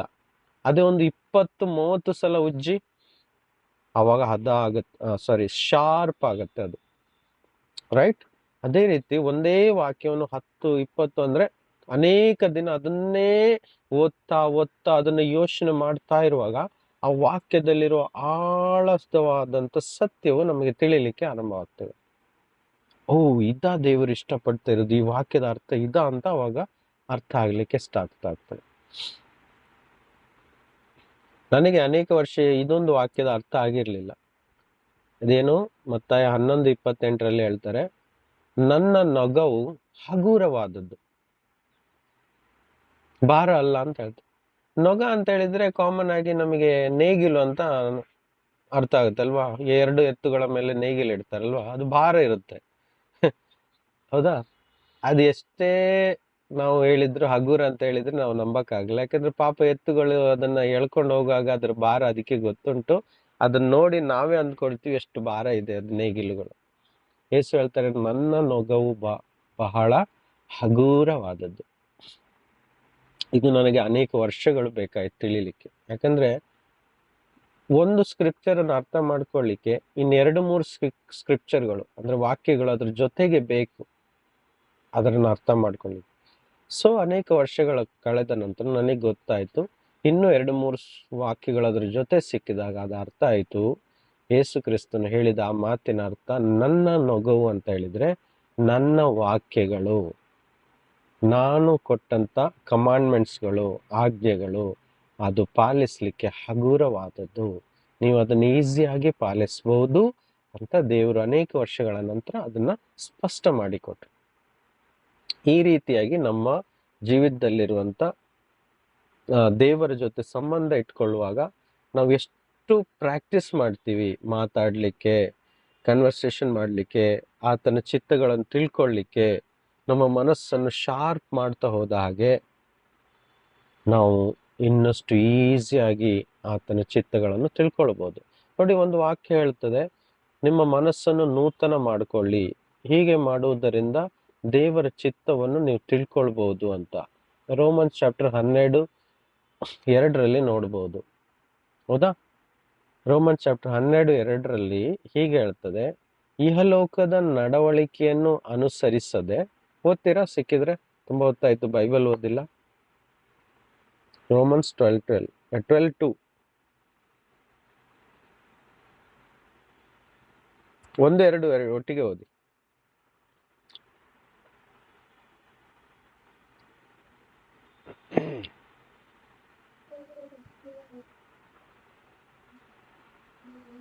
ಇಹಲೋಕದ ನಡವಳಿಕೆಯನ್ನು ಅನುಸರಿಸದೆ ಹ್ಮ್. ನೂತನ ಮನಸ್ಸನ್ನು ಹೊಂದಿಕೊಂಡು ಪರಲೋಕ ಭಾವದವರಾಗಿರಿ.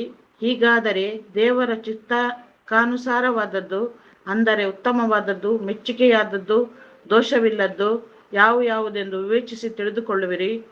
ದೇವರು ನನಗೆ ಕೃಪೆ ಮಾಡಿದ ಸಾಕು ಸೇವೆಯನ್ನು ಸಾಕು ನಡೆಸಿ. ಸಾಕು ಸಾಕು. ಇಂಗ್ಲಿಷಲ್ಲಿ ಓದಿ. 1-2 ಒಟ್ಟಿಗೆ ಓದಿ. First and 2, verse number 1 and 2. In view of God's mercy, to offer your bodies as a living sacrifice, holy and pleasing to God.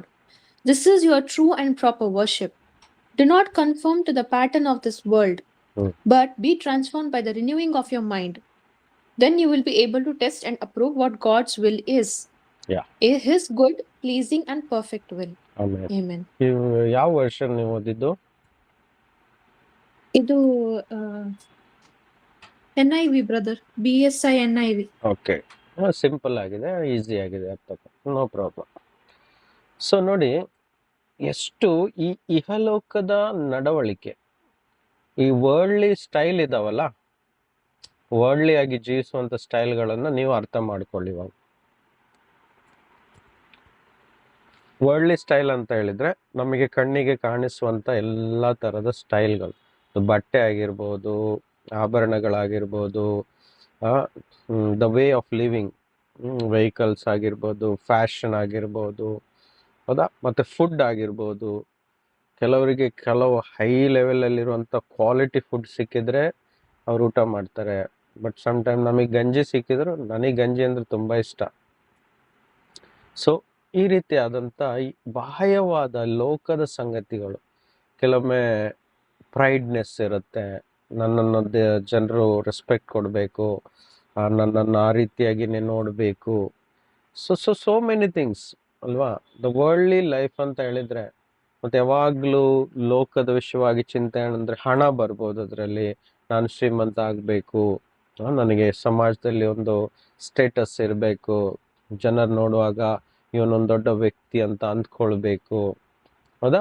ಮತ್ತು ಯಾರಾದರೂ ಫಂಕ್ಷನಿಗೆ ಹೋದಾಗ 4 ಜನ ಮಧ್ಯದಲ್ಲಿ ಸನ್ಮಾನಿಸಬೇಕು. There are so many things. ಅರ್ಥ ಆಗ್ತಾ ಇದೆಯಾ? ಸೊ ಇದೆಲ್ಲ ಏನು ಮಾಡುತ್ತೆ, ಕಣ್ಣಿಗೆ ಕಾಣುವುದ್ರ ವಿಷಯ ಮತ್ತು ಶಾರೀರಿಕವಾದಂಥ ಸುಖಗಳು, ಹೌದಾ, ಈ ಲೋಕದಿಂದ ಸಿಗುವಂಥ ಪ್ಲೆಷರ್ಗಳಿರುತ್ತೆ ಕೆಲವೊಂದು. ಸೊ ನೋಡುವುದರ ಮೂಲಕ, ಅನುಭವಿಸೋದ್ರ ಮೂಲಕ, ತಿನ್ನುವುದರ ಮೂಲಕ, ಡ್ರಿಂಕ್ಸ್ ಮಾಡುವುದರ ಮೂಲಕ, ಯಾವುದೆಲ್ಲ ಪ್ಲೆಷರ್ ಅಂತ ಹೇಳಿದರೆ ಆಸೆಗಳಲ್ವ, ಯಾವುದೆಲ್ಲ ಸಿಗುತ್ತೋ ನಮಗೆ, ಇವೆಲ್ಲ ಏನು ಮಾಡುತ್ತೆ ಅಂತ ಹೇಳಿದರೆ ನಮ್ಮ ಈ ಮನಸ್ಸನ್ನು ಬ್ಲಾಕ್ ಮಾಡಿಬಿಡುತ್ತೆ ದೇವರ ಕಡೆಯಿಂದ. ದೇವರನ್ನು ನೋಡಲಿಕ್ಕೆ ಸಿಗೋದಿಲ್ಲ, ಮಾತನಾಡೋದು ಬಿಡಿ, ಆ ಥರ ವಾಕ್ಯ ಸ್ವಲ್ಪ ಕೂಡ ಅರ್ಥ ಆಗಲ್ಲ ಹಾಗಿದ್ರೆ. ಅದಕ್ಕೆ ಈ ವಾಕ್ಯ ಹೇಳ್ತದೆ, ನಿಮ್ಮ ನಡವಳಿಕೆ, ನೀವು ವರ್ತಿಸುವ ರೀತಿ, ನೀವು ಜೀವಿಸುವ ಲೈಫ್ ಸ್ಟೈಲ್, ಇವು ಲೋಕಕ್ಕೆ ಸಮಾನವಾಗಿ ಇರಬಾರ್ದು. ನೀವು ಟೋಟಲ್ ಡಿಫ್ರೆಂಟ್, ನೀವು ಬೇರೆ ಥರದವರು. ಅರ್ಥ ಆಗ್ತಾ ಇದೆಯಾ?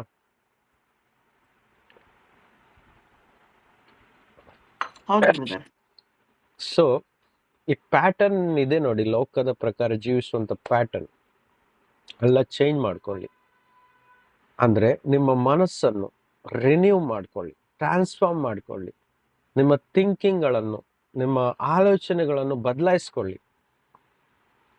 ಆವಾಗ ಮಾತ್ರ, ಅದೇ ನಾನು ಹೇಳಿದ್ನಲ್ಲ, ನಮ್ಮನ್ನು ಪ್ರತ್ಯೇಕಿಸ್ಕೊಳ್ಬೇಕು.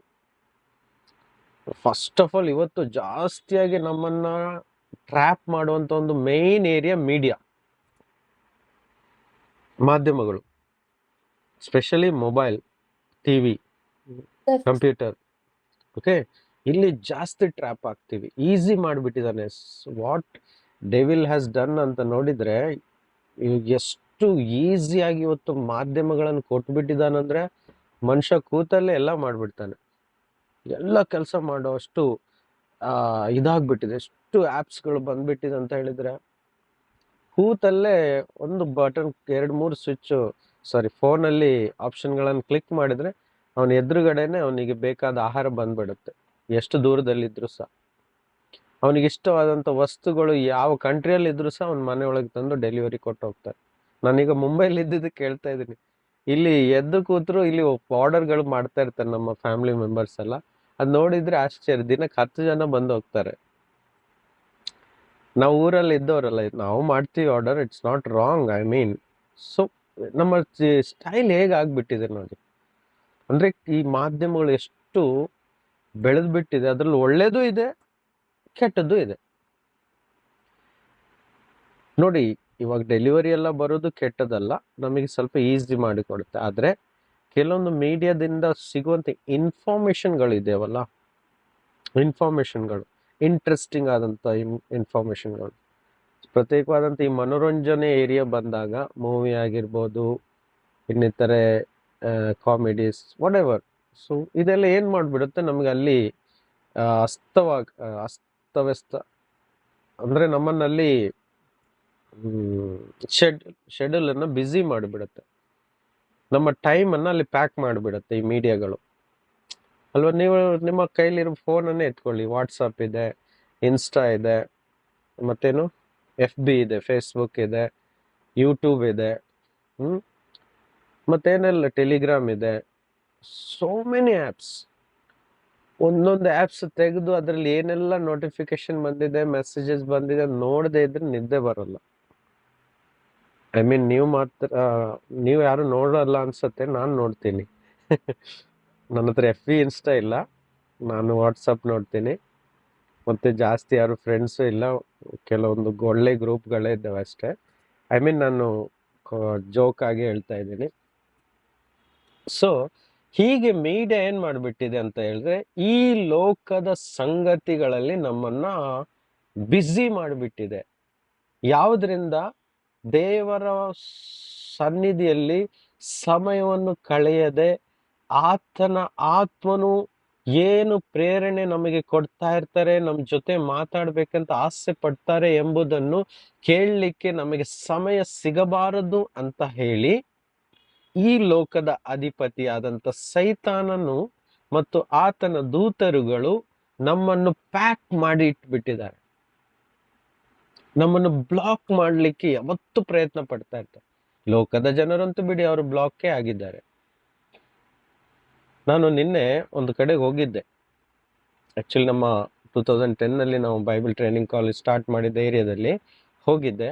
ಅಲ್ಲಿ ಇವಾಗ ಮಕ್ಕಳ ಕ್ಯಾಂಪಸ್ ನಡೀತಾ ಇದೆ, ಒಂದು 70 ಚಿಲ್ಡ್ರನ್ ಇದ್ದಾರೆ ಅಲ್ಲಿ. ಅವ್ರಿಗೆ 15 days ಬ್ಯಾಚ್. ಅವ್ರ ಕೈಯಲ್ಲಿ ಬೇರೆ ಯಾವ ಮಾಧ್ಯಮಗಳಿಲ್ಲ, ಅವ್ರಿಗೆ ಕೇವಲ ವಾಕ್ಯ ಬೆಳಿಗ್ಗೆಯಿಂದ ಸಂಜೆವರೆಗೆ. ನಮ್ಮ ವಸಂತಕ್ಕ ಅವರಿಗೆಲ್ಲ ಹೇಳಿದ್ದೆ ನಾನು, ಹೋದ ವರ್ಷ ಅಲ್ಲಿ ತುಂಬ ನಾನು ಸೇವೆ ಮಾಡಿ ಅದೆಲ್ಲ ಡೆವಲಪ್ ಮಾಡಿದ್ವಿ. ಓಕೆ, ಅಲ್ಲಿ ಹೋದಾಗ ನನಗೆ ಅಪ್ಡೇಟ್ ಸಿಕ್ತು. ಅಲ್ಲಿ ಅದನ್ನು ಕೋಆರ್ಡಿನೇಟ್ ಮಾಡೋರು ಹೇಳಿದರು, ಮಕ್ಕಳು ಪ್ರಾರ್ಥನೆ ಮಾಡುವಾಗ ಅಲ್ಲಿ ಅವ್ರು ಅಬ್ಸರ್ವ್ ಮಾಡಿದಂಥ ಸಂಗತಿ, ಕೆಲವು ಮಕ್ಕಳ ಕೈಗಳಿದ್ದಾವಲ್ಲ, ಕೈ ಬೆರಳುಗಳೆಲ್ಲ ವೈಬ್ರೇಟ್ ಆಗ್ತಾ ಇರುತ್ತೆ ಅಂತೆ. ಅದು ಯಾಕೆ ಅಂತ ನೋಡಿದಾಗ, ಆ ಮಕ್ಕಳು ಕಂಟಿನ್ಯೂ ಆಗಿ ಮೊಬೈಲ್ ಫೋನನ್ನು ಯೂಸ್ ಮಾಡ್ತಾ ಇರುವಂಥ ಮಕ್ಕಳುಗಳು. ಅವ್ರಿಗೆ ಇವಾಗ ಆಲ್ಮೋಸ್ಟ್ ನಿನ್ನೆಗೆ 13 ದಿನ ಆಯಿತು, ನಾಳೆಗೆ ಅವ್ರ ಬ್ಯಾಚ್ ಮುಗೀತದೆ. ಇಷ್ಟು ದಿನದಿಂದ ಅವ್ರಿಗೆ ಫೋನ್ ಸಿಗದೇ ಇರುವ ಕಾರಣ ಅವ್ರ ಕೈಗಳೆಲ್ಲ ವೈಬ್ರೇಟ್ ಆಗಿ ಕಷ್ಟಪಡ್ತಾ ಇದ್ದಾರೆ ಮಕ್ಕಳು. ಈ ಪಾಯಿಂಟಿಂದ ಅರ್ಥ ಮಾಡ್ಕೊಳ್ಳಿ ಇಹಲೋಕದ ನಡವಳಿಕೆ. ಅರ್ಥ ಆಗ್ತಿದೆಯಾ ಎಲ್ರಿಗೂ? ಅರ್ಥ ಆಗ್ತಾ ಇದೆಯಾ? ಮಾತಾಡಿ. ನಾನು ನೋಡಿದ್ದೇನೆ ಬ್ರದರ್ ಇದ್ರಲ್ಲಿ, ನಮ್ಗೆ ಬರ್ತದೆ ಗ್ರೂಪ್ ಅಲ್ಲಿ ಅಲ್ವಾ? ಮಕ್ಕಳದು. ಓಕೆ. ಸೊ ಹೀಗೆ ಈ ಲೋಕ ಏನ್ ಮಾಡ್ಬಿಟ್ಟಿದೆ ಅಂದ್ರೆ, ನಮ್ಮನ್ನ ಬ್ಲಾಕ್ ಮಾಡಿ ಬೇರೆ ಬೇರೆ ವಿಧಗಳು ರೀತಿಗಳು ಆಗಿರ್ಬೋದು. ನಾವು ಸಹ ಕೆಲವೊಮ್ಮೆ ಬ್ಲಾಕ್ ಆಗ್ತೀವಲ್ಲ, ನೋಡ್ತಾ ನೋಡ್ತಾ ಕೆಲವು ಶಾರ್ಟ್ಗಳು ಎಲ್ಲಿಗೋ ಹೋಗ್ಬಿಡ್ತೀವಿ ಅಲ್ವಾ? ಇದೇ ರೀತಿಯಾಗಿ ದೇವರ ಸ್ವರವನ್ನು ಕೇಳದಂತೆ ನಾವು ದೂರ ದೂರ ಈ ಲೋಕಕ್ಕೆ ಜಾಸ್ತಿ ಅಡಿಕ್ಟ್ ಆಗ್ತಾ ಇರ್ತೀವಿ. ಈ ರೀತಿ ಹೇಳ್ಬೇಕಂದ್ರೆ, ನಾವು ಜಾಸ್ತಿಯಾಗಿ ದೇವರ ವಾಕ್ಯಕ್ಕೆ, ಆತನ ಪ್ರಸನ್ನತೆಗೆ ಅಡಿಕ್ಟ್ ಆಗ್ಬೇಕು. ನಿನ್ನೆ ದೇವ್ರು ನನ್ನ ಜೊತೆ ಮಾತನಾಡಿದ್ದ ರೀತಿ ನಾನು ನಿಮ್ಗೆ ಹೇಳ್ಕೊಡ್ತೀನಿ. ನಾನು ನಿನ್ನೆ ಬೆಳಿಗ್ಗೆಯಿಂದ ರಾತ್ರಿ 12 o'clock ಮನೆಗೆ ಬಂದೆ. ಬೆಳಿಗ್ಗೆ ಹೋದನು ತುಂಬಾ ಏರಿಯಾದಲ್ಲೆಲ್ಲ ಸುತ್ತಾಡ್ಕೊಂಡೆ, ತುಂಬಾ ಸಮಯದಿಂದ ನೋಡದೆ ಇದ್ದವರಿಗೆಲ್ಲ ಭೇಟಿ ಆದೆ. ಓಕೆ, ನೈಟ್ ಅಲ್ಲಿ ಎಲ್ಲ ಭೇಟಿ ಆಗ್ಬಿಟ್ಟು ಕೊನೆಯದಾಗಿ ಒಂದು ಬ್ರದರ್ ಅನ್ನು ಭೇಟಿ ಆಗ್ಬೇಕಿತ್ತು. ಯಾವುದೋ ಒಂದು ಏರಿಯಾದಲ್ಲಿ ಹೋಗಿ ಅವನು ಭೇಟಿ ಆಗುವಾಗ ಸಡನ್ ಆಗಿ ಅವ್ರು ಭೇಟಿಯಾಗಿ 2 ನಿಮಿಷ ಆಗಿಲ್ಲ ಮಾತಾಡಿ ಫೋನ್ ಮಾಡಿಬಿಟ್ಟು ನನಗೆ ಯಾರೋ ಒಂದು ದೇವರ ಸೇವಕರಿಗೆ ಫೋನ್ ಕೊಟ್ಬಿಟ್ಟು ಮಾತಾಡು ಅಂತ. ಅವ್ರು ನೇರವಾಗಿ ನನಗೋಸ್ಕರ ಪ್ರೇಯರ್ ಮಾಡಿದಾಗ ಆ ಪ್ರೇಯರ್ ಪಾಯಿಂಟ್ ನನಗೆ ಗೊತ್ತಿಲ್ಲದಂಗೆ ನಾನು ಕೇಳ್ತಾ ಇರೋದು ನನಗೆ ಆಶ್ಚರ್ಯ ಆಗ್ತಿದೆ. ನನ್ನ ಜೀವಿತದ ಸಿಚುವೇಶನ್ ಅಲ್ಲಿ ಏನು ಅವಶ್ಯಕತೆ ಇದೆಯೋ ಅದಕ್ಕೋಸ್ಕರನೇ ಪ್ರೇಯರ್ ಮಾಡ್ತಾ ಇದ್ರು. I was shocked. ನಾನು ಆತ್ಮದಲ್ಲಿ ಅಂದ್ಕೊಂಡೆ, ದೇವ್ರು ನೇರವಾಗಿ ಇಂಟರ್ಸೆಡ್ ಮಾಡ್ತಾ ಇದ್ದಾರೆ. ಅಂದ್ರೆ ದೇವರ ಆತ್ಮನು ಆ ಸೇವಕರ ಮೂಲಕ ನನಗೋಸ್ಕರ ಇಂಟರ್ಸೆಡ್ ಮಾಡಿದ್ರು, ಅಂದ್ರೆ ಪ್ರಾರ್ಥನೆ ಮಾಡಿದ್ರು. ಸೊ ಐ ಸೆಡ್ ಆಮೇನ್ ಆಮೇನ್, ಎಲ್ಲದಕ್ಕೂ ಆಮೇನ್ ಹೇಳಿದೆ. I was shocked. Very clean and clear ಆಗಿ ದೇವ್ರು ಮಾತಾಡಿದ್ರು. ಒಂದು 3-4 ಪಾಯಿಂಟು ಎಷ್ಟು ಸ್ಪಷ್ಟವಾಗಿತ್ತಂದ್ರೆ ಅದಕ್ಕೋಸ್ಕರ ನಾನು ಸಹ ಪ್ರೇಯರ್ ಮಾಡ್ತಾ ಇದ್ದೆ, ಆಸೆ ಪಡ್ತಾ ಇದ್ದೆ. ಅದೇ ಪಾಯಿಂಟ್ ಅನ್ನ ನಾನು ಹೇಳಲೂ ಸಹ ಇಲ್ಲ, ನಾನು ಆತನ ಮುಖ ನೋಡ್ಲಿಲ್ಲ, ಅವರು ಸಹ ನನ್ನ ಮುಖ ನೋಡ್ಲಿಲ್ಲ. But I got it. ಇದು ದೇವರ ಕೆಲಸ ಅಂತ. ಆ ವ್ಯಕ್ತಿ ಸಿಗ್ಬೇಕಂತ ಹೇಳಿದ್ರೆ ನಿನ್ನೆ ಸ್ವಲ್ಪ ಟೈಮ್ ಲೇಟ್ ಆಗಿ ಹೋದ್ರೆ ಅವ್ರು ಸಿಗ್ತಾ ಇರ್ಲಿಲ್ಲ, ಬೇಗ ಹೋದ್ರು ಸಿಗ್ತಾ ಇರ್ಲಿಲ್ಲ. ಅದಕ್ಕೋಸ್ಕರ ದೇವ್ರು ಏನ್ ಮಾಡಿದ್ದು ಅಂತ ಹೇಳಿದ್ರೆ, ಒಂದು ಏರಿಯಾದಿಂದ ಇನ್ನೊಂದು ಏರಿಯಾಕ್ಕೆ ಹೋಗುವ ಮಧ್ಯದಲ್ಲಿ ನಮ್ಮ ಬೈಕ್ನ ಎಕ್ಸಲೇಟರ್ ಕೇಬಲ್ ಕಟ್ ಆಯ್ತು ರಾತ್ರಿ ಒಂದು 7:30 ಅಷ್ಟಿಗೆ. 1.5 hour ಆ ಎಕ್ಸಲೇಟರ್ ಕೇಬಲ್ ರಿಪೇರ್ ಮಾಡ್ಲಿಕ್ಕೆ ಒಂದು ಗ್ಯಾರೇಜ್ ಅಲ್ಲಿ ನಿಂತಿದ್ದಕ್ಕೋಸ್ಕರ ಆನ್ ಟೈಮಲ್ಲಿ ಆ ವ್ಯಕ್ತಿ ನಮಗೆ ಸಿಗುವ ಹಾಗೆ ಆಯ್ತು. ಇದೆಲ್ಲ ನಾನು ಕ್ಯಾಲ್ಕುಲೇಟ್ ಮಾಡುವಾಗ ಅರ್ಥ ಆಯ್ತು, this was the way of god. ದೇವರ ಒಂದು ರೀತಿ ಆಗಿತ್ತು. ಅರ್ಥ ಆಗ್ತಿದೆ ನಿಮಗೆ? ನಾನು ಇದೆಲ್ಲ ಡೀಟೇಲ್ಸ್ ಹೇಳ್ತಾ ಇದ್ದೀನಿ, ಬರ್ತಾ ಇದೆ, ಹೇಳ್ತಾ ಹೋಗ್ತಾ ಇದ್ದೀನಿ ನಿಮಗೆ ಅರ್ಥ ಆಗ್ಲಿಕ್ಕೋಸ್ಕರ ಹೇಗೆ ದೇವರು ಕಾರ್ಯ ಮಾಡ್ತಾರೆ ನಮ್ಮ ಜೀವಿತದಲ್ಲಿ ಅಂತ. ಆಮೇನ್. ಸಿಸ್ಟರ್ ಏನಾದ್ರು ಪ್ರಯೋಜನ ಆಗ್ತಾ ಇದೆಯಾ? ಮಾತನಾಡಿ. ಎಲ್ರು ಮ್ಯೂಟ್ ತೆಗಿರಿ, ಮಾತಾಡಿ.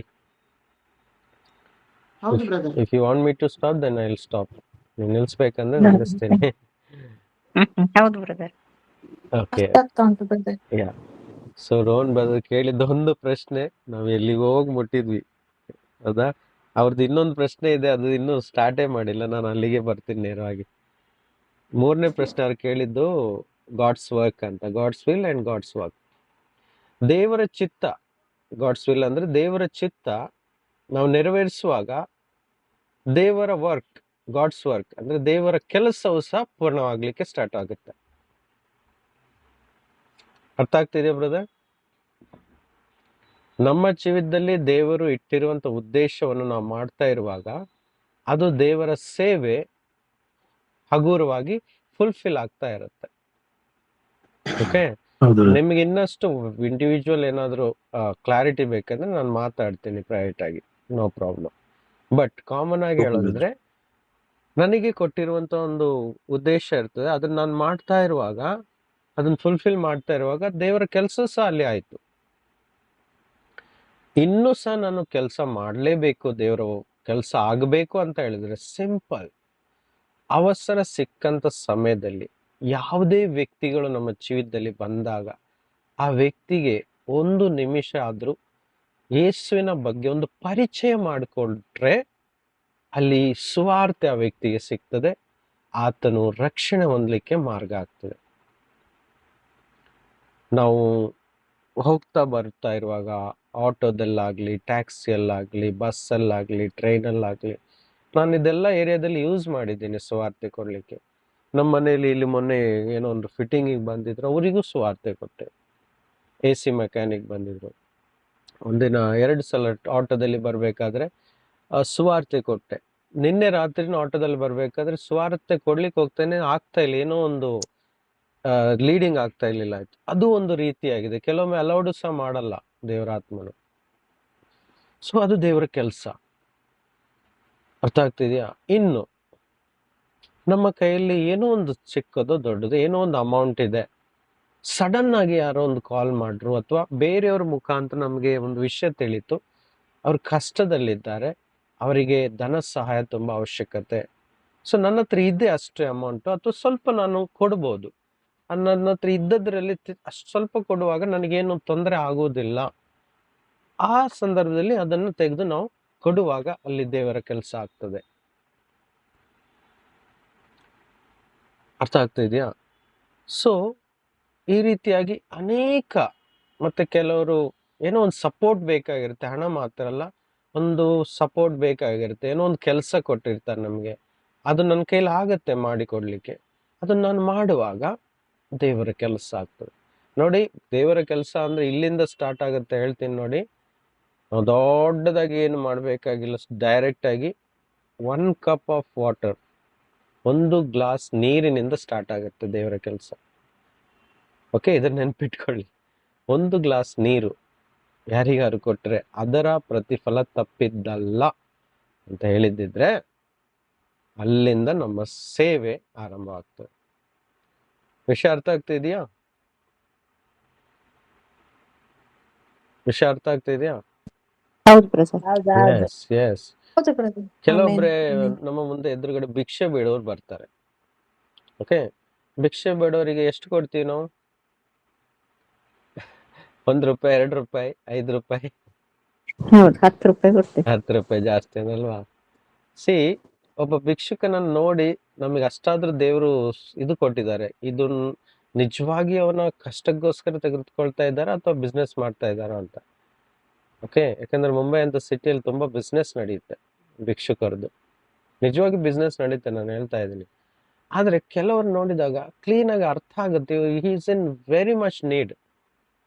ಓಕೆ, ಅಂಥವರನ್ನು ನಾನು ಸೆಲೆಕ್ಟ್ ಮಾಡ್ತೀನಿ. ಅರ್ಥ ಆಗುತ್ತೆ ಒಂದು ಮಟ್ಟಿಗೆ. ಒಂದು ವೇಳೆ ಅರ್ಥ ಆಗದಿದ್ರು ಸಹ ಆ ಬಡವನಿಗೆ ಅವರ ಬಟ್ಟೆ, ಅವರ ಪರಿಸ್ಥಿತಿ ನೋಡಿ ಅವನಿಗೆ ಏನಾದ್ರು ಕೊಟ್ರೆ ಏನಾದ್ರೂ ನನಗೆ ತೊಂದರೆ ಉಂಟಾ? ಪಾಪ ಅವನಿಗೆ ಆ ಒಂದು 10 ರೂಪಾಯಿ ಸಿಕ್ಕರೆ ಅವ್ನು ಟೀ ಯಾರು ಕುಡಿತಾನೆ ಅಲ್ವಾ? ಅವನೇನು 10 ಕೋಟಿ ರೂಪಾಯಿ ಬಿಲ್ಡಿಂಗ್ ಕಟ್ತಾನ ನಾನು ಕೊಡುವಂತ 10 ರೂಪಾಯಿಂದ? ಇಲ್ಲವಲ್ಲ. ಅವನಿಗೇನೋ ಒಂದು ಪ್ರಯೋಜನ ಆಗುತ್ತೆ ಅನ್ನೋ ಒಂದು ಭಾವನೆ ಇಟ್ಕೊಳ್ಳೋದಾದ್ರೆ, ನಾನು 2 ರೂಪಾಯಿ ಅವತ್ತು ಕೊಡಲ್ಲ, 10 ರೂಪಾಯಿ ಕೊಡೋದನ್ನ ನಿಲ್ಸೇ ಬಿಟ್ಟಿದ್ದೀನಿ ಯಾವಾಗ್ಲೂ. So what I do, at least ಒಂದು ಬ್ರೇಕ್ಫಾಸ್ಟ್ ಮಾಡೋಷ್ಟು, ಒಂದು ಟಿಫಿನ್ ತಿನ್ನುವಷ್ಟಾದ್ರೂ ಅಮೌಂಟನ್ನು ಅವ್ರ ಕೈಲಿ ಕೊಟ್ಬಿಡ್ತೀನಿ. ಅದು ಸಹ ಅವ್ರ ಕೈಲಿ ಮಗು ಎಲ್ಲ ಇರುತ್ತೆ ನೋಡಿ, ಚಿಕ್ಕ ಪಾಪುನ ಇಟ್ಕೊಂಡು ಕೆಲವು ಸ್ತ್ರೀಗಳು ಕೊಡ್ತಾರೆ, ಅಲ್ಲಿ ನೋಡುವಾಗ ಕಷ್ಟ ಅನ್ಸುತ್ತೆ. So I will give some particular amount. ಒಂದು ವೇಳೆ ಶಾರ್ಟ್ ಇದ್ರೂ ಸಹ amount, with faith I give them. Okay, giving ಬಗ್ಗೆ ನಿಮಗೆ ಕಲಿಸ್ತೀನಿ ನಾನು, ಆಯ್ತಾ? ಪುನಃ ಸ್ಟಾರ್ಟ್ ಮಾಡ್ತೀನಿ ಆ ಸೀರೀಸ್. ತುಂಬಾ ಇಂಪಾರ್ಟೆಂಟ್. ಆಕ್ಚುಲ್ ಆಗಿ ನೋಡಿದ್ರೆ ಇವತ್ತು ಗಿವಿಂಗ್ ಬಗ್ಗೆನೇ ಸ್ಟಾರ್ಟ್ ಮಾಡಬೇಕಿತ್ತು series. It's so important for everyone. ಎಲ್ರಿಗೋಸ್ಕರ ಅದು ಇಂಪಾರ್ಟೆಂಟು. ನಾವು ಕೊಡದೇ ಇದ್ರೆ ಅದು ನಮಗೆ ಒಂಥರ ಗಲೀಜು ಅನ್ನೋದನ್ನ ಒಂದು ಫುಲ್ ಅಂಡರ್ಸ್ಟ್ಯಾಂಡಿಂಗ್ ಅಲ್ಲಿ ನಾವು ಅದನ್ನ ಕಲಿಬೇಕು. ಸೊ ವೆನ್ ವಿ ಗಿವ್, ಕೆರೆ ಎಷ್ಟು ಜನ ನೋಡಿದ್ದೀರಾ? ಕೆರೆ ನೀರ್ ನಿಂತಿರುತ್ತೆ ಕೆರೆಯಲ್ಲಿ, ಹೌದಾ? ಕೊಳ್ತೋಗಿರುತ್ತೆ, ವಾಸನೆ ಇರುತ್ತೆ. ಅದೇ ನದಿ ಎಷ್ಟು ಜನ ನೋಡಿದ್ದಾರೆ? ಚಿಕ್ಕ ಚಿಕ್ಕ ನದಿ ಹರಿತಾ ಇರುತ್ತೆ. ನದಿ ಯಾವಾಗ್ಲೂ ಹರಿತಾ ಇರುತ್ತೆ, ಕೆರೆ ಹರಿಯಲ್ಲ. ಎರಡಕ್ಕೂ ವ್ಯತ್ಯಾಸ ಏನಪ್ಪಾ ಅಂತ ಹೇಳಿದ್ರೆ, ನದಿಯಲ್ಲಿ ನೀರು ಕ್ಲೀನ್ ಇರುತ್ತೆ. ಅದು ಸಹ ಕಾಡಿಂದ ಬರೋ ನದಿ ಅಂತೂ ತುಂಬಾ ಶುದ್ಧ ನೀರು. ಅದ್ ನೋಡಿದ ತಕ್ಷಣ ಖುಷಿ ಆಗ್ಬಿಡುತ್ತೆ. ನಮ್ಮ ಊರಲ್ಲೆಲ್ಲ ಇದ್ದಾವೆ ಕಾಡಿಂದ ನೀರು ಹರ್ಕೊಂಡ್ ಬರೋದು. ಅಲ್ಲಿ ಹೋಗಿ ಸ್ನಾನ ಮಾಡ್ಬೇಕನ್ಸುತ್ತೆ, ಈಜು ಹೊಡಿಬೇಕನ್ಸುತ್ತೆ. ಅದೇ ಕೆರೆ ನೋಡಿದ್ರೆ ಮನ್ಸೇ ಬರಲ್ಲ ಪಕ್ಕಕ್ಕೆ ಹೋಗ್ಲಿಕ್ಕೆ. ಎಲ್ಲ ಕೊಳೆತು, ಅಲ್ಲಿರುವಂತ ಪ್ಲಾಂಟ್ಸ್ ಗಳೆಲ್ಲ ಕೊಳ್ತೋಗಿರುತ್ತೆ ವಾಸನೆ ನೀರಲ್ಲಿ. You understand what I am saying? ನಾನು ಮೀನಿಂಗ್ ಹೇಳ್ತೀನಿ. ನಮ್ಮ ಜೀವಿತದಲ್ಲಿ ನಾವು ಹಣಕಾಸಿನ ಏರಿಯಾದಲ್ಲಿ ಒಂದು ಕ್ಲಿಯರ್ ಆಗಿ ಸಮಾಧಾನದಿಂದ ನಾವು ಹಣಕಾಸಿನ ವಿಷಯದಲ್ಲಿ ಇರ್ಬೇಕಂದ್ರೆ, ನಾವು ಅದ್ರ ಬಗ್ಗೆ ದೇವರು ಕರ್ತನು ಅನೇಕ ಪ್ರಿನ್ಸಿಪಲ್ಗಳನ್ನು ಕಲಿಸಿದ್ದಾರೆ, ತತ್ವಗಳನ್ನು.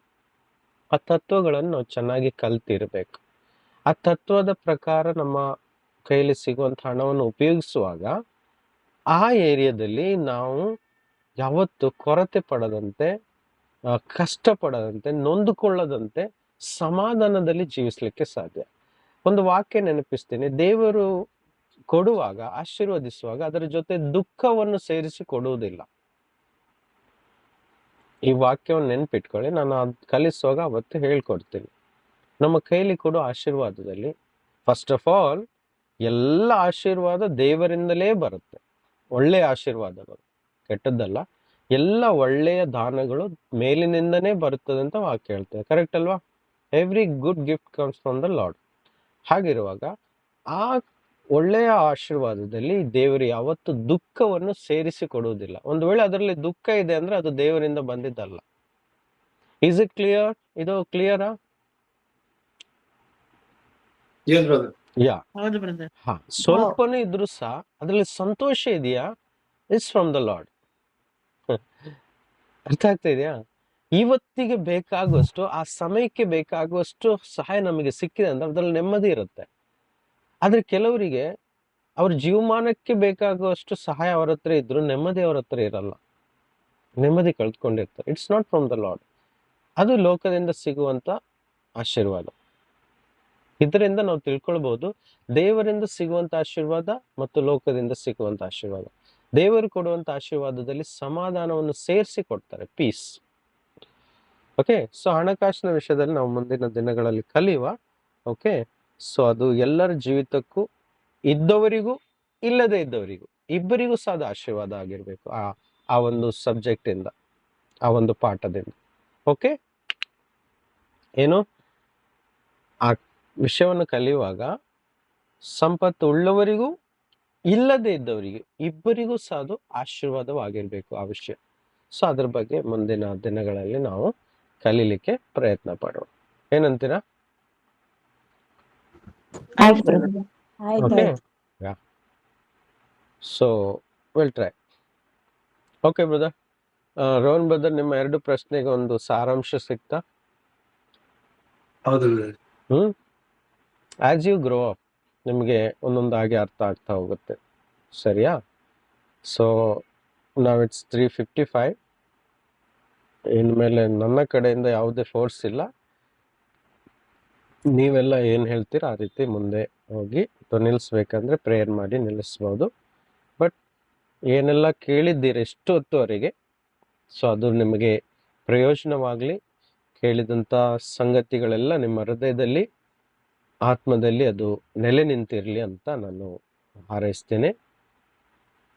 Okay, if anything you can ask me. ಮತ್ತೇನಾದರೂ ಚಿಕ್ಕ ಪುಟ್ಟ ಕ್ಲಾರಿಫಿಕೇಶನ್ ಇದ್ರೆ ಹೇಳಿದಂಥ ವಿಷಯದ ಮೇಲೆ ಅಥವಾ ಬೇರೆ ಯಾವುದಾದ್ರೂ ಕೇಳ್ಬೋದು. You speak now. ನೀವೆಲ್ಲರೂ ಮಾತಾಡಬೇಕು, ಮಾತಾಡಿ ಪ್ಲೀಸ್. ಅದು ಒಂದು ಎಂತ ಗೊತ್ತುಂಟ ಬ್ರದರ್, ಹಾ.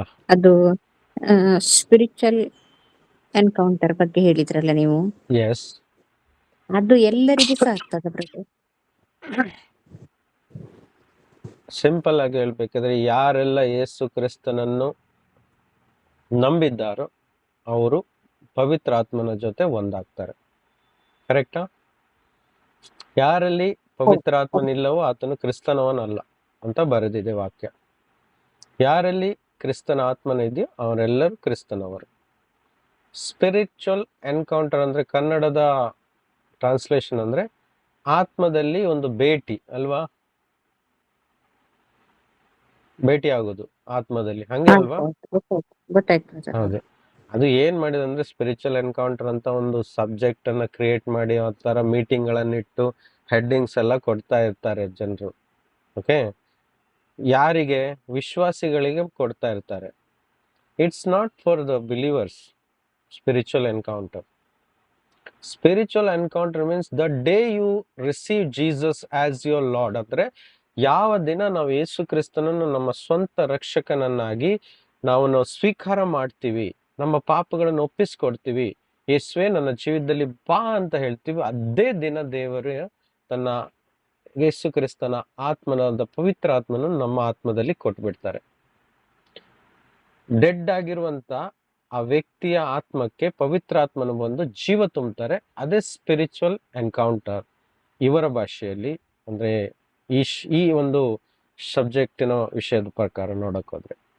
ಆದ್ರೆ ಅದು ನಾರ್ಮಲ್ ಆಗಿ ನೋಡಕ್ ಹೋದ್ರೆ ನಾವು ಯೇಸು ಕ್ರಿಸ್ತನನ್ನು ಸ್ವೀಕಾರ ಮಾಡಿದ ತಕ್ಷಣವೇ ಆತನ ಆತ್ಮನು ನಮ್ಮ ಆತ್ಮನ ಜೊತೆ ಕನೆಕ್ಟ್ ಆಗ್ಬಿಡ್ತಾರೆ. ಇದು ಸತ್ಯ ಅಲ್ವಾ? ನಮಗೆಲ್ಲರಿಗೂ ಪವಿತ್ರಾತ್ಮ ಸಿಕ್ಕಿದೆ ಇಲ್ವಾ? ಇಲ್ಲಾಂದ್ರೆ ನಾವು ಯಾರು ಈಗ ಇಷ್ಟೊತ್ತು ಇರ್ತಿರ್ಲಿಲ್ಲ 4 ಗಂಟೆವರೆಗೆ. ಈ ಮಧ್ಯಾಹ್ನದ ವೇಳೆಯಲ್ಲಿ ಒಳ್ಳೆ ಒಂದು ನಿದ್ದೆ ಮಾಡ್ಬೋದಿತ್ತು 2 ತಾಸು, 2 to 4, ರೈಟ್? ಸಿಸ್ಟರ್, ನಿಮ್ ಕ್ಲಾರಿಟಿ ಸಿಗ್ತಾ ಇದೆಯಾ? ಇನ್ನೇನಾದ್ರೂ ಇದ್ರೆ ಹೇಳಿ, ನೀವು ನಾನು ಚೆಕ್ ಮಾಡ್ತೀನಿ. ಹೌದು, ಅದೇ ನನಗೆ ಅದೇ ಹಾ. ಅದ್ ಹೇಗೆ ಅಂತ ಅದು ಎಲ್ಲರಿಗೂ ಸಹ ಈಗ ಗೊತ್ತಾಯ್ತು ಬ್ರದರ್, ನನಗೆ ಅರ್ಥ ಆಯ್ತು. ಯಾಕೆ ಗೊತ್ತು ನನಗೆ, ನೀವು ಹೇಳಿದ್ದ ಇದು ಇಂಟೆನ್ಷನ್ ಅರ್ಥ ಆಯ್ತು. ಯಾಕಂದ್ರೆ ಇವತ್ತೆಲ್ಲ ಅನೇಕ ಕಡೆ ಮೀಟಿಂಗ್ಸ್ ಎಲ್ಲ ಇಡ್ತಾರೆ, ಸ್ಪಿರಿಚುವಲ್ ಎನ್ಕೌಂಟರ್ ಅಂತ. ಓಕೆ, ಇನ್ನರ್ ಹೀಲಿಂಗ್ ಅಂತ ಹೇಳ್ತಾರೆ, ಸ್ಪಿರಿಚುವಲ್ ಎನ್ಕೌಂಟರ್ ಅಂತ ಹೇಳ್ತಾರೆ. ಕರೆಕ್ಟ್ ಅಲ್ವಾ ರೋಹನ್ ಬ್ರದರ್? ಹೌದು. ಸ್ಪಿರಿಚುವಲ್ ಎನ್ಕೌಂಟರ್, ಇನ್ನರ್ ಹೀಲಿಂಗ್, ಈ ರೀತಿ ಎಲ್ಲ ಹೇಳಿದ್ದು ಕೇಳಿರ್ಬೇಕಲ್ವಾ ಬ್ರದರ್? ಹೌದು, ಇನ್ನರ್ ಹೀಲಿಂಗ್ ಹೇಳಿದ್ದೇವೆ. ಹಾ. So it's nothing, it's complicate ಮಾಡಿಬಿಟ್ಟಿದೆ. ಸಿಂಪಲ್ ಥಿಂಗ್ ಅಂತ ಹೇಳಿದ್ರೆ, ನಮ್ಮ ಆತ್ಮ ಇದೆಯಲ್ವಾ, ಯೇಸು ಕ್ರಿಸ್ತನ್ ಇಲ್ಲ ಅಂದ್ರೆ ಅದು ಡೆಡ್. ನಮ್ಮ ಸ್ಪಿರಿಟ್ ಯಾವಾಗ ಯೇಸು ಕ್ರಿಸ್ತ ನಮ್ಮ ಒಳಗೆ ಬರ್ತಾರೋ, ಖಂಡಿತವಾಗಿ ಅವರ ಆತ್ಮದ ರೂಪದಲ್ಲೇ ಬರ್ತಾರೆ. ಆವಾಗ ನಮ್ಮ ಸತ್ತೋಗಿರುವಂತ ಆತ್ಮ ಜೀವವನ್ನು ಹೊಂದ್ಕೊಳ್ತದೆ. ಅವಾಗ ಸ್ಪಿರಿಟ್ ಜೀವ ಸಿಗ್ತದೆ ನಮ್ಮ ಒಳಗೆ. ಅದಕ್ಕೆ ನಾವು ಹೇಳ್ಬೋದು ಸ್ಪಿರಿಚುವಲ್ ಎನ್ಕೌಂಟರ್. ಇವತ್ತೇನಾಗ್ತಾ ಇದೆ ಅಂದ್ರೆ, ಕೆಲವೊಮ್ಮೆ ಈ ಸ್ಪಿರಿಚುವಲ್ ಮೀಟಿಂಗ್ಸ್ ಗಳನ್ನೆಲ್ಲ ಇಡ್ತಾರೆ, ಕ್ರೂಸೆಡ್ಗಳೆಲ್ಲ ಇಡ್ತಾರೆ. ಓಕೆ, ಕ್ರೂಸೆಡ್ ಅಲ್ಲಿ ಓಕೆ, ಅನ್ಯ ಜಾತಿಗಳು ಬಂದು ಎನ್ಕೌಂಟರ್ ಆಗ್ತಾರೆ, ಯೇಸುವಿನ ಜೊತೆ ಭೇಟಿ ಆಗ್ತಾರೆ ಆತ್ಮದಲ್ಲಿ. ಕೆಲವರಿಗೆ ಟಚ್ ಸಿಗುತ್ತೆ, ಹೀಲಿಂಗ್ ಸಿಗುತ್ತೆ, ಇಮಿಡಿಯೇಟ್ ಆಗಿ ಯೇಸುವಿನ ಹೊಸ ಅನುಭವ ಸಿಗುತ್ತೆ, ಅವರಿಗೆ ಸ್ಪಿರಿಚುವಲ್ ಎನ್ಕೌಂಟರ್ ಅಂತ ಹೇಳ್ಬೋದು. ಅದೇ ವಿಶ್ವಾಸಿಗಳು 5 ವರ್ಷ 10 ವರ್ಷದಿಂದ ಇದ್ದು ಸಹ ಪುನಃ ಸ್ಪಿರಿಚುವಲ್ ಎನ್ಕೌಂಟರ್ ಅಂದ್ರೆ 2ನೇ ಸಲ ಭೇಟಿನಾ ಅಂದ್ರೆ ಯೇಸು ಬಿಟ್ಟೋಗಿದ್ದಾರೆ ಮಧ್ಯದಲ್ಲಿ ಅಂತ ಅರ್ಥ ಆಯ್ತಲ್ವಾ? ಇಟ್ಸ್ ಅ ಫ್ಯಾಕ್ಟ್ ಅನ್ಸ್ತಾ ಇದೆಯಾ? ಮತ್ತೆ ಇಮ್ಮಾನುವೇಲ್ ಅನ್ನೋ ಶಬ್ದಕ್ಕೆ ಅರ್ಥ ಇಲ್ಲ. You know what is the meaning of Immanuel? ಹೌದು, ದೇವರು ನಮ್ಮೊಟ್ಟಿಗಿದ್ದಾನೆ. God is with us. With us. ಅವ್ರು ಯಾವತ್ತು ಬಿಟ್ಟು ಹೋಗೋರಲ್ಲ. I will never leave you nor forsake you. See, his name is like that, Immanuel, ಜೊತೆಗಿರುವ ದೇವರು. Is always be with us. Okay, ನಿಮ್ಗೆ ಸ್ಪಿರಿಚುವಲ್ ಎನ್ಕೌಂಟರ್ ಮೇಲೆ ನಾವು ವಾಕ್ಯವನ್ನು ಓದುವ. ಪುನಃ ಎನ್ಕೌಂಟರ್ ಆಗ್ತಾರ ಅಪವಿತ್ರ ಆತ್ಮನು? ಹಾ, ನಾವು ಸ್ಲೀಪಲ್ಲಿ ಇರ್ತೀವಿ, ನಮ್ಮನ್ನ ಜಾಗ್ರತೆ ಪಡಿಸ್ತಾರೆ, ಹಂಗೆ ಹೇಳ್ಬೋದು. ಅದನ್ನೇ ಪುನಃ ಎನ್ಕೌಂಟರ್ ಆಗೋದು, ಅದಕ್ಕೋಸ್ಕರ ಒಂದು ರಿವೈವಲ್ ಮೀಟಿಂಗ್ ಇಡೋದು, ದಟ್ ಈಸ್ ಸಮಥಿಂಗ್ ಸ್ವಲ್ಪ ಬೇರೆನೆ ತರ ಅನ್ಸುತ್ತೆ. ವಾಕ್ಯನೇ ಓದ್ಬಿಡು. ಜಾನ್ ಚಾಪ್ಟರ್ 14, ಯೋಹಾನನ ಸುವಾರ್ತೆ 14 ವಾಕ್ಯ 16, 17.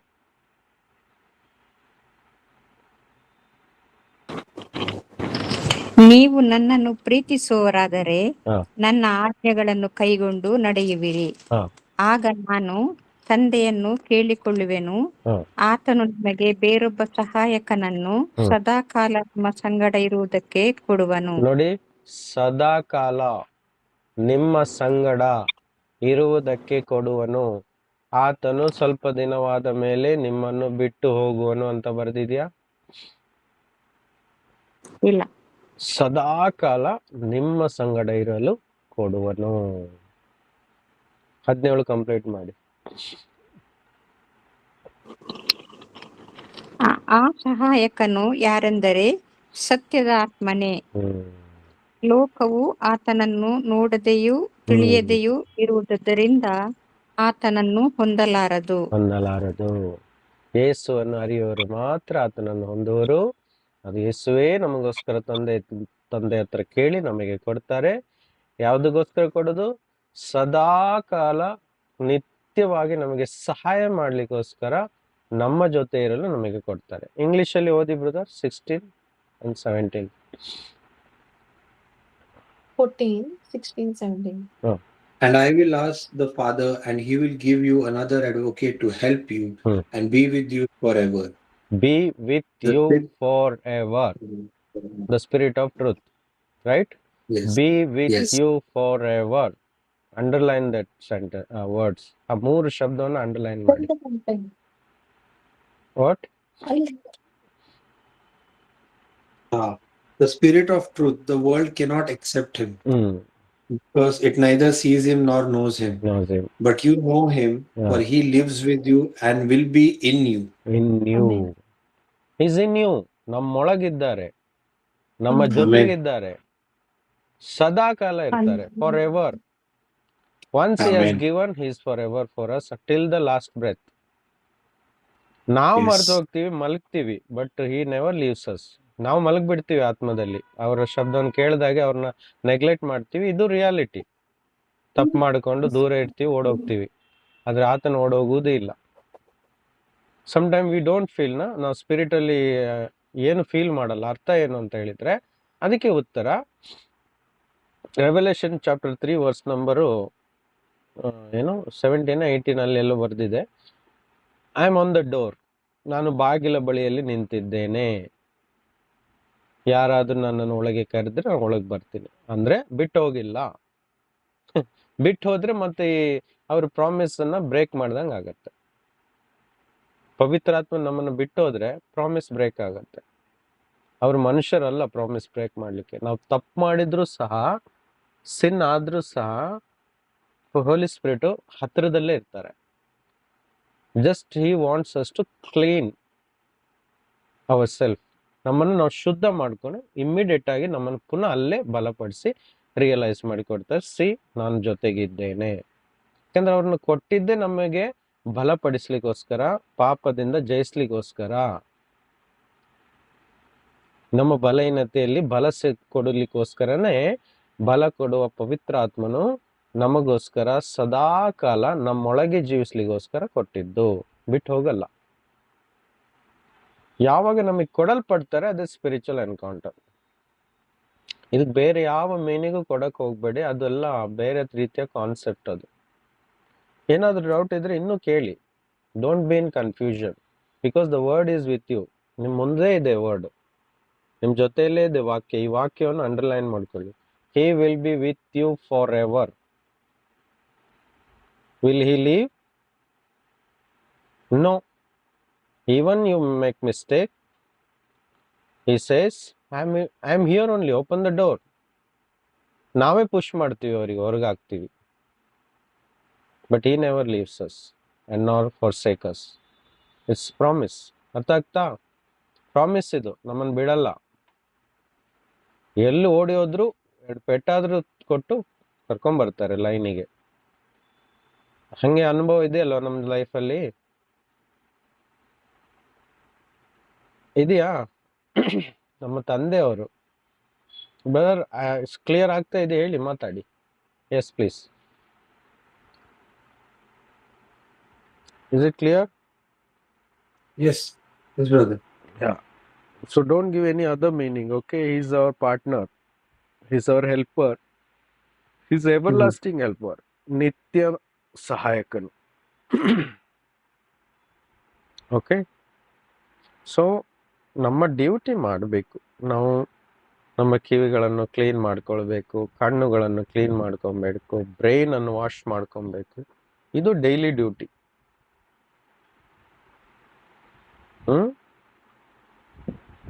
ಓಕೆ.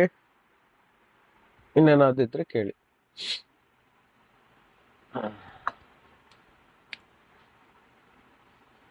ಯಾರಾದ್ರೂ ಒಂದು ಕಪ್ಪು ಕಾಫಿ ತಗೊಂಡು ಬನ್ನಿ. ಹತ್ತಿರ ಇದ್ರೆ ಎಲ್ಲ ಕಾಫಿ ಕುಡಿಬೋದಿತ್ತು ಅಲ್ವಾ? ಸರಿ, ಸಿಗುವ ಒಮ್ಮೆ ಉಡುಪಿಯಲ್ಲಿ. ಹೌದು Okay. ಬ್ರದರ್. ಬಂದ ಮೇಲೆ ಸಿಗ್ತೀನಿ ಆಯ್ತಾ? ತುಂಬಾ ದಿನ ಆಯ್ತು ಆ ಕಡೆ ಬರ್ದೆ. ಹೌದು. ಓಕೆ. ಸೊ ಎನಿಥಿಂಗ್ ಎಲ್ಸ್ ಏನಾದಿದ್ರೆ ಹೇಳಿ, ಇಲ್ಲಾಂದ್ರೆ ವೈಂಡ್ ಅಪ್ ಮಾಡು.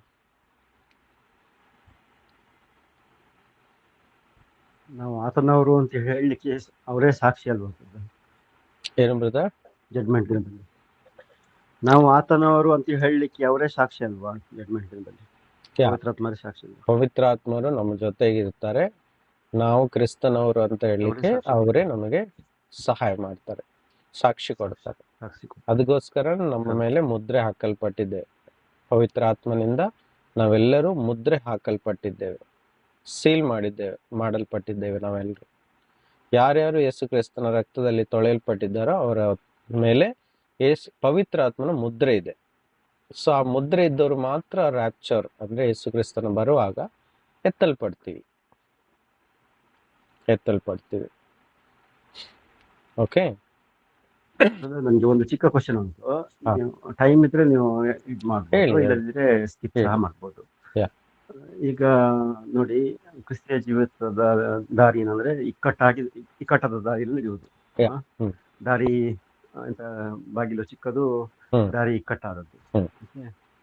ಇದರಲ್ಲಿ ನಡೆದ್ರೆ ಮಾತ್ರ ಅಲ್ಲಿ ಹೋಗುವವರು ಕೆಲವರು ಮಾತ್ರ ಹ್ಮ್. ಅಲ್ವಾ ಹ್ಮ್. ವಾಕ್ಯ ಹೇಳ್ತದೆ. ಹ್ಮ್. ಆದ್ರೆ ಬ್ರದರ್, ಈಗ ನೋಡಿ, ನಾವು ಅದಕ್ಕೆ ನಾನು ಆಗ ನಿಮ್ಮ ಹತ್ರ ಕೇಳಿದೆ, ಅಂದ್ರೆ ಇಡೀ ದಿನ ಅಂದ್ರೆ ಪ್ರತಿದಿನವೂ ನಮ್ಮ ಶಿಲುಬೆ ಹೊತ್ತುಕೊಂಡು ಕ್ರಿಸ್ತನ ಹಿಂದೆ ನಡೆಯುವುದು ಅಂತ ಹೇಳಿ. ಓಕೆ, ಅದನ್ನ ನಾವು ಕೆಲವೊಮ್ಮೆ ಬೀಳುವಾಗ ಆತನೇ ಇರ್ತಾರೆ, ಆತನೇ ನಮ್ಮನ್ನ ಹ್ಮ್. ಎಂತ ಬಲಪಡಿಸ್ತಾರೆ, ನಡೆಸ್ಕೊಂಡು ಹೋಗ್ತಾರೆ. ಹ್ಮ್. ಆದ್ರೆ ಎಲ್ಲಾದ್ರೂ ಮಿಸ್ ಆದ್ರೆ, ಅಂದ್ರೆ ನಾವು ನಮ್ಮ ಕ್ರಿಸ್ತಿಯ ಜೀವಿತವನ್ನ ಸರಿಯಾಗಿ ನಾವು ನಡೆಯುವುದು ಮಿಸ್ ಮಾಡ್ಕೊಂಡ್ರೆ, ಹ್ಮ್. ಸೀರಿಯಸ್ ಆಗಿ ನಾವು ತಗೊಳ್ಳದೆ ಹೋದ್ರೆ, ಹ್ಮ್. ಖಾಲಿ ನಾವು ಕ್ರಿಸ್ತನ ಅಂತ ಹೇಳಿ ಹೇಳ್ಕೊಂಡು ಮಾತ್ರ ನಾವು ಜೀವಿಸಿದ್ರೆ ಹ್ಮ್. ಏನು ಪರಿಸ್ಥಿತಿ ಆಗ್ಬೋದ, ಏನಾಗ್ಬೋದು?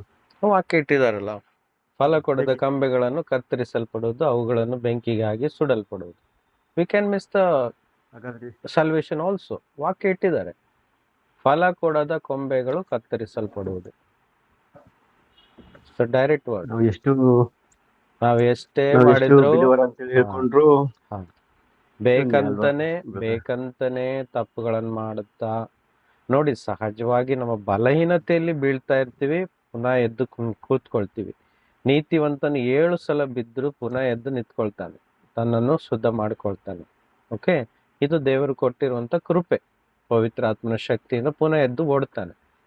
ಬಟ್ ನಂಬಿಕೆಯಲ್ಲಿ ಬಂದು ಕ್ರಿಸ್ತನಲ್ಲಿ ಜೀವಿಸಿ ಪುನಃ ಹಿಂದುಗಡೆ ಹೋಗಿ ಲೋಕಕ್ಕೆ ಮಾಯ ಆಗ್ಬಿಡ್ತಾರೆ. ಅದೇ ಕುಡಿತ, ಅದೇ ಪಾಪ, ಯೇಸುವನ್ನು ಮರ್ತು ಬಿಡ್ತಾರೆ, ಬ್ಯಾಕ್ ಸ್ಲೈಡ್ ಆಗ್ತಾರಲ್ಲ, ಅವರಿಗೆ ಅದು ಅಂತಿಮ ನ್ಯಾಯ ತೀರ್ಪಲ್ಲಿ ರಕ್ಷಣೆ ಕಳೆದುಕೊಳ್ಬಿಡ್ತಾರೆ. ಅದು ವಿಷಯ. ಅದು ಓಕೆ, ಇದು ಕ್ಲಿಯರ್ ಆಗ್ತಾ ಇದೆಯಾ? ಫಲನೇ ಇಲ್ಲ ಅಂದ್ರೆ ಅವರಲ್ಲಿ ಒಬ್ಬ ವ್ಯಕ್ತಿ ವಿಶ್ವಾಸಿ ಅಂದ್ರೆ ನಂಬಿಕೆಯಲ್ಲಿದ್ದು ಅನೇಕ ವರ್ಷ ಜೀವಿಸಿ ಪ್ರಾರ್ಥನೆಗೆ ಬಂದು ಸಭೆಗೆ ಹೋಗಿ ಎಲ್ಲ ಮಾಡ್ತಾ ಇದ್ದು, ಕೆಲವೊಂದು ವರ್ಷಗಳ ನಂತರ ಬಿದ್ದು ಹೋಗ್ತಾನೆ, ಬ್ಯಾಕ್ ಸ್ಲೈಡ್ ಆಗ್ತಾನೆ, ಲೋಕಕ್ಕೆ ಹೋಗ್ಬಿಡ್ತಾನೆ. ಮತ್ತೆ ಸಭೆ ಇಲ್ಲ, ಚರ್ಚ್ ಇಲ್ಲ, ಪ್ರೇಯರ್ ಇಲ್ಲ, ಏನೂ ಇಲ್ಲ, ಝೀರೋ ಆಗ್ಬಿಡ್ತಾನಲ್ಲ. ಹಂಗೆ ಬದುಕಿ ಹಂಗೆ ಸತ್ತೋಗ್ಬಿಟ್ರೆ he will be in dangerous, ಅಂದ್ರೆ ಡೇಂಜರ್ ಪಾರ್ಟ್ ಅಲ್ಲಿ ಇರ್ತಾನೆ, ಅವನಿಗೆ ರಕ್ಷಣೆ ಇರಲ್ಲ. ಕಾರಣ ಈ ವಾಕ್ಯ ಹೇಳ್ತದೆ, ಫಲ ಕೊಡದ ಪ್ರತಿಯೊಂದು ಕೊಂಬೆಗಳು ಕತ್ತರಿಸಲ್ಪಡುವುದು ಮತ್ತು ಅದು ಬೆಂಕಿಯಲ್ಲಿ ಹಾಕಿ ಸುಡಲ್ಪಡುವುದು. ಓಕೆ, ಅಷ್ಟು ಆಗ್ಲಿಕ್ಕೆ ದೇವರು ನಮ್ಮನ್ನು ಬಿಡಲ್ಲ. ಮತ್ತೆ ದೇವರನ್ನೇ ಎದುರಿಸಿ ನಿಲ್ಲಿಸಿ ನೀನು ನನಗೆ ಬೇಡ ಅಂತ ಬಿಟ್ಟು ಹೋದವರಿಗೆ ಮತ್ತೆ ದೇವರು ಹಿಡಿಯಲ್ಲ. ನಾವು ಯಾರು ಹಾಗಿದ್ದೀವಾ? ಸ್ವಲ್ಪ ತಪ್ಪಾದ್ರೆ ಅಯ್ಯೋ ಸ್ವಾಮಿ ನನ್ನ ಕ್ಷಮಿಸು ಅಂತ ನಾವು ಕ್ಷಮೆ ಕೇಳ್ಕೊಂಡು ಅಪ್ಪನ ಹತ್ರನೇ ಹೋಗ್ತೀವಿ. Because we know the lord. ನಮಗೆ ಅಪ್ಪ ಯಾರಂತ ಗೊತ್ತಿದೆ ಅಲ್ವಾ? ತಪ್ಪಾದ್ರೂ ಸಹ ಓಡೋಗ್ತೀವಿ, ಬಲಹೀನತೆಯಿಂದ ಬೀಳ್ತೀವಿ, ಅದು ಬೇರೆ ವಿಷಯ. ಆದ್ರೆ ಗರ್ವದಿಂದ ಬಿಟ್ಟು ಹೋಗ್ತೀವಿ ನೋಡಿ ದೇವರನ್ನು.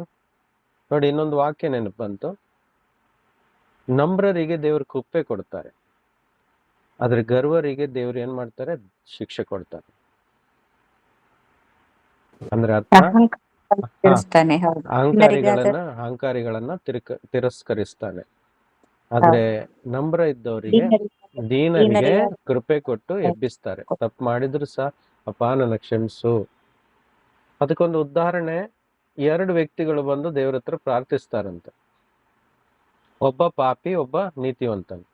ನೀತಿವಂತನ ಹೇಳ್ತಾನೆ, ನಾನು ಎಲ್ಲ ವಾಕ್ಯಗಳನ್ನು ಪಾಲಿಸಿದ್ದೇನೆ, ಹಣ ಕೊಟ್ಟಿದ್ದೇನೆ, ಇದನ್ ಮಾಡಿದ್ದೇನೆ, ಅದನ್ನ ಮಾಡಿದ್ದೇನೆ, ನಿನ್ನ ಎಲ್ಲ ಪ್ರಮಾಣ ಪಾಲಿಸಿದ್ದೇನೆ ಅಂತ ಗರ್ವದಿಂದ ಹೇಳ್ಕೊಳ್ತಾನೆ. ನನ್ನ ಪಕ್ಕದಲ್ಲಿದ್ದವನು ಪಾಪಿ ಅಂತ ಅವನ ಬಗ್ಗೆನೇ ಹೇಳ್ತಾನೆ, ರೈಟ್? ಆಮೇಲೆ ಇನ್ನೊಬ್ಬ ವ್ಯಕ್ತಿ ಪಾಪಿ, ನಿಜವಾಗಿ ಪಾಪಿ, ಅವನು ಪಾಪ ಮಾಡುವನು. ಅವನೇನ್ ಪ್ರಾರ್ಥನೆ ಮಾಡ್ತಾನೆ? ದೇವ್ರೇ ನಾನು ಪಾಪಿ ಅಂತ ತನ್ನನ್ನು ತಗ್ಗಿಸ್ಕೊಳ್ತಾನೆ ಅಲ್ವಾ? ನನ್ನ ಪಾಪಿ, ನನ್ನನ್ನು ಕ್ಷಮಿಸು ಅಂತ ತಗ್ಗಿಸ್ಕೊಳ್ತಾನೆ. ಇದರಲ್ಲಿ ಯಾರು ನೀತಿವಂತರು ಅಂತ ಯೇಸು ಸ್ವಾಮಿ ಕೇಳ್ತಾರೆ ಶಿಷ್ಯರಿಗೆ. ಯಾರು ನೀತಿವಂತರು ಅದರಲ್ಲಿ? ಆ ಪಾಪಿನೇ. ಹಾಗಾದ್ರೆ ಪರಲೋಕಕ್ಕೆ ಯಾರು ಹೋಗ್ತಾರೆ? ಆ ಪಾಪಿ. ಯಾಕಂದ್ರೆ ದೀನತೆಯಿಂದ ಅವನು ತಗ್ಗಿಸ್ಕೊಂಡ, ಅದಕ್ಕೆ ಅವನಿಗೆ ಕ್ಷಮೆ ಸಿಕ್ತು. ಬ್ರದರ್, ನಿಮ್ಗೆ ಅರ್ಥ ಆಗ್ತಾ ಇದೆಯಾ ಪ್ರಶಾಂತ್ ಬ್ರದರ್? ಸೊ ನಾವೇನ್ ಮಾಡ್ಬೇಕಂದ್ರೆ ದಿನಾಲು ಪ್ರಯತ್ನ ಇದೇ ಇರಬೇಕು, ದೇವರ ಮಾರ್ಗದಲ್ಲಿ ನಡೀತಾ ಇರ್ಬೇಕು. ಕಷ್ಟಗಳು ಬರ್ತವೆ, ಅದರಿಂದ ಬಿಡುಗಡೆನೂ ಕೊಡ್ತಾರೆ. ಓಕೆ, ನಿರಂತರ ನಾವು ದಿನಾಲು ಕಷ್ಟ ಕೊಡಲ್ಲ, ಒಳಗೆ ಸಮಾಧಾನ ಇರುತ್ತೆ. ಪೌಲನು ಜೈಲಲ್ಲಿ ಇದ್ದ, ಅದು ಅವನು ಶಿಲುಬೆ ಆಗಿತ್ತು, ಅದ್ರ ಒಳಗಡೆ ಸಂತೋಷ ಇತ್ತು ಅವನಿಗೆ, ಆತ್ಮದಲ್ಲಿ ಅದೇ brother, ಸಂತೋಷ. ನೀವು ಆಗ ನೀವು ಹೇಳಿದ್ರಲ್ವಾ, ಹೇಳಿ ಹೇಳಿ ಹೇಳಿ. ಅಲ್ಲ, ಆಗ ನೀವು ಲಾಸ್ಟಿಗೆ ಹೇಳಿದ್ರಲ್ವಾ, ಹಾ. ಇದು ಶಿಲುಬೆ ಎನ್ನುವಂಥದ್ದು ನಾವು ಈ ಲೋಕವನ್ನು ಬಿಟ್ಟು ಹೋಗೋ ತನಕ ಆ ಶಿಲುಬೆ ಉಂಟು. ದಿನಾಲು ಉಂಟು, ಸದಾಕಾಲ ಒಂದಲ್ಲ ಶಿಲುಬೆ, ಒಂದು ಯೇಸು ತರದ ಹೇಳಿದ ಹಾಗೆ. ಶಿಲುಬೆಗಳು ಬರ್ತಾ ಇರುತ್ತೆ. ಹ್ಮ್. ಹಾ ಹಾ ಬರ್ತಾ ಆತನ ಇರುತ್ತೆ. ಅಪ್ಪಣೆ ಇಲ್ಲದೆ ನಮ್ಗೆ ಶಿಲುಬೆಗಳು ಬರುವುದಿಲ್ಲ, ಕಠಿಣವಾದ ಹೊಣೆ ಶಿಲುಬೆಗಳು ಇಲ್ಲದೆ ಬರುವುದಿಲ್ಲ. ಬರೋದಿಲ್ಲ. ಹಾಗಿದ್ರೆ ಎಲ್ರೂ ರಕ್ತ ಸಾಕ್ಷಿ ಆಗ್ಬೇಕಲ್ವಾ? ಹ್ಮ್. ರಕ್ತ ಸಾಕ್ಷಿ ಅನ್ನೋದು ಎಲ್ರಿಗೂ ಉಂಟಾ? ಅದು ಕೆಲವರಿಗೆ ಮಾತ್ರ. ಇಲ್ಲ. ಅದಕ್ಕೆ ವಾಕ್ಯ ಬರೆದಿದೆ, ಮತ್ತಾಯನ ಸುವಾರ್ತೆ 24:9 ಬರೆದಿದೆ, ಕೆಲವರು ಸಮ್ ವಿಲ್ ಬಿ, ಕೆಲವರು ಮಾತ್ರ ರಕ್ತ ಸಾಕ್ಷಿಗಳಾಗುವರು, ನನ್ನ ಹೆಸರಿನ ನಿಮಿತ್ತ ಅವರನ್ನು ಕತ್ತರಿಸಲ್ಪಡುವರು.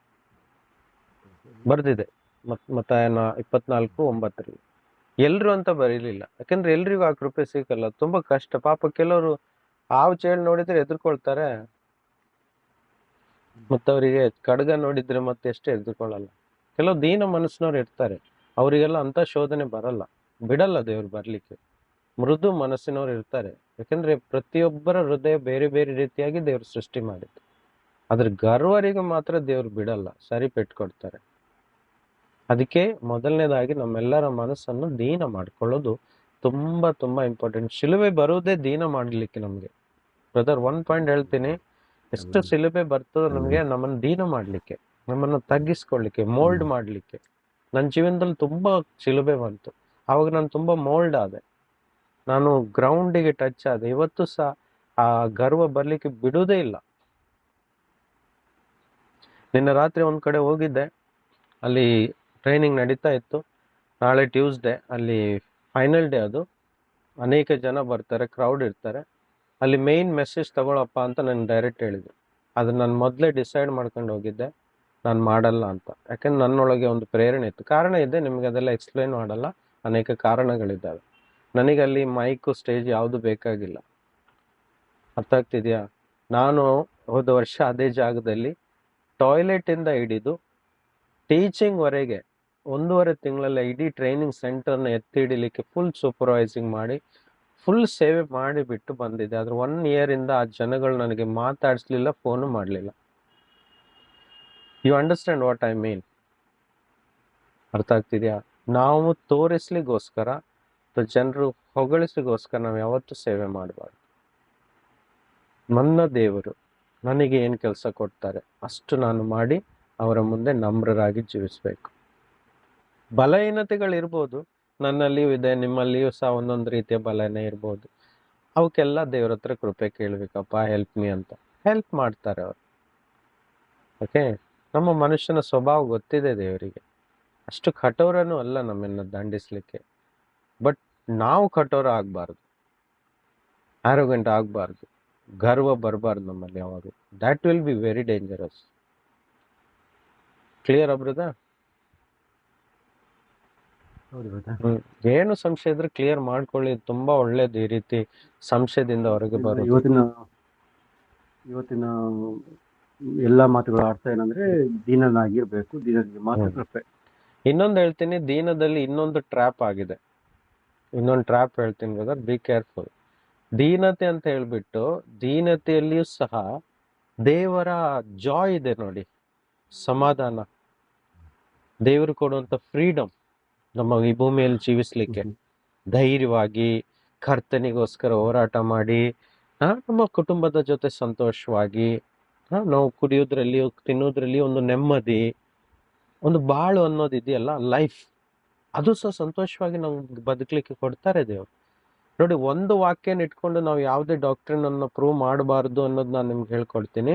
ಒಂದು ಸ್ಕ್ರಿಪ್ಚರ್ ಅನ್ನು ಎತ್ಕೊಂಡು ಡಾಕ್ಟ್ರಿನ್ ಪ್ರೂವ್ ಮಾಡಬೇಡಿ, ಒಂದು ವಿಷಯನ ತಿಳ್ಕೊಳ್ಬೇಡಿ.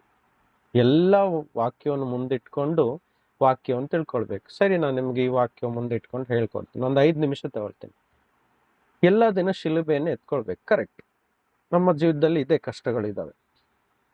ಆದ್ರೆ ಯೇಸು ಬಂದಿದ್ದು ಯಾತಕ್ಕೋಸ್ಕರ ಅಂತ ಹೇಳ್ತಾರೆ, ನಾನು ಬಂದಿದ್ದು ನನ್ನ ಕುರಿಗಳಿಗೆ ಜೀವ ಇರಬೇಕೆಂತಲೂ ಮತ್ತು ಸಮೃದ್ಧಿಯಾದ ಜೀವ ಇರಬೇಕೆಂತಲೂ ನಾನು ಬಂದೇನು.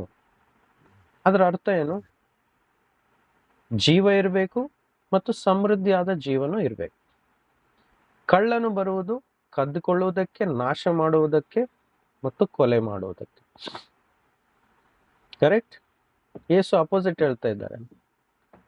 ಅಂದ್ರೆ ಯಾರ್ಯಾರ ಲೈಫಲ್ಲಿ ನಷ್ಟಗಳು ಉಂಟಾಗಿದೆ, ಜೀವನದಲ್ಲಿರುವಂಥ ಸಂತೋಷ, ಸಂಪತ್ತು, ಆಸ್ತಿ, ಕುಟುಂಬ ನಷ್ಟ ಕಳೆದುಕೊಂಡಿದ್ದಾರೆ, ಕೆಲವರು ಸಾವನ್ನಪ್ಪಿದ್ದಾರೆ, ಇದೆಲ್ಲ ಸೈತಾನ ಮಾಡಿ ಡ್ಯಾಮೇಜ್ ಮಾಡಿ ಹಾಕಿದ್ದಾರೆ.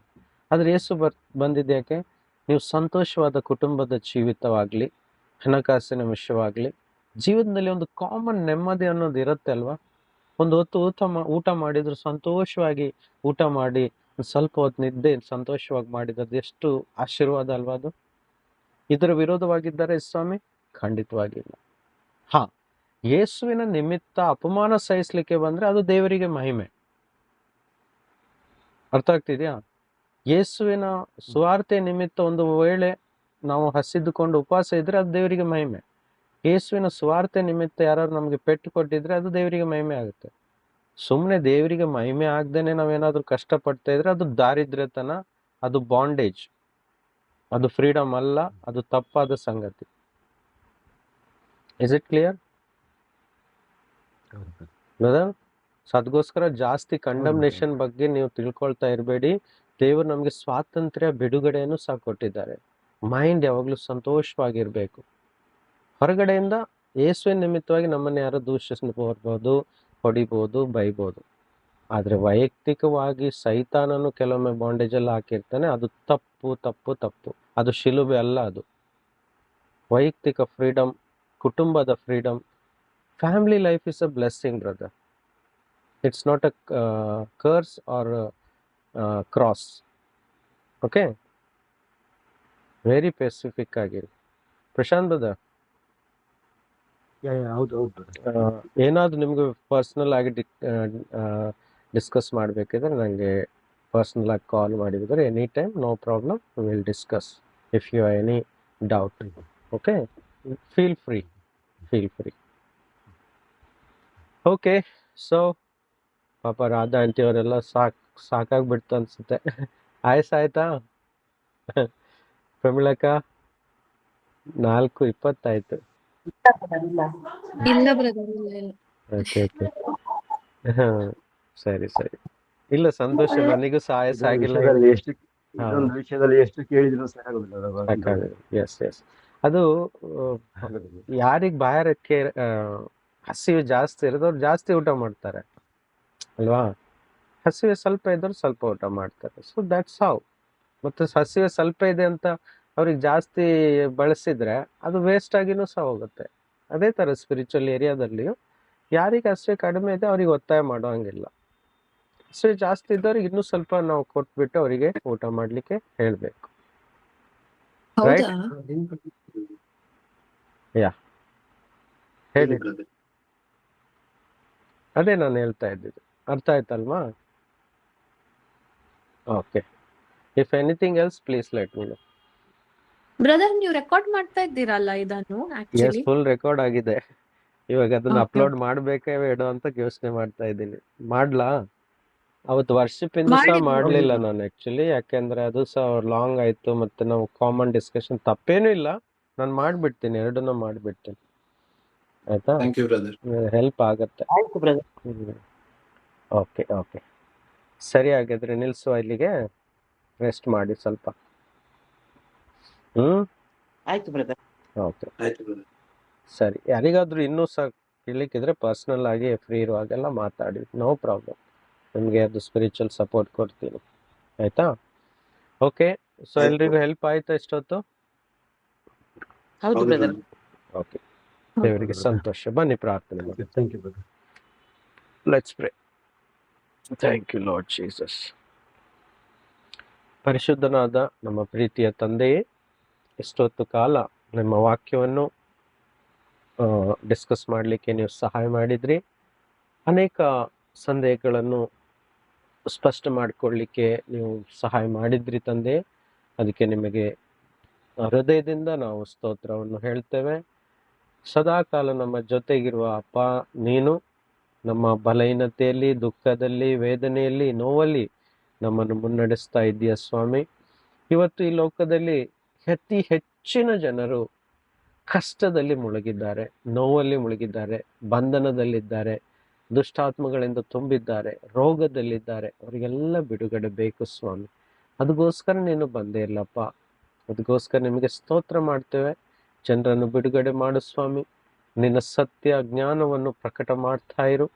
ಎಲ್ಲರಿಗೂ ಸ್ವಾತಂತ್ರ್ಯ ಕೊಡು, ಎಲ್ಲರಿಗೂ ನೆಮ್ಮದಿ ಕೊಡು ಜೀವನದಲ್ಲಿ ಸ್ವಾಮಿ. ಅವರು ಒಳ್ಳೆ ಶಿಷ್ಯರಾಗಿ ಸ್ವಾಮಿ ನಿನ್ನ ಹಿಂದೆ ನಡೆಯುವಂತೆ ಅವರಿಗೆ ಸಹಾಯ ಮಾಡು. ಸ್ತೋತ್ರ ರಾಜ, ಸ್ತೋತ್ರ ರಾಜ. ಮಹಿಮೆ ನಿನಗೆ, ಸ್ತೋತ್ರ ನಿನಗೆ, ಆರಾಧನೆ ನಿನಗೆ. ಎಲ್ಲವನ್ನು ಸರಿಯಾದ ರೀತಿಯಲ್ಲಿ, ಅನುಚಿತವಾದ ರೀತಿಯಲ್ಲಿ ಬ್ಯಾಲೆನ್ಸ್ ಮಾಡಲಿಕ್ಕೆ ನಿನ್ನ ವಾಕ್ಯಗಳನ್ನು, ಸರಿಯಾದ ಜ್ಞಾನವನ್ನು ಇಲ್ಲಿ ಸೇರುವಂಥ, ಈ ಗೂಗಲ್ ಮೀಟ್ ಆನ್ಲೈನಲ್ಲಿ ಸೇರುವಂಥ ಪ್ರತಿಯೊಂದು ನಿಮ್ಮ ಮಕ್ಕಳಿಗೆ ಸರಿಯಾದ ಜ್ಞಾನದಿಂದ ನಿನ್ನ ವಾಕ್ಯವನ್ನು ಸರಿಯಾಗಿ ಬ್ಯಾಲೆನ್ಸ್ ಮಾಡಲಿಕ್ಕೆ ನೀನು ಸಹಾಯ ಮಾಡು ಸ್ವಾಮಿ. ಯಾಕೆಂದರೆ ಲೋಕದಲ್ಲಿ ಅನೇಕ ಕನ್ಫ್ಯೂಷನ್ಗಳು, ಅನೇಕ ಸಂದೇಹಗಳಿಂದ ತುಂಬಿದೆ ಕ್ರಿಸ್ತಿಯ ಮಂಡಲದಲ್ಲಿ. ಆದರೆ ನಿನ್ನ ವಾಕ್ಯವನ್ನು ಸರಿಯಾಗಿ ವಿಭಜಿಸಿ ತಿಳ್ಕೊಳ್ಳಿಕ್ಕೆ ಬೇಕಾದಂಥ ಕೃಪೆ, ಜ್ಞಾನ, ಅಭಿಷೇಕ ನಮ್ಮೆಲ್ಲರಿಗೂ ಕೊಡುವಂತ ಯೇಸು ಕ್ರಿಸ್ತನ ಪರಿಶುದ್ಧ ನಾಮದಲ್ಲಿ ಪ್ರಾರ್ಥಿಸೋರಾಗಿದ್ದೇವೆ. ಆಮೇನ್,